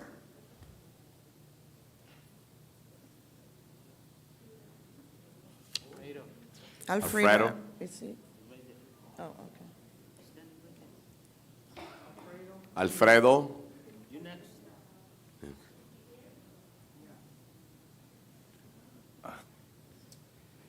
Good evening to everyone. Good evening. My English is not too good, but enough to say what I want to say. The Mr. Mayor say too many times Paterson have everything new, grow up Paterson. We have a nice stadium, we have a nice fall. But the city is a chaos. The city is dirty. The city, Paterson City, is looking like a condemn. And the worst time is the most dirty city in the area. I claim to Mr. Luis Bell. He's a councilman. He's a member of the councilman. 5 ward. Us Main Avenue is terrible. It's dirty, Mr. Luis Bell. Market Street. The people sell food in the street. Make a peace in the street. What are you, Mr. Bellis? I think that's your job. Something, I live in Hillcrest, like 10 years ago. It's a beautiful place to live, nice place to work around with my kids. But now, change it. People doesn't care at all. Dirty. I talked to Mr. Kaliki personally. I showed the pictures. I called the city. I called the inspector. Nobody cared. It's still city. The neighborhood have to clean up the other people's house. Because if the other people's house dirty, my house is dirty too.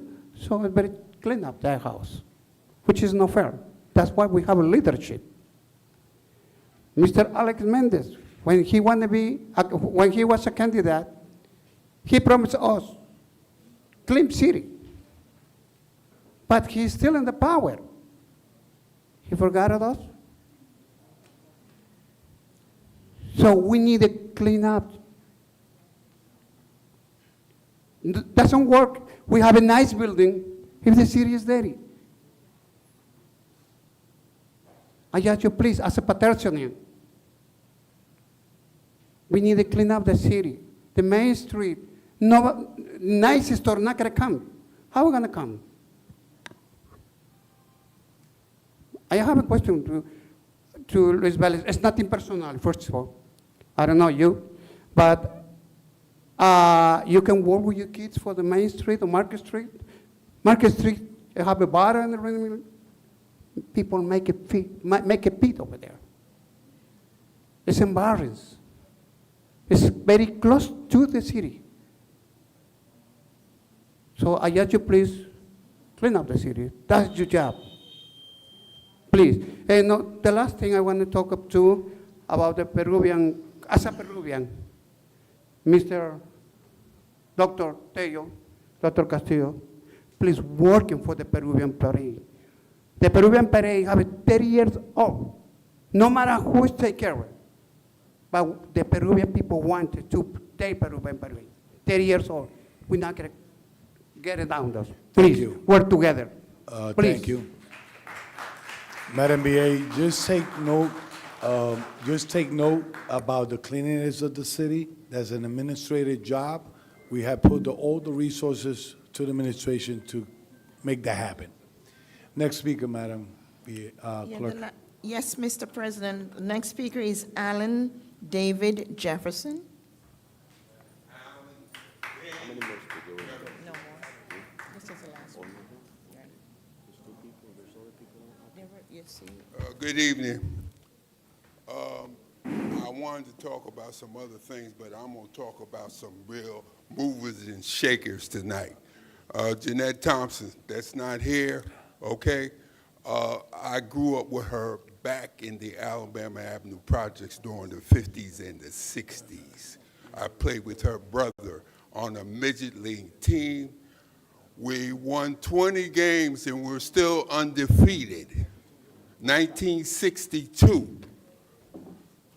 We got plenty of movers and shakers. That young lady that just came to the mic from Passaic, I lived in Passaic from 2020 to 2023. Okay, I'm a Viet era veteran. And she's a mover, she's a shaker. We all got to work together. If we don't work together, it's going to be total chaos. I hope that our children and our grandkids and our kids are able to have a place to go to theater, events, basketball, baseball, soccer. It was there when I was a young man. That was a long time ago. I'm 73 now. I'm old, broke down, okay, struggling, but God is good because I'm still here and I'm still shaking. Now it's time to donate, and that's what I'm going to do. Plenty of buildings, plenty of houses, but the investors and the developers are moving us out, especially my people, okay? Everybody else talking about their people, I'm talking about my people, okay? Seniors, children, schools, churches. We got to open them doors, okay? Because if we don't, ain't nobody gonna be here. The air is messed up, the land is messed up, the sea is messed up, and God is angry. He's angry. All you gotta do is just look around at all the stuff that's going on.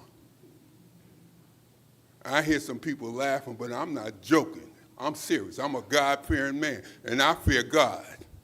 I don't fear no man. But we need to come together and pass it. Paterson is one of the greatest cities in this nation. When you go back, we had everything, okay? Now looks like we're going downhill.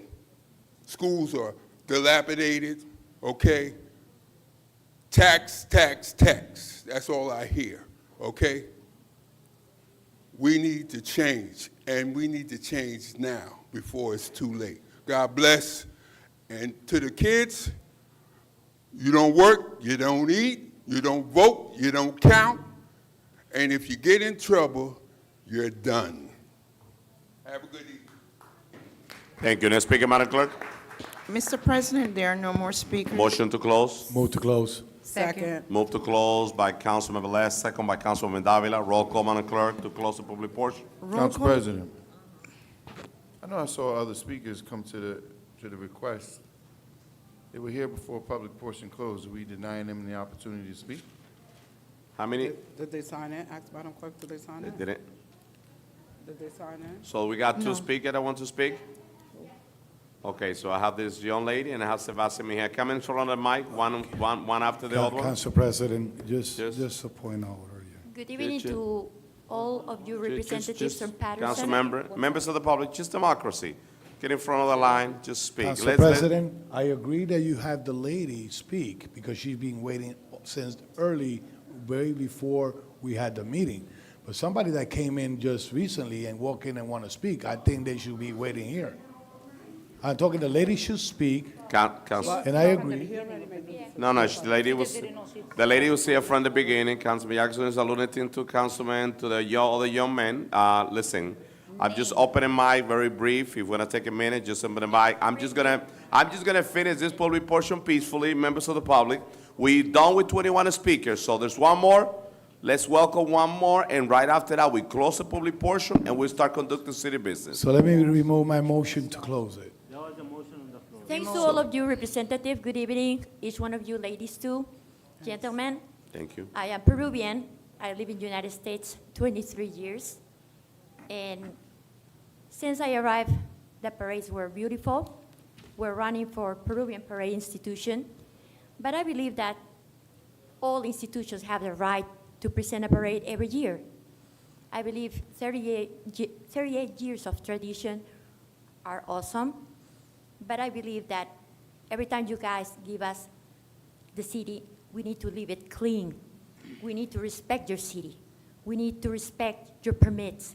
We need to respect the peace that you give us to bring our culture. This year, we have Dr. Tello that is introducing the parade, as well as another doctor in the community, Dr. Castillo. I believe 38 years of tradition can be also followed by new institutions that can run the parade together, because we are 700,000 Peruvians in the American society. I believe the unity is going to start when we respect the values, when we as a community respect the clean of the city. We respect your laws, and especially when we respect you guys giving us permits. That's what I want to say. Thank you for everything. Thank you. We appreciate you. Thank you. Thank you. Thank you. Council President, I would like to thank you and the rest of the council body for allowing me the opportunity to speak this evening. As a candidate for the Fifth Ward Council seat, one thing I will say, if given the opportunity to serve the residents of the Fifth Ward in that seat right there, one thing I will not do is use the power invested in me by the Constitution of this great country to shut down my political opponents and not give them the right to speak. That's first and foremost.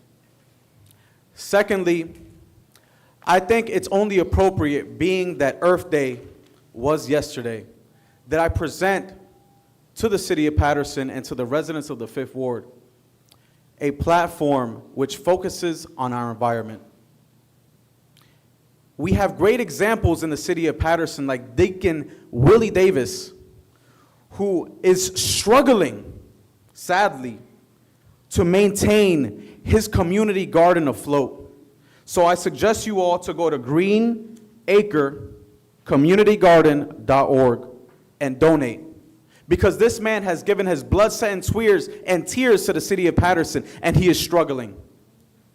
I would love to see more community gardens throughout our community, because I understand the positive impact that it has on our youth, on our seniors, and our community as a whole. I also look forward to taking strides into taking more environmentally conscious decisions as a governing body in order for us to save money, reuse things like tires, and reduce our environmental footprint on this earth, which we will not get another. I don't care how much money you make, how much effort you put into whatever endeavor you're trying to do, any political office you're trying to seek, we will not get a better earth. We will not get another one. So I think it's time to reinvent the wheel and elect candidates into office that have the environment in mind and will bring new ideas to the table. If we keep doing the same things, we're going to keep getting the same results. All you have to do is take a look at where we've been and ask yourselves, is this where I want to continue going? There is your decision. Also, why are we bullying Jerry Spezial for putting up his signs early, when the councilman of the Fifth Ward did the same thing? And when I let the administration know, they forwarded the information off and nothing happened. So let's be fair across the board. Thank you. Motion to close. So moved. Moved by Councilman Davila. Second. Second by Councilman Mims. Roll call, Madam Clerk, to close the public portion. Roll call to close the public portion of the Municipal Council regular meeting of Tuesday, April 23rd, 2024. Councilman Abdulaziz. Thank you, Madam Clerk. So you have the election season. And the candidate that came up here from the 6th Ward, I like to, hit him with facts. He wants an amendment on the floor to make a motion to get out of the Garden State Growth Zone tax extension. This is what you call amateurs. This is the first level of government. These are the Johnny-come-latelys that come in, don't live in Paterson for a couple, they just moved in here 4 years. They come to the council meeting. I'll gladly teach you what government's about. You've had my number. You've never brought this up. When I fought that abatement and saved the taxpayers' dollars, that now the colleagues are saying we shouldn't have this appeal, you were nowhere to be found. I don't even know if you lived in Paterson at that time. Local government 101. State law supersedes local law. You should learn that. You should learn that. So when the state extended the Garden State Growth Tax Program in Trenton, and our governor signed that bill, that supersedes it. We can't opt out. But good idea. I sent that to the administration right away when the governor signed it. I said, hey, can we opt out before this gets renewed? They said, no, there is no opt out. Check the bill, Google it, it says on the bottom, this is enacted for any municipality that passed the 2013 version of opting in. So it's an extension for that. Good talking point, but the 6th Ward residents are not naive and they're not stupid. They know what's going on. So I'll educate you on that. And when you talk about Board of Education, I commend you to talk about the education. But you were nowhere to be found at the budget hearings in the Board of Education. There's government. I'll educate you there too. Schools are under the direct authority of the Board of Education. 6th Ward residents, don't be fooled. You want to talk about and advocate for the children? I'll send you the meetings of the Board of Education. Take that passion, not just during political time. All right? And those are the facts, ladies and gentlemen. And I will gladly, and I can't wait till May 3rd comes when I debate you, because I am passionate about the 6th Ward. I'm passionate about the city. You can follow the people that want to tell you no facts. I'll give you the facts. I just highlighted it to you. I've asked the administration. They'll tell you that I was the first one to say, hey, give me a resolution to opt out before the governor signs his extension, and there is none. So, Madam Clerk, I'm going to be very behaved tonight and just state the facts like I always do.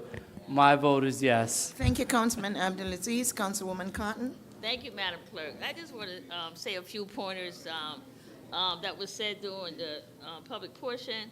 You know, I had a couple of gentlemen comes up here and talk about coaching and doing for the community and helping out. And it's so very important I say to community members, even if you do not have children in the school system, please support our schools.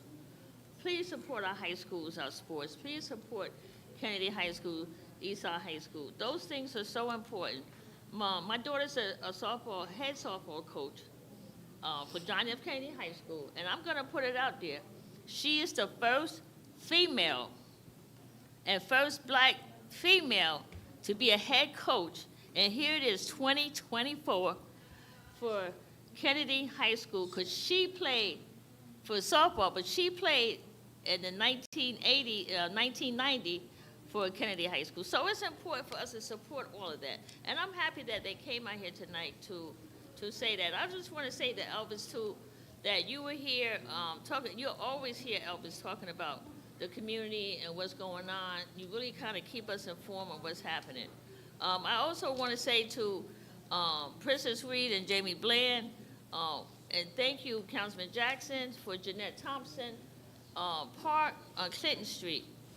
But I also belong with Jeanette Thompson and Jamie Bland with National Action Network, and that's with Reverend Al Sharpton. I'm also part of, I just attend her meetings, but I'm with National Action Network.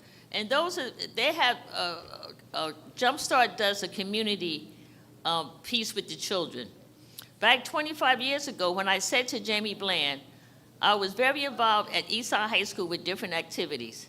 And what I noticed was that the school system 25 years ago was targeting special needs children.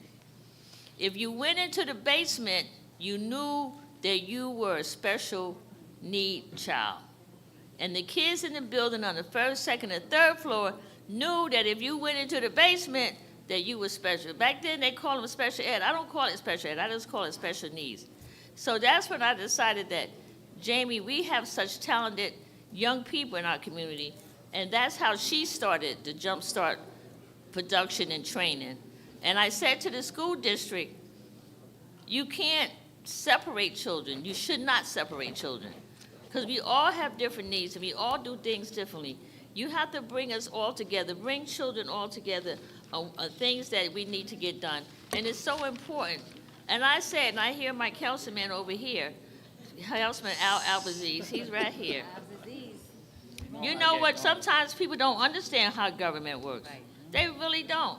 Because I know many times, and I said to us, and I said to my council colleagues, and some of them are not here, but when they put mandates on us, or mandates on the cities, or mandates on the county, or mandates on the state, you don't follow them and see what happens. Some people think nothing will happen, but something will happen.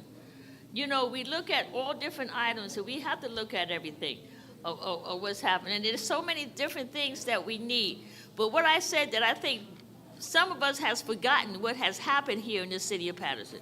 And I'm never going to forget Hurricane Sandy. I'm never going to forget the pandemic. Because all these people who wants to run for office, where were you at when all these people in our city was looking for help? Where were you at when them seniors couldn't get no money out the bank? Where were you at when they needed food? Where were you at when everybody needed something and sometimes they just want to talk to somebody? Where were you at? And you have to know that the facts are very important. If you have not been around, if you have not seen the struggle, and we all supposed to help each other to get to the next level. And I find my role is to show you, if I can guide you to the federal government, if I can guide you to the county government, if I can guide you to the city government, I'm going to guide you, because the more I learn, the more I can teach you. The more people I can reach out to, the more I can tell you. I can send you to the right person. I know what it feels like to be talking and you get switched from phone to phone to phone to phone and you can't get to the right person. You don't know who's going to help you. People still not, and I said it, I'm going to say it again. 700,000 people in the state of New Jersey still have not gotten their unemployment money. 700,000. I would think 30,000 of them in the city of Paterson. And here it is 3 years later.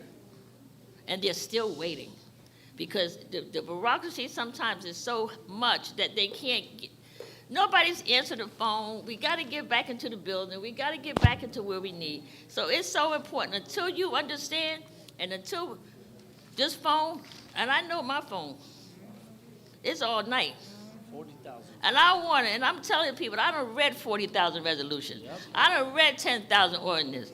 I done passed out 14,000 business cards. So that's why my number is out there for everybody who wants to reach me. Because, you know, I say to people, they don't answer their phone because they don't recognize the number. Well, why you need to recognize the number? They're calling you because they're looking for help. They're looking for an answer. They're looking for something. They need something. They need you to help them and be on board with them. Because there's so many things that we hear. But you know what, and you try to make people understand. And right now, I say to people, Google the state of New Jersey for jobs. They probably got 20,000 jobs out there. I know they do. The county, you know, Google some of these states, these entities, the county, the state, even the city. They're out there. Google it and you'll see. But the thing to me is that I'm here to help you, to show you, and also to make laws. I'm a legislator, but you got to be a community first before you do anything. If you don't have the heart for the people and you don't have the love for the people, you're not going to be able to do this job. And I can tell you right now, you're not going to be able to do this because the people needs to hear you. They want to reach out and touch you, and they want to talk to you. You walking down the street, you stop them, they stop you. How you don't talk to people when they stop you? How do you do not talk to people? And they're telling you something. Madam Clerk, you know, there's some other stuff, but I have my clothes. But I know, I've been in this city over 65 years. I've lived in the 4th Ward all my life. I thank you for listening, Madam Clerk, my council colleagues. It's about working together. Regardless, it's about working together. We ain't gonna get it done with an I. It's gonna be a we. And that's how we gonna get it done. Thank you, Madam Clerk. My vote is yes. Thank you, Councilwoman Cotton. Councilwoman Davila. I approve that message. So do I. So once again, good evening to everyone. I won't be addressing all 25 individuals that spoke here today, although you are all important. All right, because if not, if I continue, we're gonna be here till tomorrow, all right? But I want to first, if my colleagues here heard anything today, is that my Peruvian community talked about unity. I'm going to start with Mimi Sepulveda. And I'm gonna talk about facts. Not like Dr. Castillo that came here to accuse me of something which is not true. I'm gonna talk facts, all right? I wanna honor the legacy, okay? Honor that we are honoring him very soon as well, El Señor Calegari, someone who I loved his, continue to love his family and loved him dearly. But let's talk facts, all right? No one has taken action on any application. To start off, there was an entity that came in, that is New Jersey Peruvians, and they went through a process because the city, it's about a process. They started their process in January, and they did it based on last year's conversations about what went on with the other entity, of which I was a member of, Peruvian Parade. In 2022, my colleagues, and El Señor Garcia, Guillermo Garcia, being the president who was removed, all right, with his family members, his wife, when everything happened, they came and it was about the people, unity. It was not about Peruvian Parade, Inc. It was about the Peruvian community. And it is I with them together, we were able to move forward, raise the money that was necessary to make sure that we also, you know what, the respect for Señor Garcia because of what they did to him, removing him. So let us not talk about me dividing. Me, it's about unity in the community, and specifically, we're talking Peruvian Parade right now, because I'm not just Peruvian, I'm not just Puerto Rican, I'm not just American. I am United Nations. That's who I am. And those that truly know me and know my work for over 30 years in the community know the work that I do. But let's bring it back to facts. When Aheya Khan, who's running for 2nd Ward, shame on him for speaking and saying lies that I am part of the institution. I am not a member of that institution. I was a member of Peruvian Parade, Inc. Absolutely, I was. Look up the records. So bringing it back to facts, the fact that an entity went ahead, how do I know about this? I'm the chairwoman of finance. I sit down with the BA. We have to go over a lot of things. And there's an application that started, as I said, in January. They're timestamped with dates of February, March, April, them going through their process. Mimi Sepulveda, when she told me she was creating an organization, I said, that is wonderful. I even attended their first event, a Tricky Tray. And I continue to support whatever she does, because if there's one thing that young lady has given me since she's met me, is respect. There's never, ever not been any respect. And that's why I respect her, as much as I also respect her family as well. But bringing it back to facts, this is not about dividing, but this is about what's doing right. There's an application that's already complete, that's been given to the administration, that went through licensing, that paid their fees, and is in review to bring to the workshop, because that's how it happens. It comes to workshop. Guess when our workshop is? It's May 7th. So these lies about it's been approved, we do not approve the parade. The parade application, that was already done. That's the city. They did all their permits, DPW, police, fire. This entity approves the license for the festival. And that application, none of them have seen except Finance Committee, okay? And that was just today. And you know why? Because we're not supposed to see the application till it's complete, till it goes through the proper entities, till it goes through licensing, till it goes to Director Della. So I cannot believe that my director told Dr. Castillo that I had already approved this, because that is a lie. But they want to create this thing, they want to create, okay, chaos by going on live, calling Telemundo, making up these lies, all right? But the facts are the facts. You want to see them? Oprah it. Oprah it. Members of the so public, I will please, bring it back. please. They can say whatever, because I'm going to ignore. Because you know what? To me, it's about what I heard today, and it's about unity, right? So guess what? The New Jersey Peruvians tried to reach out to Peruvian Parade. He went on social media and on TV to call them corrupt and that he would never join forces. Is that community? Or is that for another political gain? Because on the same note that he indicated that he's now chosen by the courts, he also said that he was running for Congress on the Republican side and that he was running because Bill Pascrell is corrupt and he needs to be taken out of there. That's all on social media. Please go back and look at it. I'm not making things up. Every year I have to go, and it's a shame because I love my Peruvian community. I love when they come. It doesn't matter who it is. I've never had an issue with Dr. Castillo. You know what's so sad? That he said, and may he rest in peace, Sheriff Bernick. In the repast, we were sitting together, and he said, what happened with Peruvian Parade? And I said, oh my God, I just can't believe it. And then I said, they've bound checks. Oh my God, really? He knew it. But yet he went on alive and said, Peruvian Parade doesn't owe anything to the city of Paterson. Numerous phone calls, okay, and communications to the entity that was in charge. And I have to say, he was not the head. He was not. It was another entity who was not from here. And this is why they didn't care about Paterson. That entity that was here, those two individuals that ran that parade last year under Peruvian Parade did not care about our community in the city of Paterson. And you all here are witnesses, go back to the tapes, and how the community came to say, how dare, okay, the Peruvian Parade leave the city the way it did. And that was embarrassing because you know what? Peruvian Parade Inc. se llama Peru, New Jersey Peruvians, we are all Peruvians. And to me, when one looks bad, we all look bad. So with that said, I just spoke facts. I just spoke facts. On May 7th, the application that has been completed with all signed signatures, okay, that is what's coming to the council for a review.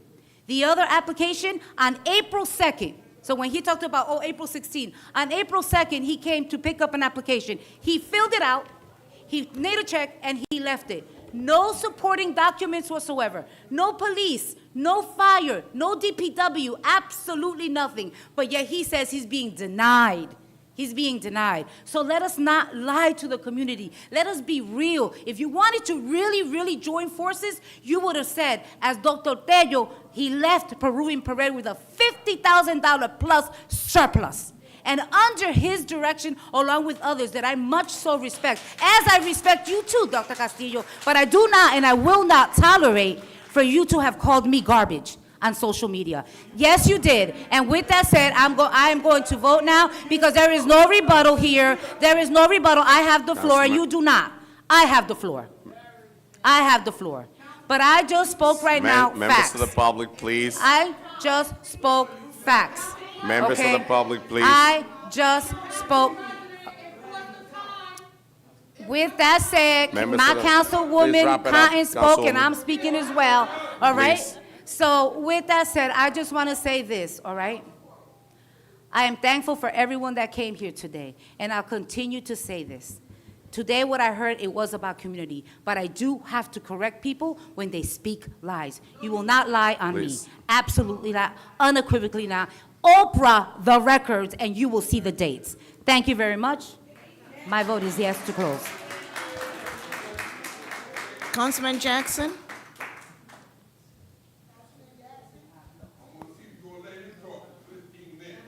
That's all right. That's okay.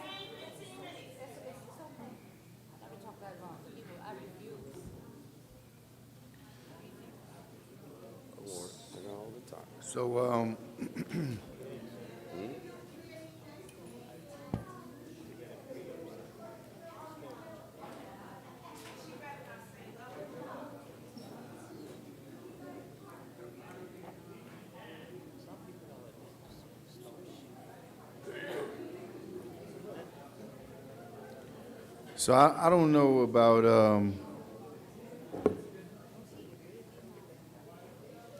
I'm still waiting for the heckling to stop. Members of the community, if you're planning to leave the chamber, please just move quietly because we're closing. We're in the closing of the public portion. Please.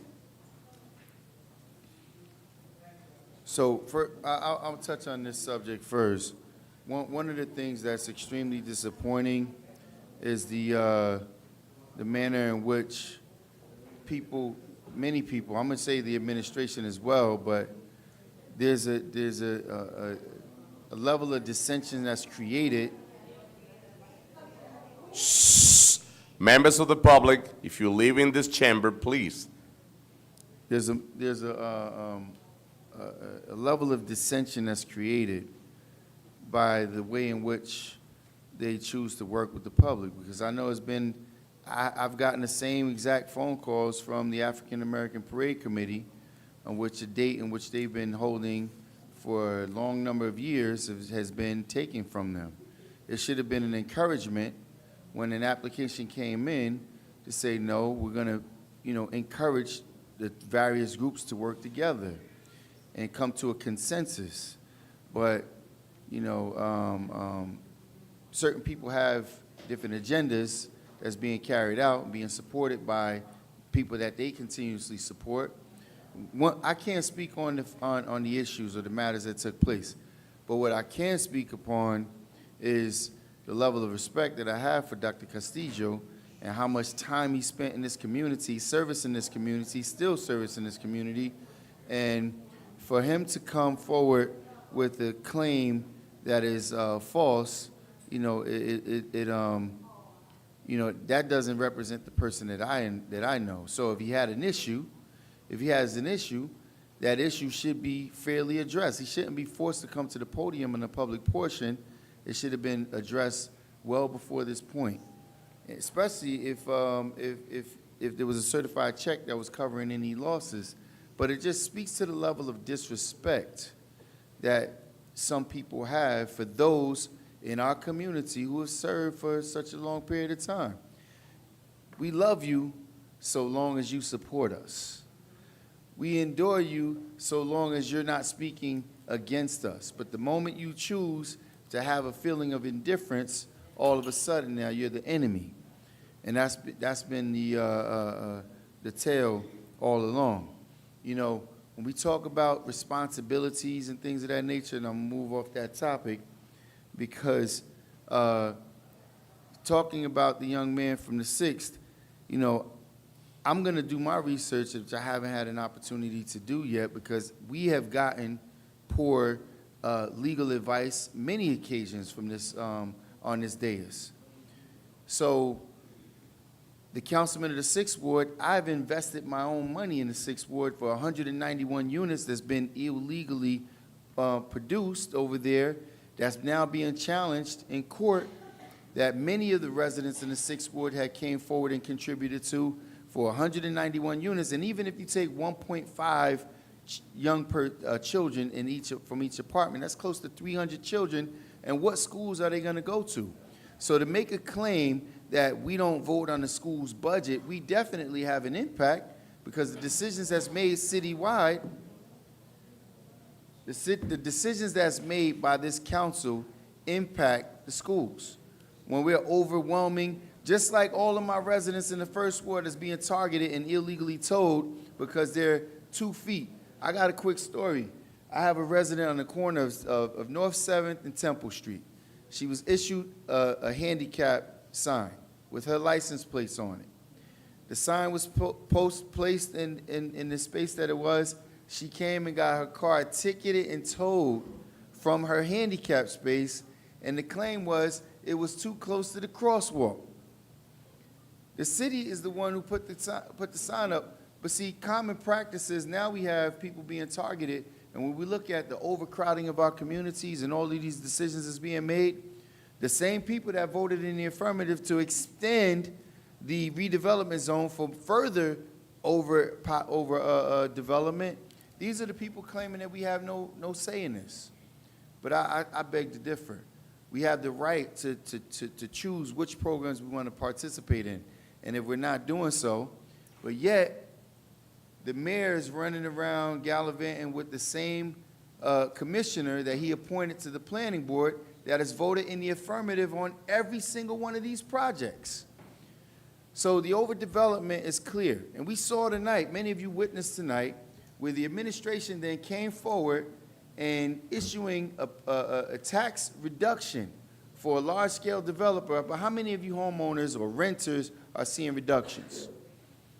All the illegal evictions that's taking place, but because of the rents that's being exorbitantly high, that's being raised at this time, where landlords are saying, we want you out of the premises because we're moving in, but just for them to raise the rent by 50%.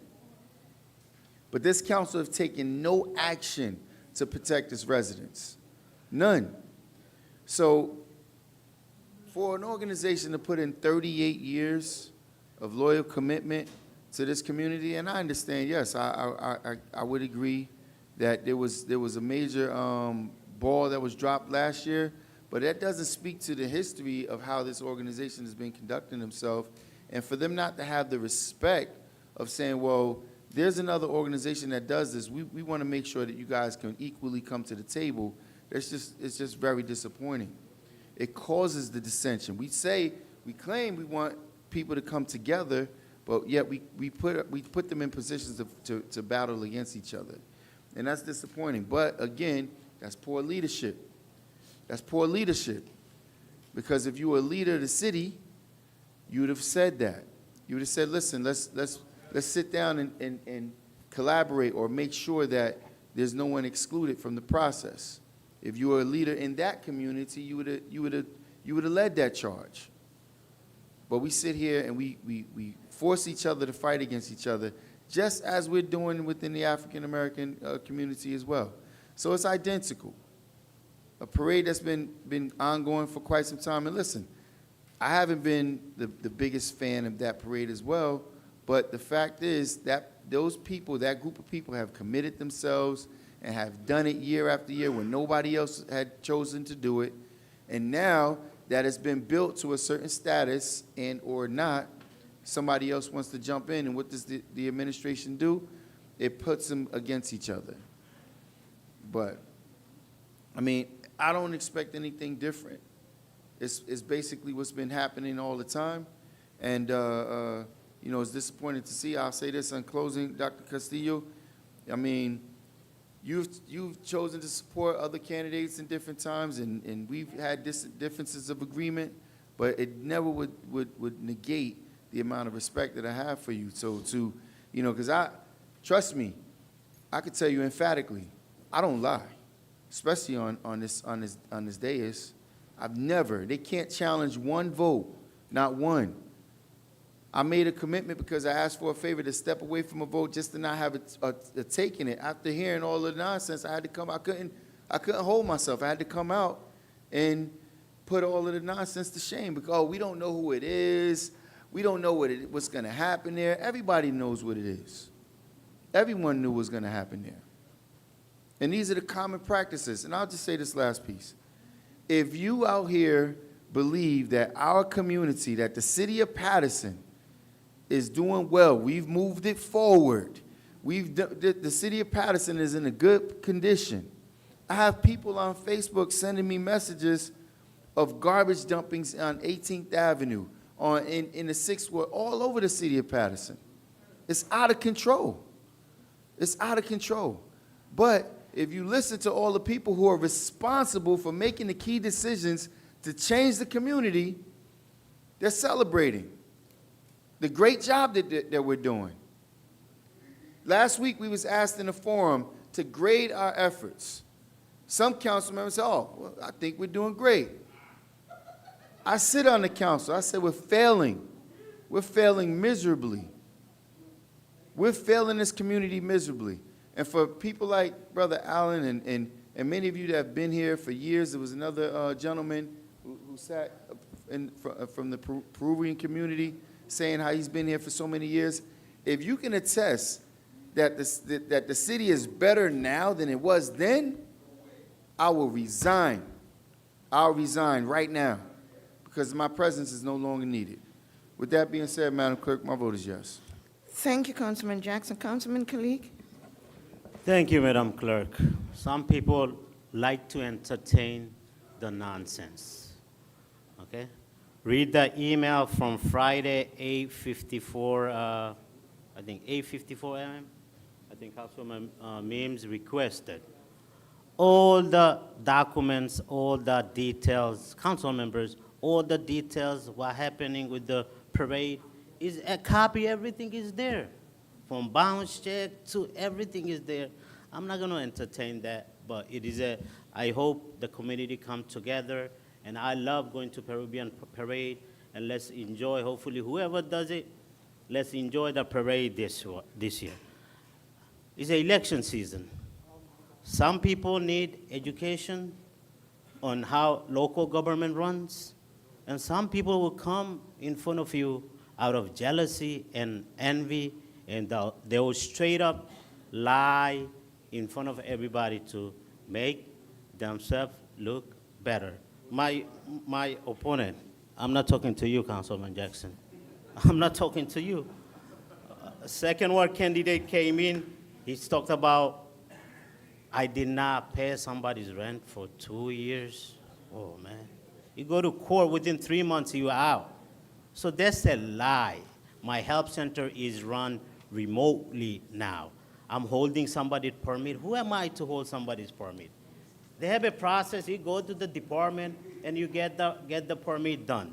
So that's a lie. Another lie is that I use NJCDC for community event for my campaign gain. He was in those events too. So there's a lie. I use Hinsley Stadium. I think he should know better. He probably should call the GM at the stadium. If he wants to do an event, he will let him call me. I'll arrange the meeting. If you want to do an event at the stadium, I'll arrange the meeting with the GM, and you could book it, pay the fees, and have an event there. I hosted another lie. I hosted a couple of events. Go check. I paid from my own pocket to host those events. Another one with the permits. Council members, you guys were here. The application for festival comes every year in front of us. If the process is done properly with the insurance, police contract, and DPW contract, we vote on it. Before the application is completed, we put a hold, we table it, or we move it to the next meeting. That's the process. So he's trying to say some of the event that I'm trying to, like, I denied it. Another lie. Let me tell you a fact. He wants to be a legislator. He wants to be a lawmaker. He's right now, he's living in an illegal apartment. That's a fact. I even mentioned that before. But he wants to be a lawmaker. Also, another fact. There's a very honorable commissioner, chairperson, Gerald Traxton of Board of Adjustment. He passed away, may he rest in peace. He sued against him, saying that he was a racist person. And he got paid, Ahaya Khan got paid like $10,000 or $20,000 from the city. 40-something thousand. I'm sorry, probably 40-something thousand. That's a fact. I got a lot of other things to do. He started these lies, and I'm going to put him in his place. It's election season. But anyway, we're closing the public portion. I just lost thought. You know, I mean, I'm running against, I will be reelected in May 14th, and my ballot position is 1A. And thank you. My vote is yes to close the public portion. And you could, whatever I said, you could fact check it anytime. Thank you. Thank you, Councilman. Councilwoman Mims. So first, let me do what I do every meeting. I want to thank the public that is watching and the public that has come out, whether to express concern, issues, to acknowledge or to celebrate people that sit on this side or in the community, but just some people that just chose to come and listen. I applaud you, because I know taking the time away and sacrificing from your family and your life is really important. So I want to put it on record tonight. I was, and I normally am never on my phone to that degree, but my son is home sick, and I feel bad that I'm sitting here and I'm not there. So I may have to leave shortly, because that's why I keep going out checking on him, and I am going to use my phone to make sure, because I'm sitting here, and I'm going to make sure my son is sick, because my family is a priority, so I'm going to put that on the record. Tonight, there were many things that were talked about, a lot of things that were talked about, But I want to say this. Before the parade comes to this entity, I'm saying to Dr. Castillo, the doctor, the group, whoever's the two groups, I want you guys to meet. I see my good friend Guillermo Garcia, great person. I want you to meet. I know applications have been turned in and all that. Don't worry about that. I want you two to come together, meet, and then do an application together. Because if you're doing it to celebrate the Peruvian community, there should not be divide, right? There shouldn't be, I'm here, you're there. There should be a way, because we can disagree to be disagreeable, right? That's the quote. So you may not like something or maybe something happened. That's okay, but you come behind the scenes privately, you rationalize, you reason together, and you come together because it's all about the community. We want to celebrate with you. I don't want to celebrate this one's arguing with this side. No, because we don't know any of that. We want, before it comes to this council, and I'm saying to you, I know a lot of the people that are here, I totally agree with the young lady, the 39-year-old lady that came up, and I'm saying to the ones that I really don't know personally, but I've seen you before, have a conversation. Have a meeting. Don't have none of us involved. You have the meeting with each other. Make your apologies, whatever you need to do. Make amends. See, I see she's shaking hands already. Make amends with each other. Come together and have this meeting. And when the application comes before us, there's no bad blood. There's no issues. Nobody has the big I and little you. You're doing it, and the entire community can come together in peace and solidarity. So I'm saying that, Council President, let's make sure, give them time. We don't need to rush it to May 7th. If you don't have it together by then, have a meeting. Call each other when we leave tonight and say, let's meet tomorrow or Thursday or Friday. You come together, you put it together, and get it done. Because to me, it's sad when you have an entity that has been here for 38 years. 38 years, they've been doing this parade. We've been a part of it. We've been to the gala. We've been everywhere. To come, and now we have a different group. Come together. If you're doing it to celebrate your ethnicity, if you're doing it to celebrate, to bring the people together, and to allow everybody else to embrace your culture, show us all that you can work as one. Don't let anybody divide you, because division is easily attained. But unity is harder. Show everybody, no matter who the detractors may or may not be, show them that you're better together. Show them that you could come together for the benefit of the community. Paterson has a lot of issues, a lot of violence. I agree the streets are filthy. Everything people talk about is true. Potholes. You can name, we have a myriad of things. But one thing that we always say, the parades are spectacular. Prove the doubters wrong, come together and get it done, and you'll see how wonderful it's gonna be. That shuts down all the chaos, all the extra talking, and then it proves to us that you wanted to do it to celebrate your ethnicity and your community. So that's my point. The next thing is, it is definitely election season. I am not running for election. I'm putting that on the record. I got 2 more years, and if I decide to run or not, whatever's gonna happen in 2 years, because I tell people, you don't know what's gonna happen in 2 days. That's right. Some people are dying and leaving here and not even present. So people be making plans for 2 years. And look, I saw someone on Sunday, and just today I saw on Facebook, heartbreak, the person died from Sunday till today. And they were full of life.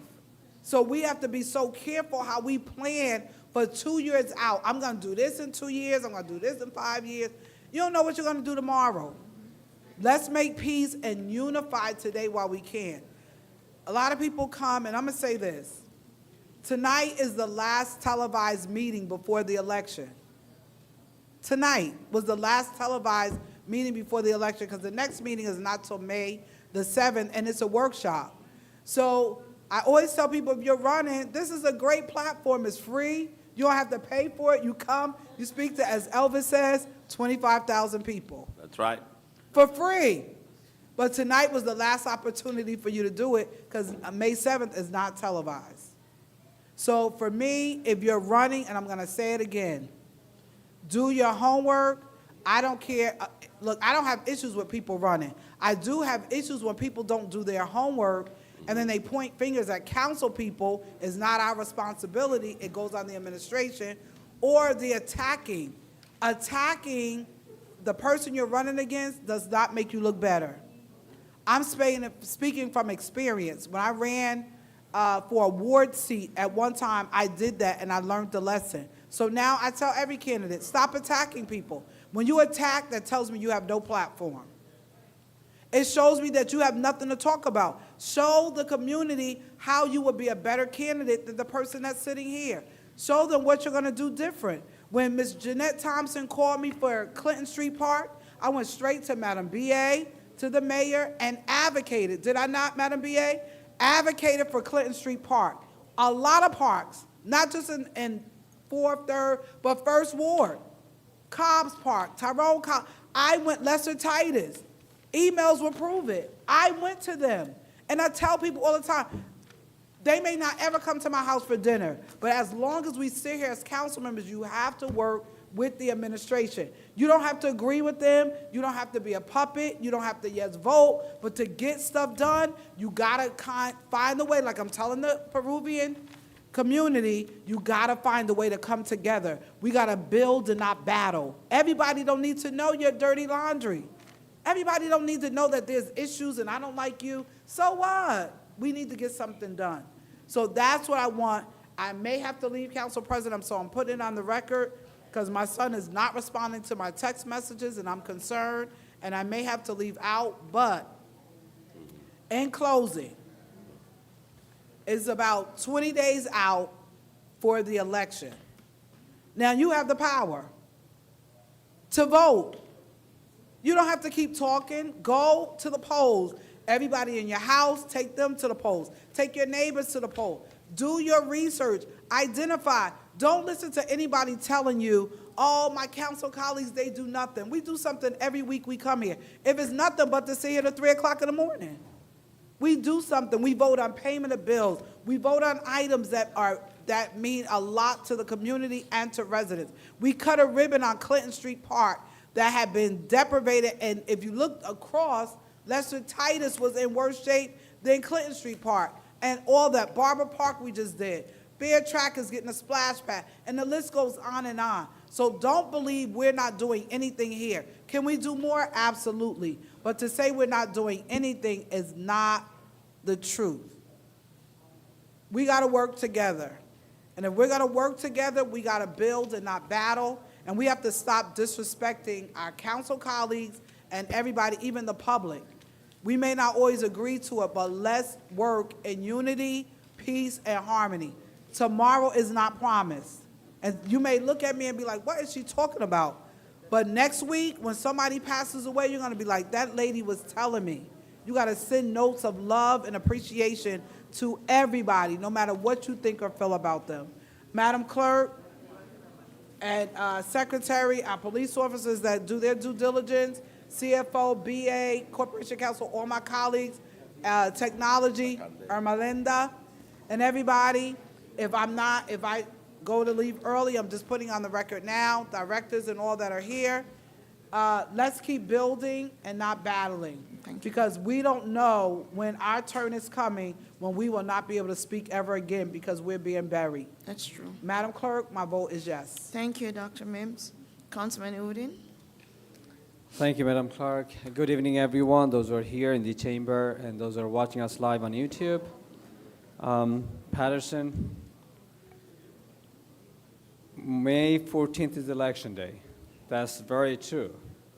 And what you have to do is, as council members are speaking, the candidates are coming, make sure that you go out and vote. That's important.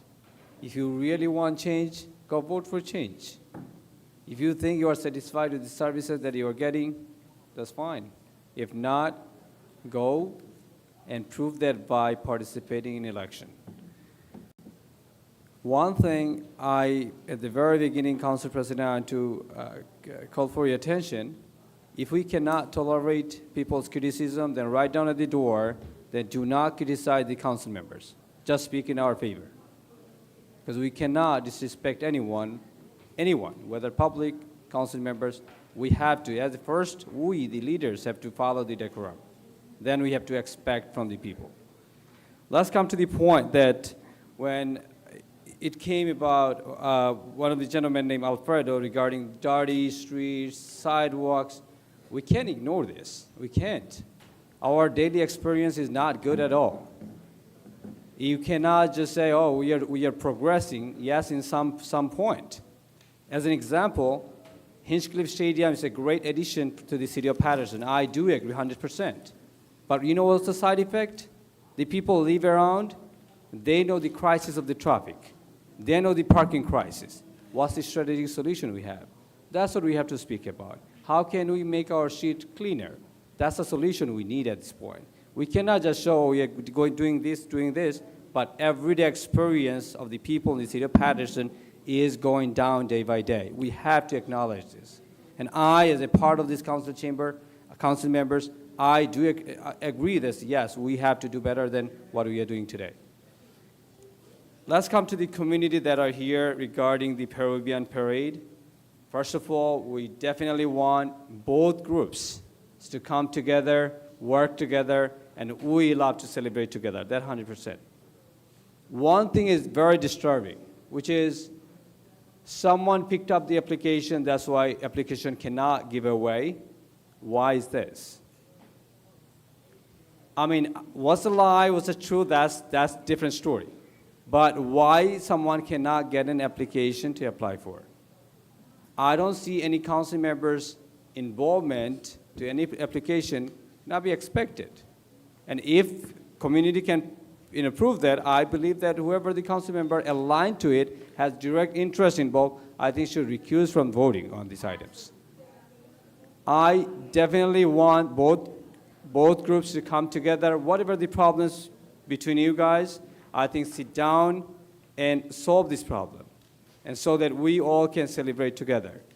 Community just know this, dividing you, some of the politicians take opportunity.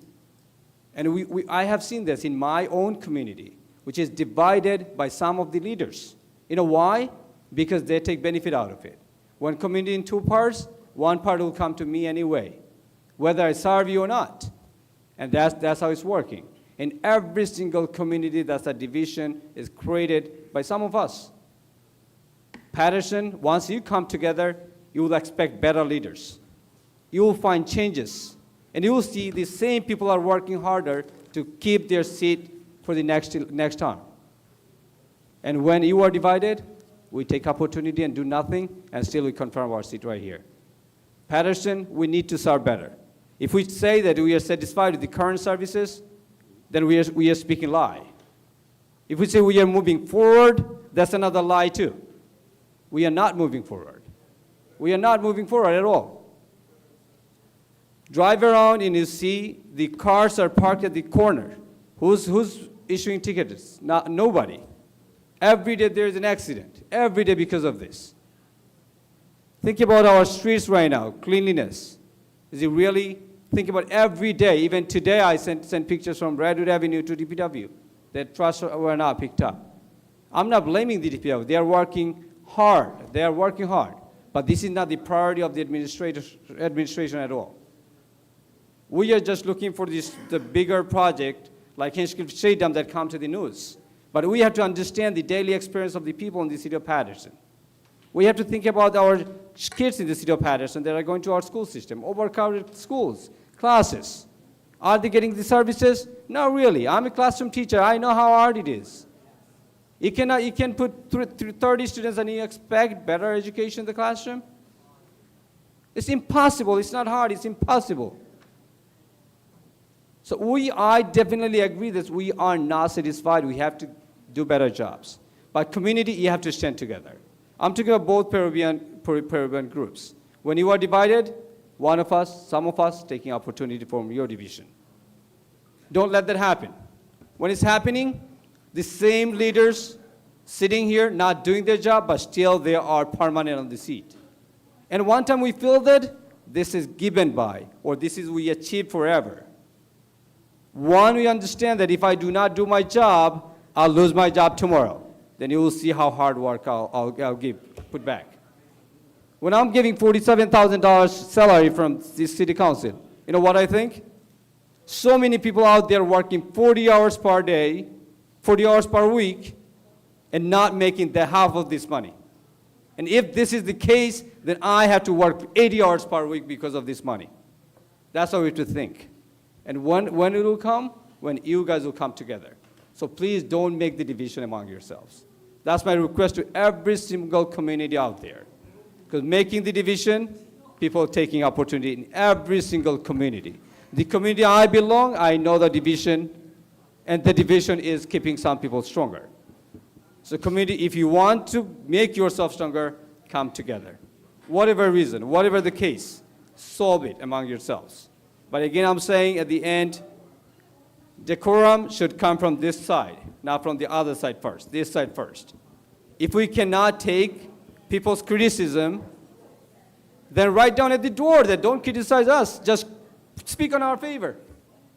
Write it down there. So everyone will come in expectation that everyone will encourage and praise all the council members. You are doing a great job. That nobody will criticize us. Who will come to criticize? Just tell them not to come to the chamber. We don't want anybody in the community to be disrespected in any way. With that being said, my vote is yes to close the public portion. Thank you, Councilman Udine. Councilman Velez. First of all, thank you for your patience to be here tonight. As you notice, when I hear facts, I get serious. When I hear lies, I smile. That's my body language. And, you know, I heard a lot of speakers coming in front of us, so let me start from the Peruvian Parade or the Peruvian community. 30 years of existence, I heard that today. Legacy of an organization that started this way back when Mr. Calgary was alive. God rest his soul. And what he contributed to the community way, way, way back. Probably a lot of individuals that are here tonight was not in that time when he was here. Few of them that paved the roads for other Peruvians to come to Paterson, and those that are still coming, because there's a lot of Peruvians coming through the borders, and we had to serve them. If you look at the priority right now in immigration, a lot of them are coming, and we have to serve them, no matter the status that they have in the United States or in this city. We still have to serve them. The law sometimes is blind. That's why you see Lady Law with a bandage in their eyes, right? Because it's blind, but has a balance to make sure that justice is served. I heard a back and forth argument, and I got up and I leave, because when we speak about unity, unity had to be from the heart out, and whatever we speak had to be an action that we are united for anything that we do in our city. And I'm going to put this example. This is my thought, and I got to say it like I always say it, with true and real. For many years, I recall the last Puerto Rican parade in the city of Paterson. I recall the last parade of the Puerto Rican community in Paterson. For many years since that point into now, every day that we have a Puerto Rican flag raising, everybody got up and say, the parade is coming. The parade is coming. The organization said, the parade is coming. Soon we're going to have a parade. Even the celebration of the 50-year anniversary of the Puerto Rican community, They said if the Puerto Rican flag raising is a total success, then it's a mark the precedent of a good parade coming. I am Puerto Rican, and I'm still waiting for the parade. Now, those individuals, people from the community says, Councilman Velez, why you don't come and bring the parade? Why you don't organize a group and bring the parade? And I said to them, I cannot do that because there is an organization that has been here for 50 years, and I cannot bump them and make a parade. You understand where I'm coming from? Now, that's my thought. That's the way I think, right? So if I want to divide my community, the Puerto Rican community, I come and get 9 members from the community that's being asking for the parade, get them together, and disrespect the one is in place and say, you're not doing a parade, I'm doing it. Without talking to them, without communicating with them. So I come and create an organization and do a parade. That's a wrong start. I'm supposed to meet with the parade that is incorporated for 50 years and say, listen, are you doing a parade? If they say no, can you give me the opportunity to bring a parade in? Even if it's under your name, I will bring the parade in. Everything that's happening here, you know what's the main factor of the problem? Is communication and ego. Who's going to be first and who's going to be last? Communication. We talk about unity. You know how people goes and perform unity? Those that are in leadership have to use a wise decision to say, let's sit on the table, and talk. And let's get the real people that want to move the culture of any parades, of any identity, in the table, on the table, or whatever you want to say, on the floor, or whatever, sit down and talk. Let's talk this out. And then from the both groups, you get a united front and do it together. Do it together. Because you know who's suffering? The local Peruvian community and the international community that say, what a mess Paterson have.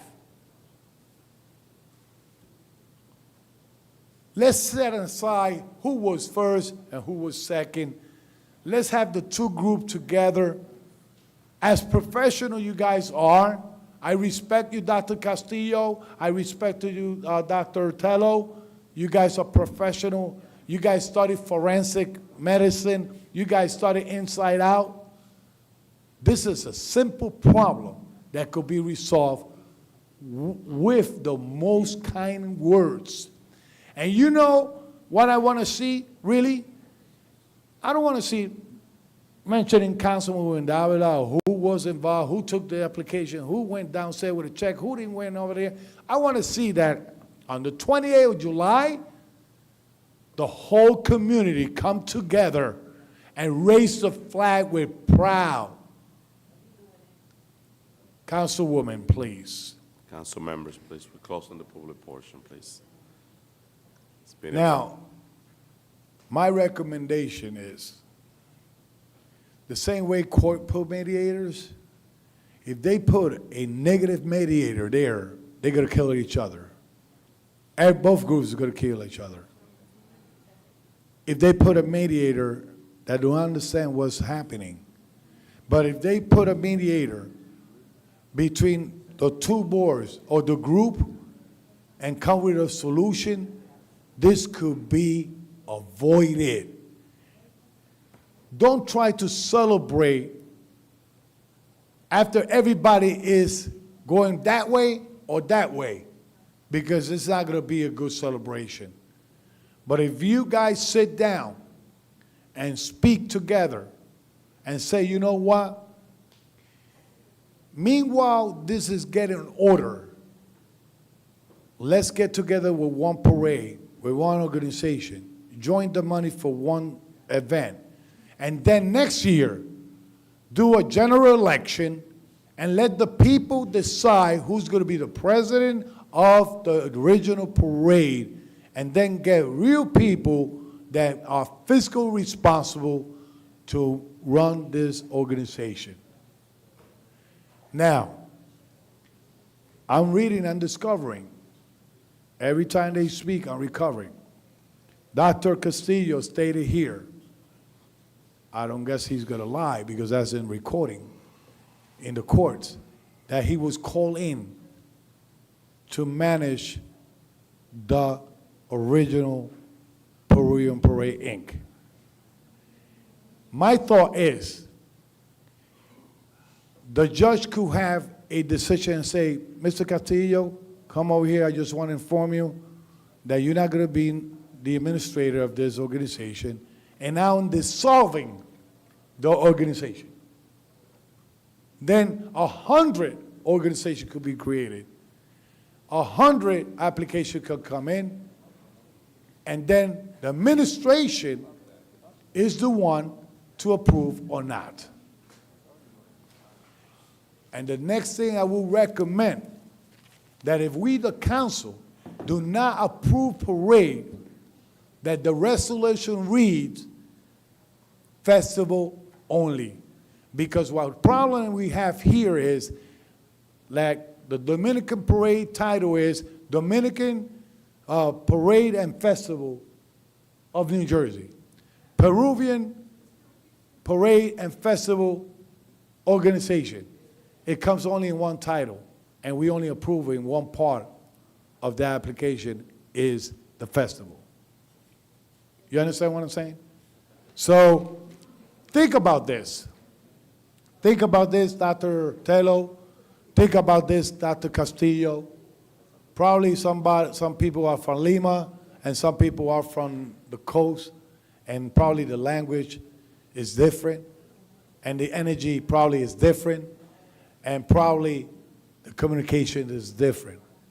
But think about that here in this room right now are 12 or probably 10 individuals, and I believe there's more Peruvian in the tri-state area that want to see a parade conducted the proper way and without no fights.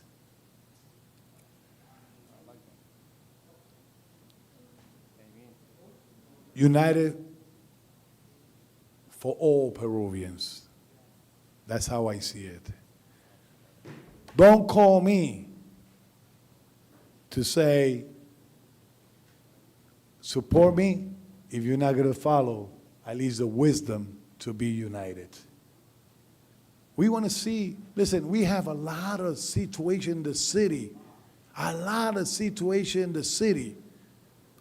that we need to work, but at the same time, we want to work with the little situation that comes in front of us that was exposed tonight. Last but not least, about parades. There was a mayor that forced the Dominican parade to go into the federal court. And the federal court rules in favor of that parade. And that cost us money when they had to go to the federal court. Because it's a federal issue. You know why? It's expression. It's free speech. A parade is free speech. But let's try to do it the right way. I love both organizations. I love everyone. But if you're going to call me for something, let's sit down at the table. I spoke to Councilman President about this issue to see if we want to be the mediator. But we're not going to sit in a table with people, yes, no, yes, no, yes, no. No, we want to sit with people in the table that says, this is what we're coming out with a positive idea and all this. And I think that we could do a great job moving forward. Ladies and gentlemen, you know, I was not going to talk about politics because we're in election time. But I could ask right now, when this individual came to the podium and started attacking me because my political signs, there is an ordinance that was repealed by the judge in the Passaic County Court because there was a lawsuit regarding somebody that was putting or carrying a sign and they put it in their private property. And the judge ordered the city to strike out of the ordinance about signs that was posted in private property. So because I know about legislation and because I know how to read them and understand them, that's why you saw my signs early before 30 days of election, because all of them are in private property. And took my time to call the owners of those property, and they gave me the green light to put it up. And I say, it's only up to election. You know what they say? No, leave it all year round. You're doing a great job. That's freedom of speech when I put a sign in a private property. Of course, they've been damaging the signs, but that don't bother me. That bothers the people damaging the sign. The people that knows I'm doing a great job in the 5th Ward get more upset, get more votes because you are damaging my sign. See? So they are in private property, and they're going to stay there after the election. Probably they want to have it there all year round, they could have it. Reminding them I'm the councilman of the 5th Ward. And I know some people clap, but sometimes probably they clap because they don't know what they're talking about. But then I have to explain, well, you clap. I don't know. But hey, I forgot we are in a movie studio and everybody claps. Right? The other thing, Council President, you know, if you look at technology, rubber, burned tires cannot be placed in our roads, especially when snow, rain, salt, wear and tear, all that stuff. That's good for parks, inside a park, a playground, but not for our roads. We spent $70,000, just in case the individual don't read, $70,000 to do an analysis to 180 streets in our city, how to repair them with good technology and save taxpayer money. But they don't know. They sound great, but when you come to experience, experience cannot be improvised. There's a gentleman came here talking about Market Street. It looks filthy. Main Street looks filthy. That don't belongs in the 1st Ward. In the 5th Ward. That belongs in the 1st Ward. But if I had to take care of something, I would do so. My colleague knows we are teamwork in this work that we do as a councilman. Somebody spoke about repealing. Councilman Adalci probably heard him, repealing the 2013 ordinance. We cannot do that. That was a state mandate. The state mandated us to adopt that ordinance to create a redevelopment plan for a city like us that had a lot of abandoned property, et cetera, et cetera. I'm not going to go all night regarding the schools and all those things, but I want to say this. Councilman Luis Velez, true and real leadership, the people's councilman, is going to be sitting here on May 15, because I believe, and the people that are out there, and some of my colleagues could attest that I'm doing my job. God bless you. Come out and vote for action 4 more years. Luis Velez, time to go to sleep. Thank you. God bless you. Oh my Good God. night. Madam Thank- Clerk, thank you. My vote is yes. Thank you, Councilman Velez. Mr. President? Thank you. I know the closing of public portion, it took like 3.5 hours. Lord Jesus, help me. Council members, can you allow me to just speak for 3 minutes? Since some of my council, and I'm not trying to stop anybody but I'm waiting. I know my councilwoman at large need to go, her son is home, but I'm hoping that the rest of the council, my council colleagues, stay here until the end of the meeting because they spoke for an hour, 40 minutes, 30 minutes, and at the end, everybody wants to go home. Please allow me a few minutes to speak. Yes, it's late, I want to go home, but they like to talk for hours. I see that that's disrespectful. When you talk for 40, 30 an hour, it's disrespectful for everybody. You lose the train of thought. I mean, we're not effective when we do that. We're not effective. But listen, I know that I don't even know what to say about the Peruvian parade, about the leaders that are here. But I'm just gonna say that I see so many great and remarkable leaders in our community, from the Peruvian community, Dr. Castillo, Guillermo Garcia, and Dr. Tello. I mean, you guys are a tremendous leader. And I remember when I came here to the city of Paterson many, many years ago, you were the facing and the leaders of the Peruvian community. And it's my really hope that, Peruvian Parade is almost 40 years. It's an institution that it's a name brand for the Peruvian community. But I really hope that you all come together. I really hope that we get the Peruvian community united. All of you know how much I love the parade, the festival, and how much I enjoy it. And I walk every year from Passaic to Paterson with my Peruvian community. And I really hope to see this. I really hope to see this. We're getting more and more Peruvian getting into the state of New Jersey, into the city of Paterson. And Paterson has the largest Peruvian population, not only in the state of New Jersey, but I believe in the whole United States. So there's a lot of responsibility with that. And the leaders are the ones that have that responsibility to keep that community united. Sometimes, yes, we have to put the egos aside.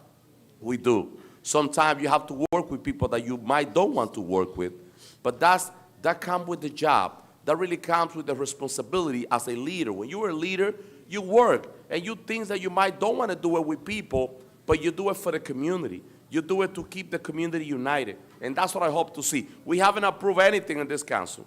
I haven't seen anything. I haven't seen no parade, no festival. We haven't seen anything.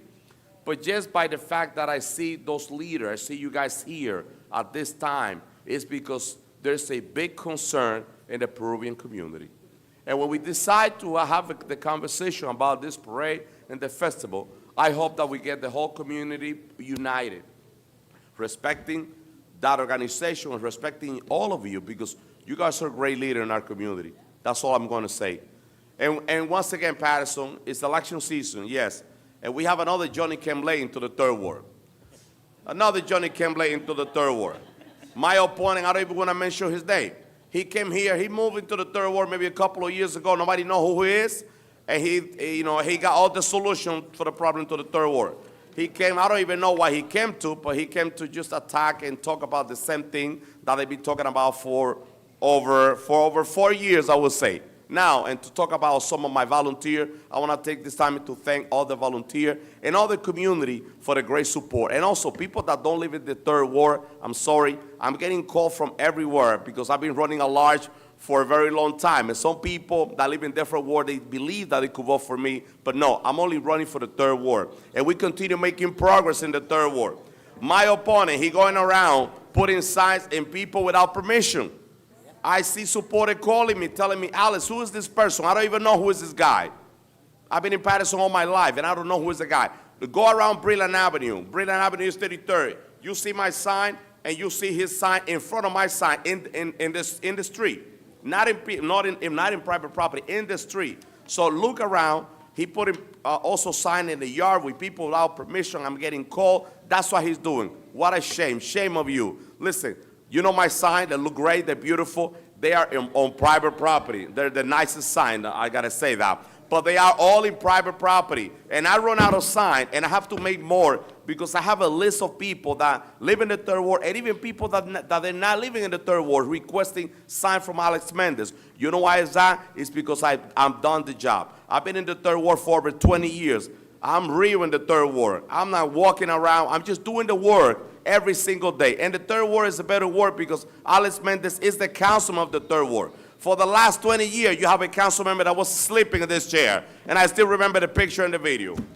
When I became the councilman of the third ward, for the first time ever, you have a councilman that put together a town hall meeting. During the pandemic, I used to meet virtual with my constituents. After the pandemic, in person, taking care of the need of the resident of the third ward. And that's what I've been doing since the day one. I'm proud to walk around Eastside Park and see my Eastside Park beautiful. Seeing people from out of town coming into Eastside Park to play tennis, I feel proud about that. I feel proud to go around Amistad Park and see people walking around doing exercise. You go to the Riverside section, beautiful baseball field, totally renovated, beautiful academy. The Fifth Avenue complex that I'm getting so many pushback that I bought it, yes, I feel proud. It's one of the most and beautiful development in the city of Paterson, the Fifth Avenue complex. We have senior living on a beautiful and a decent unit, and we have family living on an affordable apartment, and that's what I'm looking forward to continue. I could collaborate with the administration every 24/7 because it's not about me, and I will continue to do that. It's about the resident of the city of Paterson. When you take this position to play politics, the community is going to start suffering. And I'm not getting into that. And I will tell you, I cannot wait for May 14 because by far I'm the best candidate. The person that was here spent 20 years doing nothing, only helping his family. I'm here and I could do this job for free. I don't need the paycheck for this council position. Thank God I'm doing very well in the private sector. Thank God I could put food on the table, but I care about the city. My opponent, he always say, oh, I'm tired. I'm not tired. I love the city of Paterson. And I will tell you, Paterson, this is one of the greatest cities in the state of New Jersey. We have one of the best history in the state of New Jersey. We just have to continue working together to address the problem that are affecting our community. You have to vote for people that are willing to sit on the table to get the job done. And let me just give you a clear example. Everybody know that Councilman Jackson and I, people say that we don't get along. I have no problem with Councilman Jackson. I have no problem at all. I could work with any council colleague. Last Friday, he called Madam Clerk because he wanted to see the renaming of the Janet Thompson Park in the agenda. You know what I did? I did my homework. Let me go back. He never called me because, but he could call me. He knows he got an open line to reach out to me anytime he wants. He didn't approach me. You know what he did? He called the clerk. When I need something from my council colleague, you know what I do? You know what I do? I call Councilwoman Mims if I need her. I call Councilman Shaheen, Councilman Abdelaziz, Councilwoman of the Councilman Eddie, or my council colleague. He didn't reach out to me. He reached out to the clerk. But you know what I did? I did my homework, and I said she deserves it, and I'm gonna fight for it, and that's gonna be on the agenda. That's what you do when you are a real leader. You don't take personal. You don't take this personal. You do what is right for the people. And one person told me, are you sure you're going to put that on the agenda? Who bring that into the agenda? And I said, yes, it's on the agenda. And we're going to have the discussion, and we're going to vote on because she deserves it. That's the way I work, and that's the leadership that we need in the city of Paterson. We don't need people who are going to come here and play politics with this position. We need people that really care about the city, and we continue moving the third ward forward. Wall Avenue is going to be redone. The Creek Place Street is going to be redone as well. And I'm continuing advocating, Madam Clerk, with Billy for all the potholes that we have on 20th Avenue from Brilliant to the highway, East 33rd, East 34th, 4th Avenue. Billy knows, and I'm expecting to see action on that. So with that being said, May 14, Alex Mendez 1A. Let's get the job done in the third ward in the city. My vote is yes, Madam Clerk. Mendez, you got 13 minutes. Thank you, Mr. President. Fair enough, fair enough. Votes are 9 in the affirmative. Public portion is hereby closed. Thank you, council members. Now we have a executive section that we really have to do it. So I'm sorry, Director Ramirez, stay here. We're gonna go 29. We're gonna do item 29. Then right after that, we go into a executive section. There's a simple item that we have to take care. So So, Madam Clerk, let's go through all the items. Corporation Council, I think that we got time. So we 29. have a few more items. Item 29? Yes, all the way on to 34, and then first and second reading, and then we go into executive section. And then right after that, we adjourn. I go. Yes, let the record reflect that Councilman Mims have to leave the meeting, so she have a family matter that need to be addressed, that she need to take care, okay? Please don't go. Item number 29? Item number 29 is a resolution authorizing the City of Paterson to enter into a public health shared services agreement with Bloomingdale, Clifton, Passaic, Ringwood, Wayne, and the County of Passaic. So move. Second, roll call. Read It the was rest. moved by Councilman Velez, and second by Councilman Delacies. Discussion, Councilman Jackson. Obviously, we didn't have a workshop, so Director, if you, can you please outline what services are we going to be rendering to these surrounding towns? Sure. Council President? Yes. If I may. Director, please. Thank you, Councilman Jackson. So we're providing tuberculosis control services. You know, we have a tuberculosis clinic. We're the only one in the area that has one. We receive grants from the state to provide these services, but for the towns that do not have this, who must have this service, we are going to provide it for a fee for their residents. And we've done this for many, many years in the past. Council President. A fee, so on top of the grants that we receive from the state, there will be an additional fee assessed for them. To these contracting towns, yes. Okay. So one of my concerns, Director, and I'll have no issue with supporting this, but obviously, you know, my mother has been a nurse for a lengthy period of time.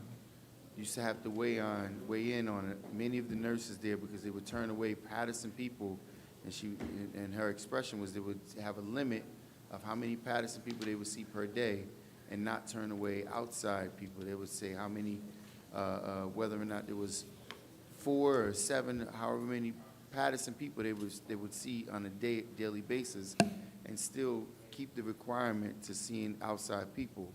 So that's a concern that I have, and I'm sure that that's something that you probably have gotten under control. But as a professional in the medical field who had to express to nurses who work there that it's inappropriate to talk in a certain manner about the people in which they service, you know, these things need to be addressed before we start delving into servicing other communities and our own communities not being serviced properly. But I'll give you the confidence in moving this thing forward. Thank you, Councilman. Council President. Roll call. Council President, just a minute. Yes, Councilman Velez. So, you know, this is a service that we're giving to surrounding towns, right, correct? What is the method to use based who gets charged $500 and who gets charged $12,000? What's the method you use? We went back historically to see the average usage for these towns, and then, Based on that? Yes, based on that, yes. Okay, so in other words, if I go to put, for example, a medical visit in a regular office, you go based on the average charge they do in a medical office if they have to go? The cost of materials was considered, Correct. the cost of the salaries of the nurses and the staff that we pay to staff the clinic, yes, all that was considered. Consider, okay. Yes. Can this be as a MOU and be increased in the future? Of course, this is only for 1 year, so every year we'll be Okay, able to good. reassess that. Yeah, take in consideration because, as you know, needles, everything goes up every course. year. So, you know, that service come a little bit more expensive in the medical field. Thank you. Thank you. President, Councilwoman Cotton. I think, Director, when you bring this item up next time, that you should put down actually how much they are paying us, or it's in here? Or is it, so it's already in there, how much we're getting paid, how many residents that we're taking from each city? that should be in there too, how many residents are coming from Bloomfield, Passaic, Ridgewood, Wayne. Okay? Thank you, Director. Thank you. Roll call, Madam Clerk, on this item. Roll call on item number 29 for approval. Councilman Abdulaziz? Yes. Councilwoman Cotton? Yes. Councilman Jackson? Yes. Councilman Kalik? Yes. Councilman Udine? Yes. Councilman Velez? Yes. Mr. President? My vote is yes, Madam Clerk. Thank you. So the votes are 7 yeses, 2 absences. Item number 29 is adopted. Item number 30, Madam Clerk. Item number 30 is a resolution authorizing award of contract to JCW Inc., doing business as Natural Green Lawn Care, for infield maintenance services for Larry Dober Fields Number 1 and Number 2 for the Department of Public Works, Public Works Resolution 24:284. So moved. It was moved by Councilman Velez, second by Councilman Abdulaziz. Roll call, Madam Clerk. Roll call on item number 30 for approval. Councilman Abdulaziz? Yes. Councilwoman Cotton?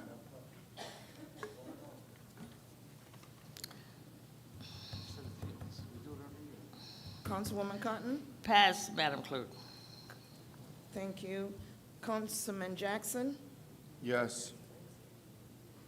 Councilman Kalik? Yes. Councilman Udine? Yes. Councilman Velez?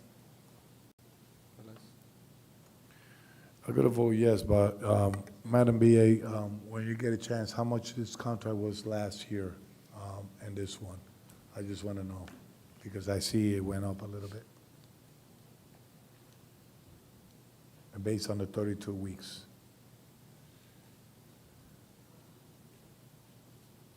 My vote is yes. Thank you, Councilman Velez. Councilwoman Cotton? Madam Clerk, my vote is yes. Thank you, Councilwoman. Mr. President? My vote is yes, Madam Clerk. Thank you, Mr. President. The votes are 7 yeses, 2 absences. Item number 30 is hereby adopted. Thank you. Item number 33, Madam Clerk.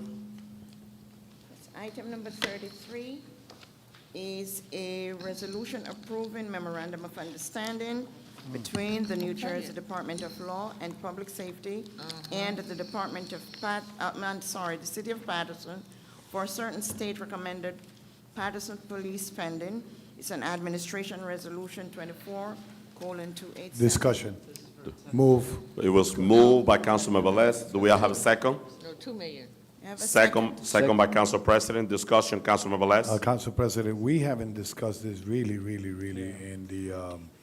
in the workshop, right?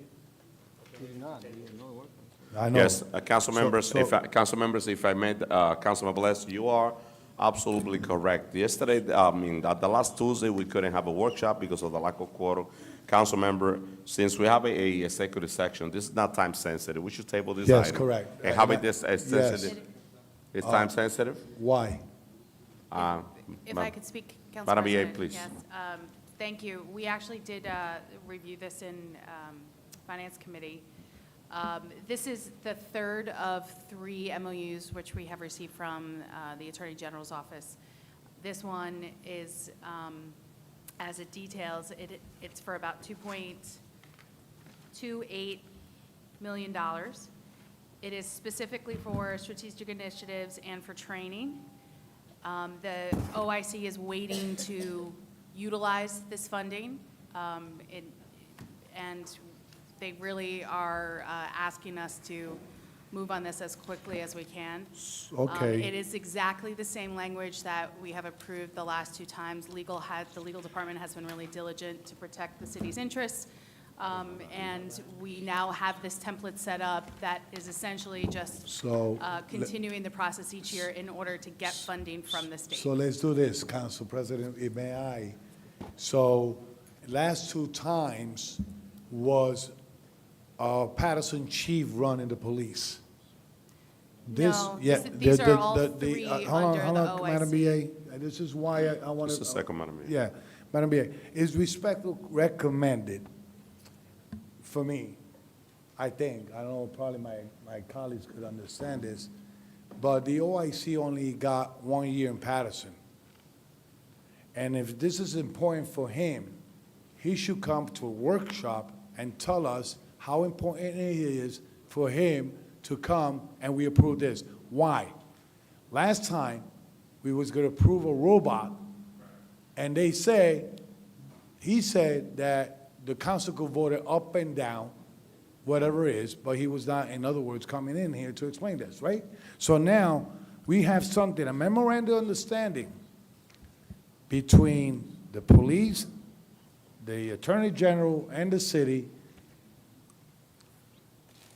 He should give us at least an explanation at that memorandum of understanding. Okay. OIC should come in front of us and explain us this memorandum of understanding, and that's why I want him to come to a workshop and explain it.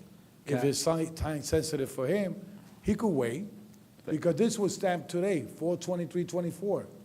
So for me, it was today. And he went to the workshop, and he went nowhere. I would like to see the OIC to explain what is his intention to have a memorandum of understanding, especially, he says that the state took over only the operation of the police. Now he wants us to bless something that he's gonna be managing, you know, and I need to understand why he wanna move forward with this memorandum of understanding. Council President? Thank you. Councilman Abdelaziz, if I may, just a second, I'm going to read this part, and I'm going to ask, okay, I'll go after you. Go ahead. Yeah, thank you, Council President. So, reviewing this, and just like my colleagues, I think we should move on this expeditiously, because some of the things that I see are some of the things that I want in the 6th Ward, and I'm sure my colleagues throughout the city. This is $2.28 million that the state is giving us, and this money is going to be utilized for strategic initiatives, the expansion of the public safety hotspot initiative to reduce violent crime. That's a lot on what we see on Broadway with the police that they need to pay. The big thing for me is when I met with the OIC, bullet point number 3, he was going to make community coordination officers, like officers that would work with us, that we could contact with initiatives in our ward, right? That's community-focused outreach outside of normal working hours. So I get a constituent complaint about loud music at 11:30. There's a designated officer that is assigned to my ward or your ward. I think they want to get going with this. Hopefully before the summertime, that it's starting to get warm out and all that. So this is the state's money. I think this memorandum of understanding is, hey, we're going to give you the money. You guys got to spend this money on these initiatives or whatnot. This is what we're going to use it on. Got it. I've been waiting for that bullet point number 3, the community coordination officers. He's said that will be assigned per ward. And when I met with him, I will ask more feedback. But the hotspot initiative, I know my colleague in the 4th Ward, and I know other areas have seen more officers out on the street, the overtime. So I think we should vote on this. So, Council President, just a minute, Council President. just a minute, Councilman Velez. I think, if we go into the first on the detail, if we go back on the body of the resolution, the first whereas, just for the public, it say the first whereas is in order to help maintain the continue of police operation and support enhanced public safety initiative, Paterson Police Department requests supplemental funding from LPS to address overtime costs related to strategic initiative and training and professional development overtime. So this is key, and I definitely, 2.2 million, so that's, I'm in support of this. But the question that I have Council for... President, Sure, Council President. I just have a question, Councilman. Go ahead. I will get back to you in just a minute. So on the body of the resolution, we have the day from January 1st, 2024 to June 30, 2024. Does that mean that we have to spend that money between now and June, the 2.280 million, 2,280,000? So the time window is from January 1st, 2024 to June 30, 2024. And that's question number 1. And number 2, if we already have spent some of that money. So, Council President, yes, the way that these worked the other 2 prior times is that they set the time periods of when they are utilizing the money, And then if the city doesn't spend it all during that period of time, it goes back into the pot, and then they reallocate it for us. So my guess is that this might have something to do with the state's fiscal year, since that's the time frame that this is covering. And then they will do a supplemental one after that, which would potentially reallocate money. So in another word, for a better clarification to the public, it means that if we don't spend the $2,280,000 on by June 30, when you say it's going back to the PAC, that means it's going back to the state. Yes, so there's potential that it would go back to the state without it returning to us, and we would have to do the supplemental one after that. And Council Carly, that's my fear, my concern. Every time we have funding from the state, if we Where don't it says spend here, it. Council President, where it says here, if we don't take action this and this day, Ca- they go to, yeah. We have to spend the money by June 30, 2024. July Now, 31st. now, Should be so- effective now, January- council members, I will get back to you. I'll open the floor to you, council members, back. Okay. But my fear is, council members, that June is kind of the beginning of the summer.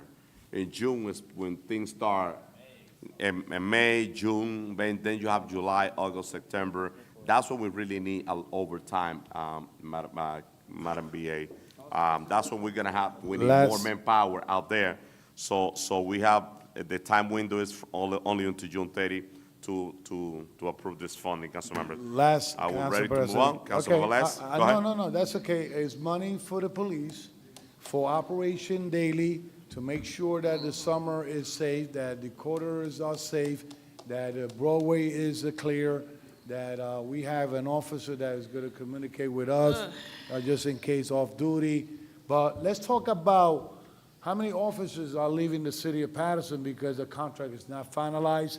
Well, let's talk how many of these officers are being burdened with the amount of work and the reduce of officers in the city of Paterson is not here.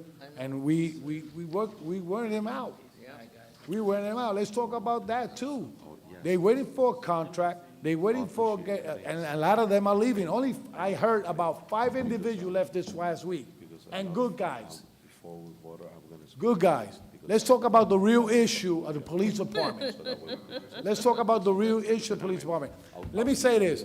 We used to get funding before from the state or whatever, and still we had to spend it in our street with our police officers. But the real issues of the police they don't want to talk about, that we are understaffing, the pay is the worst in the state of New Jersey, and we have police officers leaving the city of Paterson because they cannot afford where they live because the money is not enough.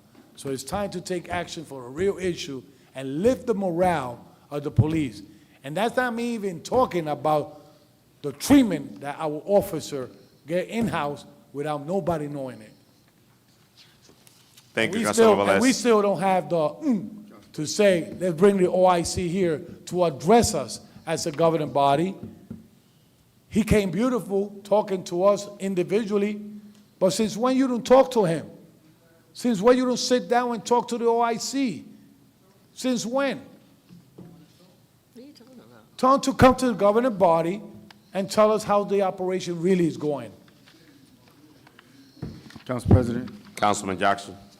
Thank you, Council President. So that's the whole point of the Attorney General taking it over. He doesn't answer to us. He doesn't have to answer to us. He's not required to. If we didn't lose the police department, then we would probably still have that kind of oversight, but we do not. Madam BA, just one question. This money that they're requesting, is it a part of the 10 million that was allocated by the state, or is this coming out of our budget? This is not out of our budget. My guess is it's part of the 10 million that was allocated, but it is state funding from the Department of Law and Public Safety. So regardless if it's out of the 10 or a different bucket, it has nothing to do with our budget? Correct. And why are we talking about this? We should be moving for a vote. Yeah, What that's are we why. doing? Council President, if I may. This money that's been given to us in addition to has nothing to do with it. They don't have to answer to, I don't even understand why this Take the comes money. before us. It shouldn't require our approval. Councilwoman Cotton? Oh, I just want to say, I think that because they put it for June 30th, that because the state is on fiscal year. They're on fiscal year. They're not on calendar year like we are. Their budget ends June 30th, and their new budget starts July 1st. So I can see why when they give us something, it's going to be to June 30th, and hopefully that when July 1st come again, because they don't settle their budgets until like May of the following year, and then they start budget process all over again. Yes. Council members, roll call. I'm just explaining to the constituents that the state of New Jersey and the city of Paterson are not on the same calendar. We're calendar, they're fiscal. Thank you. Roll call, Madam Clerk, on this item. Roll call on item number 33 for approval. Councilwoman Cotton? Yes. Councilwoman Davila? Yes. Councilman Jackson? Yes. Councilman Khalid? Yes. Councilman Udine? Yes. Councilman Velez?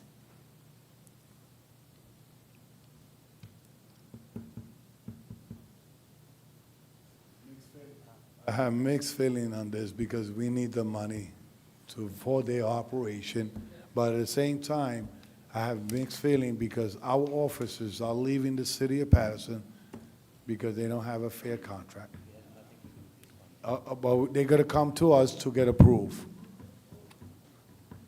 And they still waiting for a contract for 4 or 5 years. 5 years. And you think that's fair? I don't think it's fair. I don't think it's fair. It's nice to report to the state the numbers, but meanwhile, the morale of the police is still down. My vote is yes on this, because we need the money for the operation, the show. Thank you, Councilman. Council President?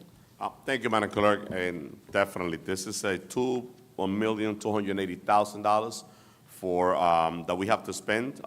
We have until June 30, 2024, to cover overtime, to put books on the ground, and which is great, definitely, it's money from the state.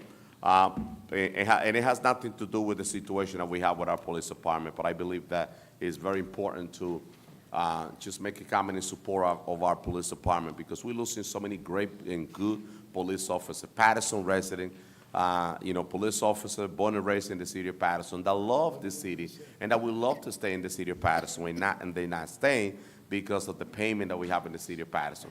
And I have this, I make this comment a while ago, and until we don't address the situation, we're going to continue losing police officers.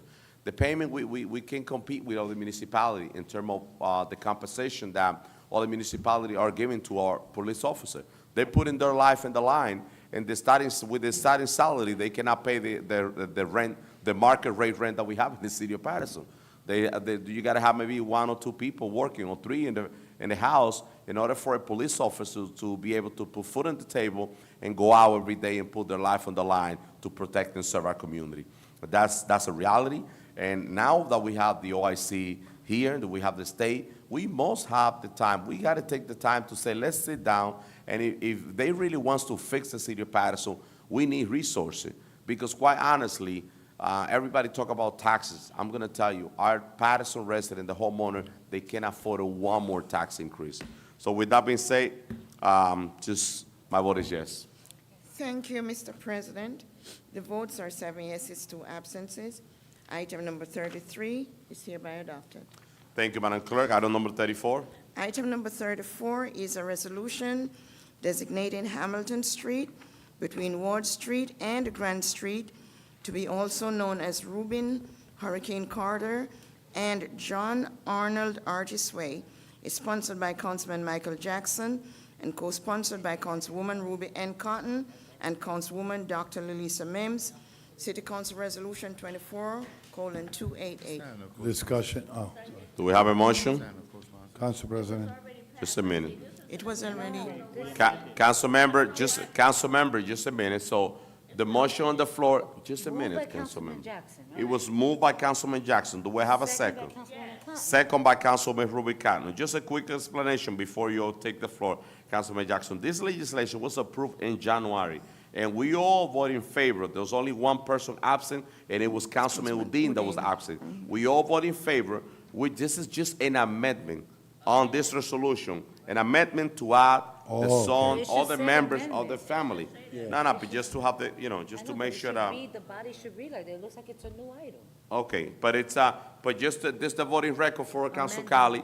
The only person that was absent was Udine. Everybody else voted in favor, 8 voted in favor, and this is just an amendment. Council President. Very good. Council President. That's It should then read resolution amending. Did I not just say It that? should. And the Ca- thing ca- is that that's a Why do we have to confusing repeat part. what I So just said? Councilwoman Davila mentioned that, and Madam Clerk could correct that. She could correct that on the roll call. Councilman Jackson? Roll call on item number 34, council members.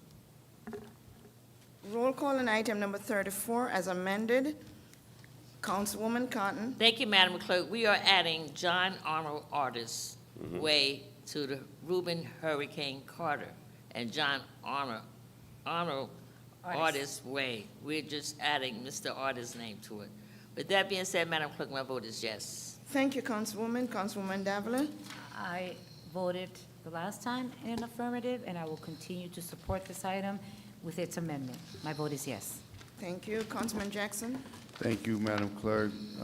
After the last reading, the family members from John Artis reached out to me and was upset that they weren't included, rightfully so. In fact, he's a family member of Robert Artis as well. And it took just a short moment for the nephew to get some of the information for him to me. And it's not just the title, there's a few lines in the body that was altered as well. But it's the same basic premise, same resolution. So, Madam Clerk, my vote is yes. Thank you, Councilman Jackson. Councilman Kalik. My vote is yes, Madam Clerk. Thank you, Councilman Kalik. Councilman Udine. Thank you, Madam Clerk. First time I did not get a chance, and that's why I think came back. So I'm taking this opportunity, so of course, vote in favor. My vote is yes, Madam Clerk. Thank you, Councilman. Councilman Velez. Now the clarification being met. I know that Councilman Abdelaziz, last time I spoke to him regarding the statue of Reuben Hurricane Carter, it would be also nice to lobby for another statue to put it together, right? Because the street is going to be named after both of them. This is a good thing, and this will put the people on the map. My vote is yes. Thank you, Councilman Velez. Mr. President. My vote is yes, Madam Clerk. Thank you, Mr. President. The votes are 7 yeses, 2 absences. Item number 34 is hereby adopted. Thank you, Madam Clerk. Let's do our second reading, Madam Clerk. We have only 2 second reading. Let's do the first one. Yes, the first second reading ordinance is ordinance establishing a commercial loading zone on a portion of 21st Avenue for Gianella Modern Bakery Company. It's a Public Works Ordinance 2402. So move. Second. Moved by Councilman Velez, second by Councilman Udine. Public hearing is now open for item number 1. Members of the public that wish to speak on this item. See no one, move to close. See no, move to close. Second. By Councilman Velez, second by Councilman Udine. Roll call, Madam Clerk, to close the public hearing on item number 1. Roll call to close the public hearing on item number 1. Councilwoman Cotton. Okay. What? Councilwoman. Hey, it's 12 o'clock. Wow. What number we got, Madam Clerk? This is item number 1, second reading ordinance. Yes. Councilwoman Davila. Yes. Councilman Jackson. Yes. Councilman Kalik. Yes. Councilman Udine. Yes. Councilman Velez. Yes. Mr. President. My vote is yes, Madam Clerk. Thank you. So the votes are 7 yeses, 2 absences. Public hearing on item number 1 is hereby closed. Roll call, Madam Clerk, on item number 1. Roll call on item number 1 for approval. Councilwoman Cotton. Yes. Councilwoman Davila. Yes. Councilman Jackson. Yes. Councilman Kalik. Yes. Councilman Udine. Yes. Councilman Velez. Yes. Mr. President. My vote is yes, Madam Clerk. So the votes are 7 yeses, 2 absences. Item number 1 is hereby adopted. Thank you, Madam Clerk. Item number 2. Item number 2 is also a second reading ordinance establishing a commercial loading zone for M&D Distribution Incorporated on a portion of Dover Street, Public Works Ordinance 24-025. So move. Second. Moved by Councilman Davila, second by Why? Councilman Velez. Roll Why? call. That is not wrong. It was moved by Councilman Davila and Councilman Velez as well. Thank you. And second by Councilman Udine. Right. Roll call, council members. And who else wants to second? No, it's Public hearing is now open for item Seeing number no 2. one, move to close. Okay, there's, Give the public a chance to stand before you actually go shut the public down. That's the only thing that y'all seem to be good at, is shutting the public down. Go ahead, ma'am. good evening. When y'all decide to vote yes on this, how many of you go and see the site that y'all approving these things? I do every time, ma'am. I'm actually proud. For two reasons. For one, that you go, and for two, you actually address me and answer the questions I actually asked. That's right, ma'am. I do my diligent work. Council President, you need to fix this stuff, because this meeting this is horrific. You can't have the public come down here, not give the public a chance to even get up before you shut the public down. It don't matter if one person in here from the public. Give them a chance to get up and come to the mic. And then if I come out, leave my house to come sit down here, I deserve an answer why that night. Now, I shouldn't have to wait and come back, because what if I can't come back to the next meeting and get my answer? You guys need to fix how you do your job. Y'all might think that seeing you in the public, y'all council members, y'all supposed to legislate.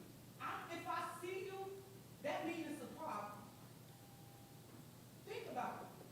If I see you all the time, that's a problem. Because if you legislating, you should be doing that behind the desk.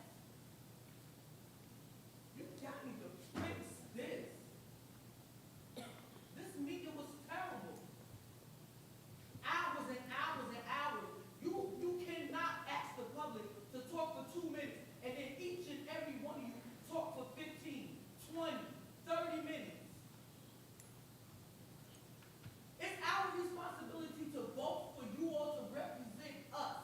We should not have to come down here to make you guys represent us, to make you hear us. You come solicit our vote, and then we come down here and we gotta wait to get an answer to the next meeting. We gotta sit here for hours and listen to you say, all of you said the same thing. Redundant. It's ridiculous. I will go and I guarantee you, I can go to our high school and get our high school kids to run a mock council meeting, and they will do a better job than you all. You all should be ashamed of yourself. You ask things to the public and say things to the public, and then turn around less than 10 minutes and do the same thing you just criticize the public for doing.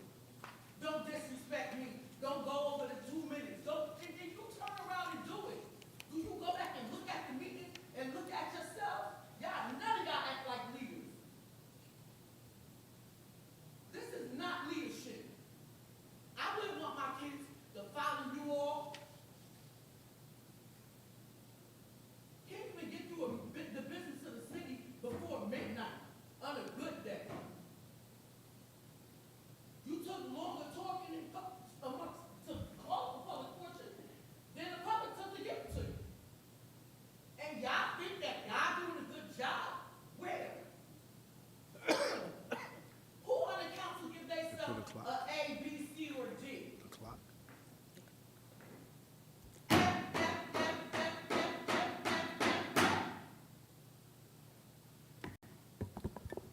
See no move to close the public hearing on item number 2. Are we okay? Roll call, Madam Clerk, on item number 2. Roll call on to close the public hearing on item number 2. Councilwoman Cotton, Yes, Madam Clerk. Councilwoman Davila, Yes. Councilman Jackson, Yes. Councilman Kalik, Yes. Councilman Udine, Yes. Councilman Velez. Yes. Mr. President, My vote is yes, Madam Clerk. So the votes are 7 yeses, 2 absences. Public hearing, and item number 2 is now closed. Roll call, Madam Clerk, on item number 2. Roll call on item number 2 for approval. Councilwoman Cotton. Yes, Madam Clerk. Councilwoman Davila. Yes. Councilman Jackson. This is first reading. Thank you, Madam Clerk. Before I vote, Ms. Carla T., your mic wasn't on the whole time. You're gonna have to come back to the mic and do that all again so the public can hear you. So the public can hear you at home. People texting saying that your mic wasn't on. But anyway, Madam Clerk, my vote is yes. Thank you, Councilman Jackson. Councilman Kalik. My vote is yes, Madam Clerk. Thank you, Councilman Udine. Yes. Councilman Velez. I just want to let know the community that there's 2 ordinances about loading zone was vetted through committee, and also this councilman visits the sites to make sure that it's needed in the area. So I do my diligent work to make sure that whatever is implemented through the committee and through the community request is met the needs of the community. So my vote is yes. Thank you, Councilman Velez. Mr. President. My vote is yes, Madam Clerk.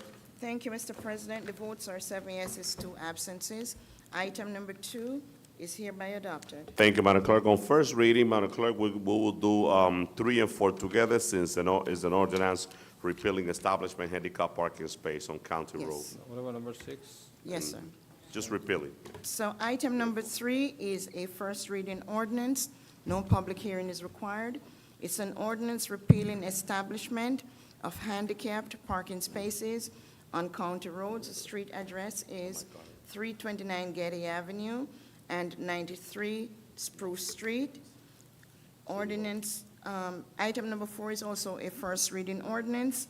It's also an ordinance repealing establishment of handicap parking spaces at various locations, 440 East 33rd Street, 92 4th Avenue, 300 Pacific Street, 576 East 24th Street, 126 Albion Avenue, 272 East 21st Street, 493 Toto Avenue, 259 Pacific Street, 452 East 42nd Street, 31 19th Avenue, 118 East 32nd Street, and 87 North 5th Street.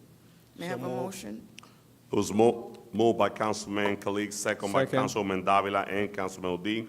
Roll call, Madam Clerk, on item 3 and 4 on first reading. Roll call on items number 3 and 4 on first reading. Councilwoman Cotton. Yes. Councilwoman Davila. Please be aware that items 3 and 4 are for repealing established handicap parking spaces throughout the city of Paterson and county roads. My vote is yes. Councilman Jackson. Yes. Councilman Kalik. Yes. Councilman Udine. My vote is yes, Madam Clerk. Councilman, Mr. President. Thank you, Madam Clerk. My vote is yes. Thank you, Mr. President. The votes are 6 yeses, 3 absences. Item number 4 is adopted on first reading. Second reading and public hearing will be at the regular meeting of May 16th, 2024. Thank you, Madam Clerk. We have item 5 and 6, and those are establishing handicap. Let's do it together. Yes, item number 5 is a first reading ordinance establishing handicap parking spaces at various locations on county roads. And the second one is also a first reading ordinance establishing handicap parking spaces at various locations on city roads. May I have a motion? Second. So move. Moved by Councilwoman Davila, second by Councilman Ruby Kaplan and Councilman Udine as well.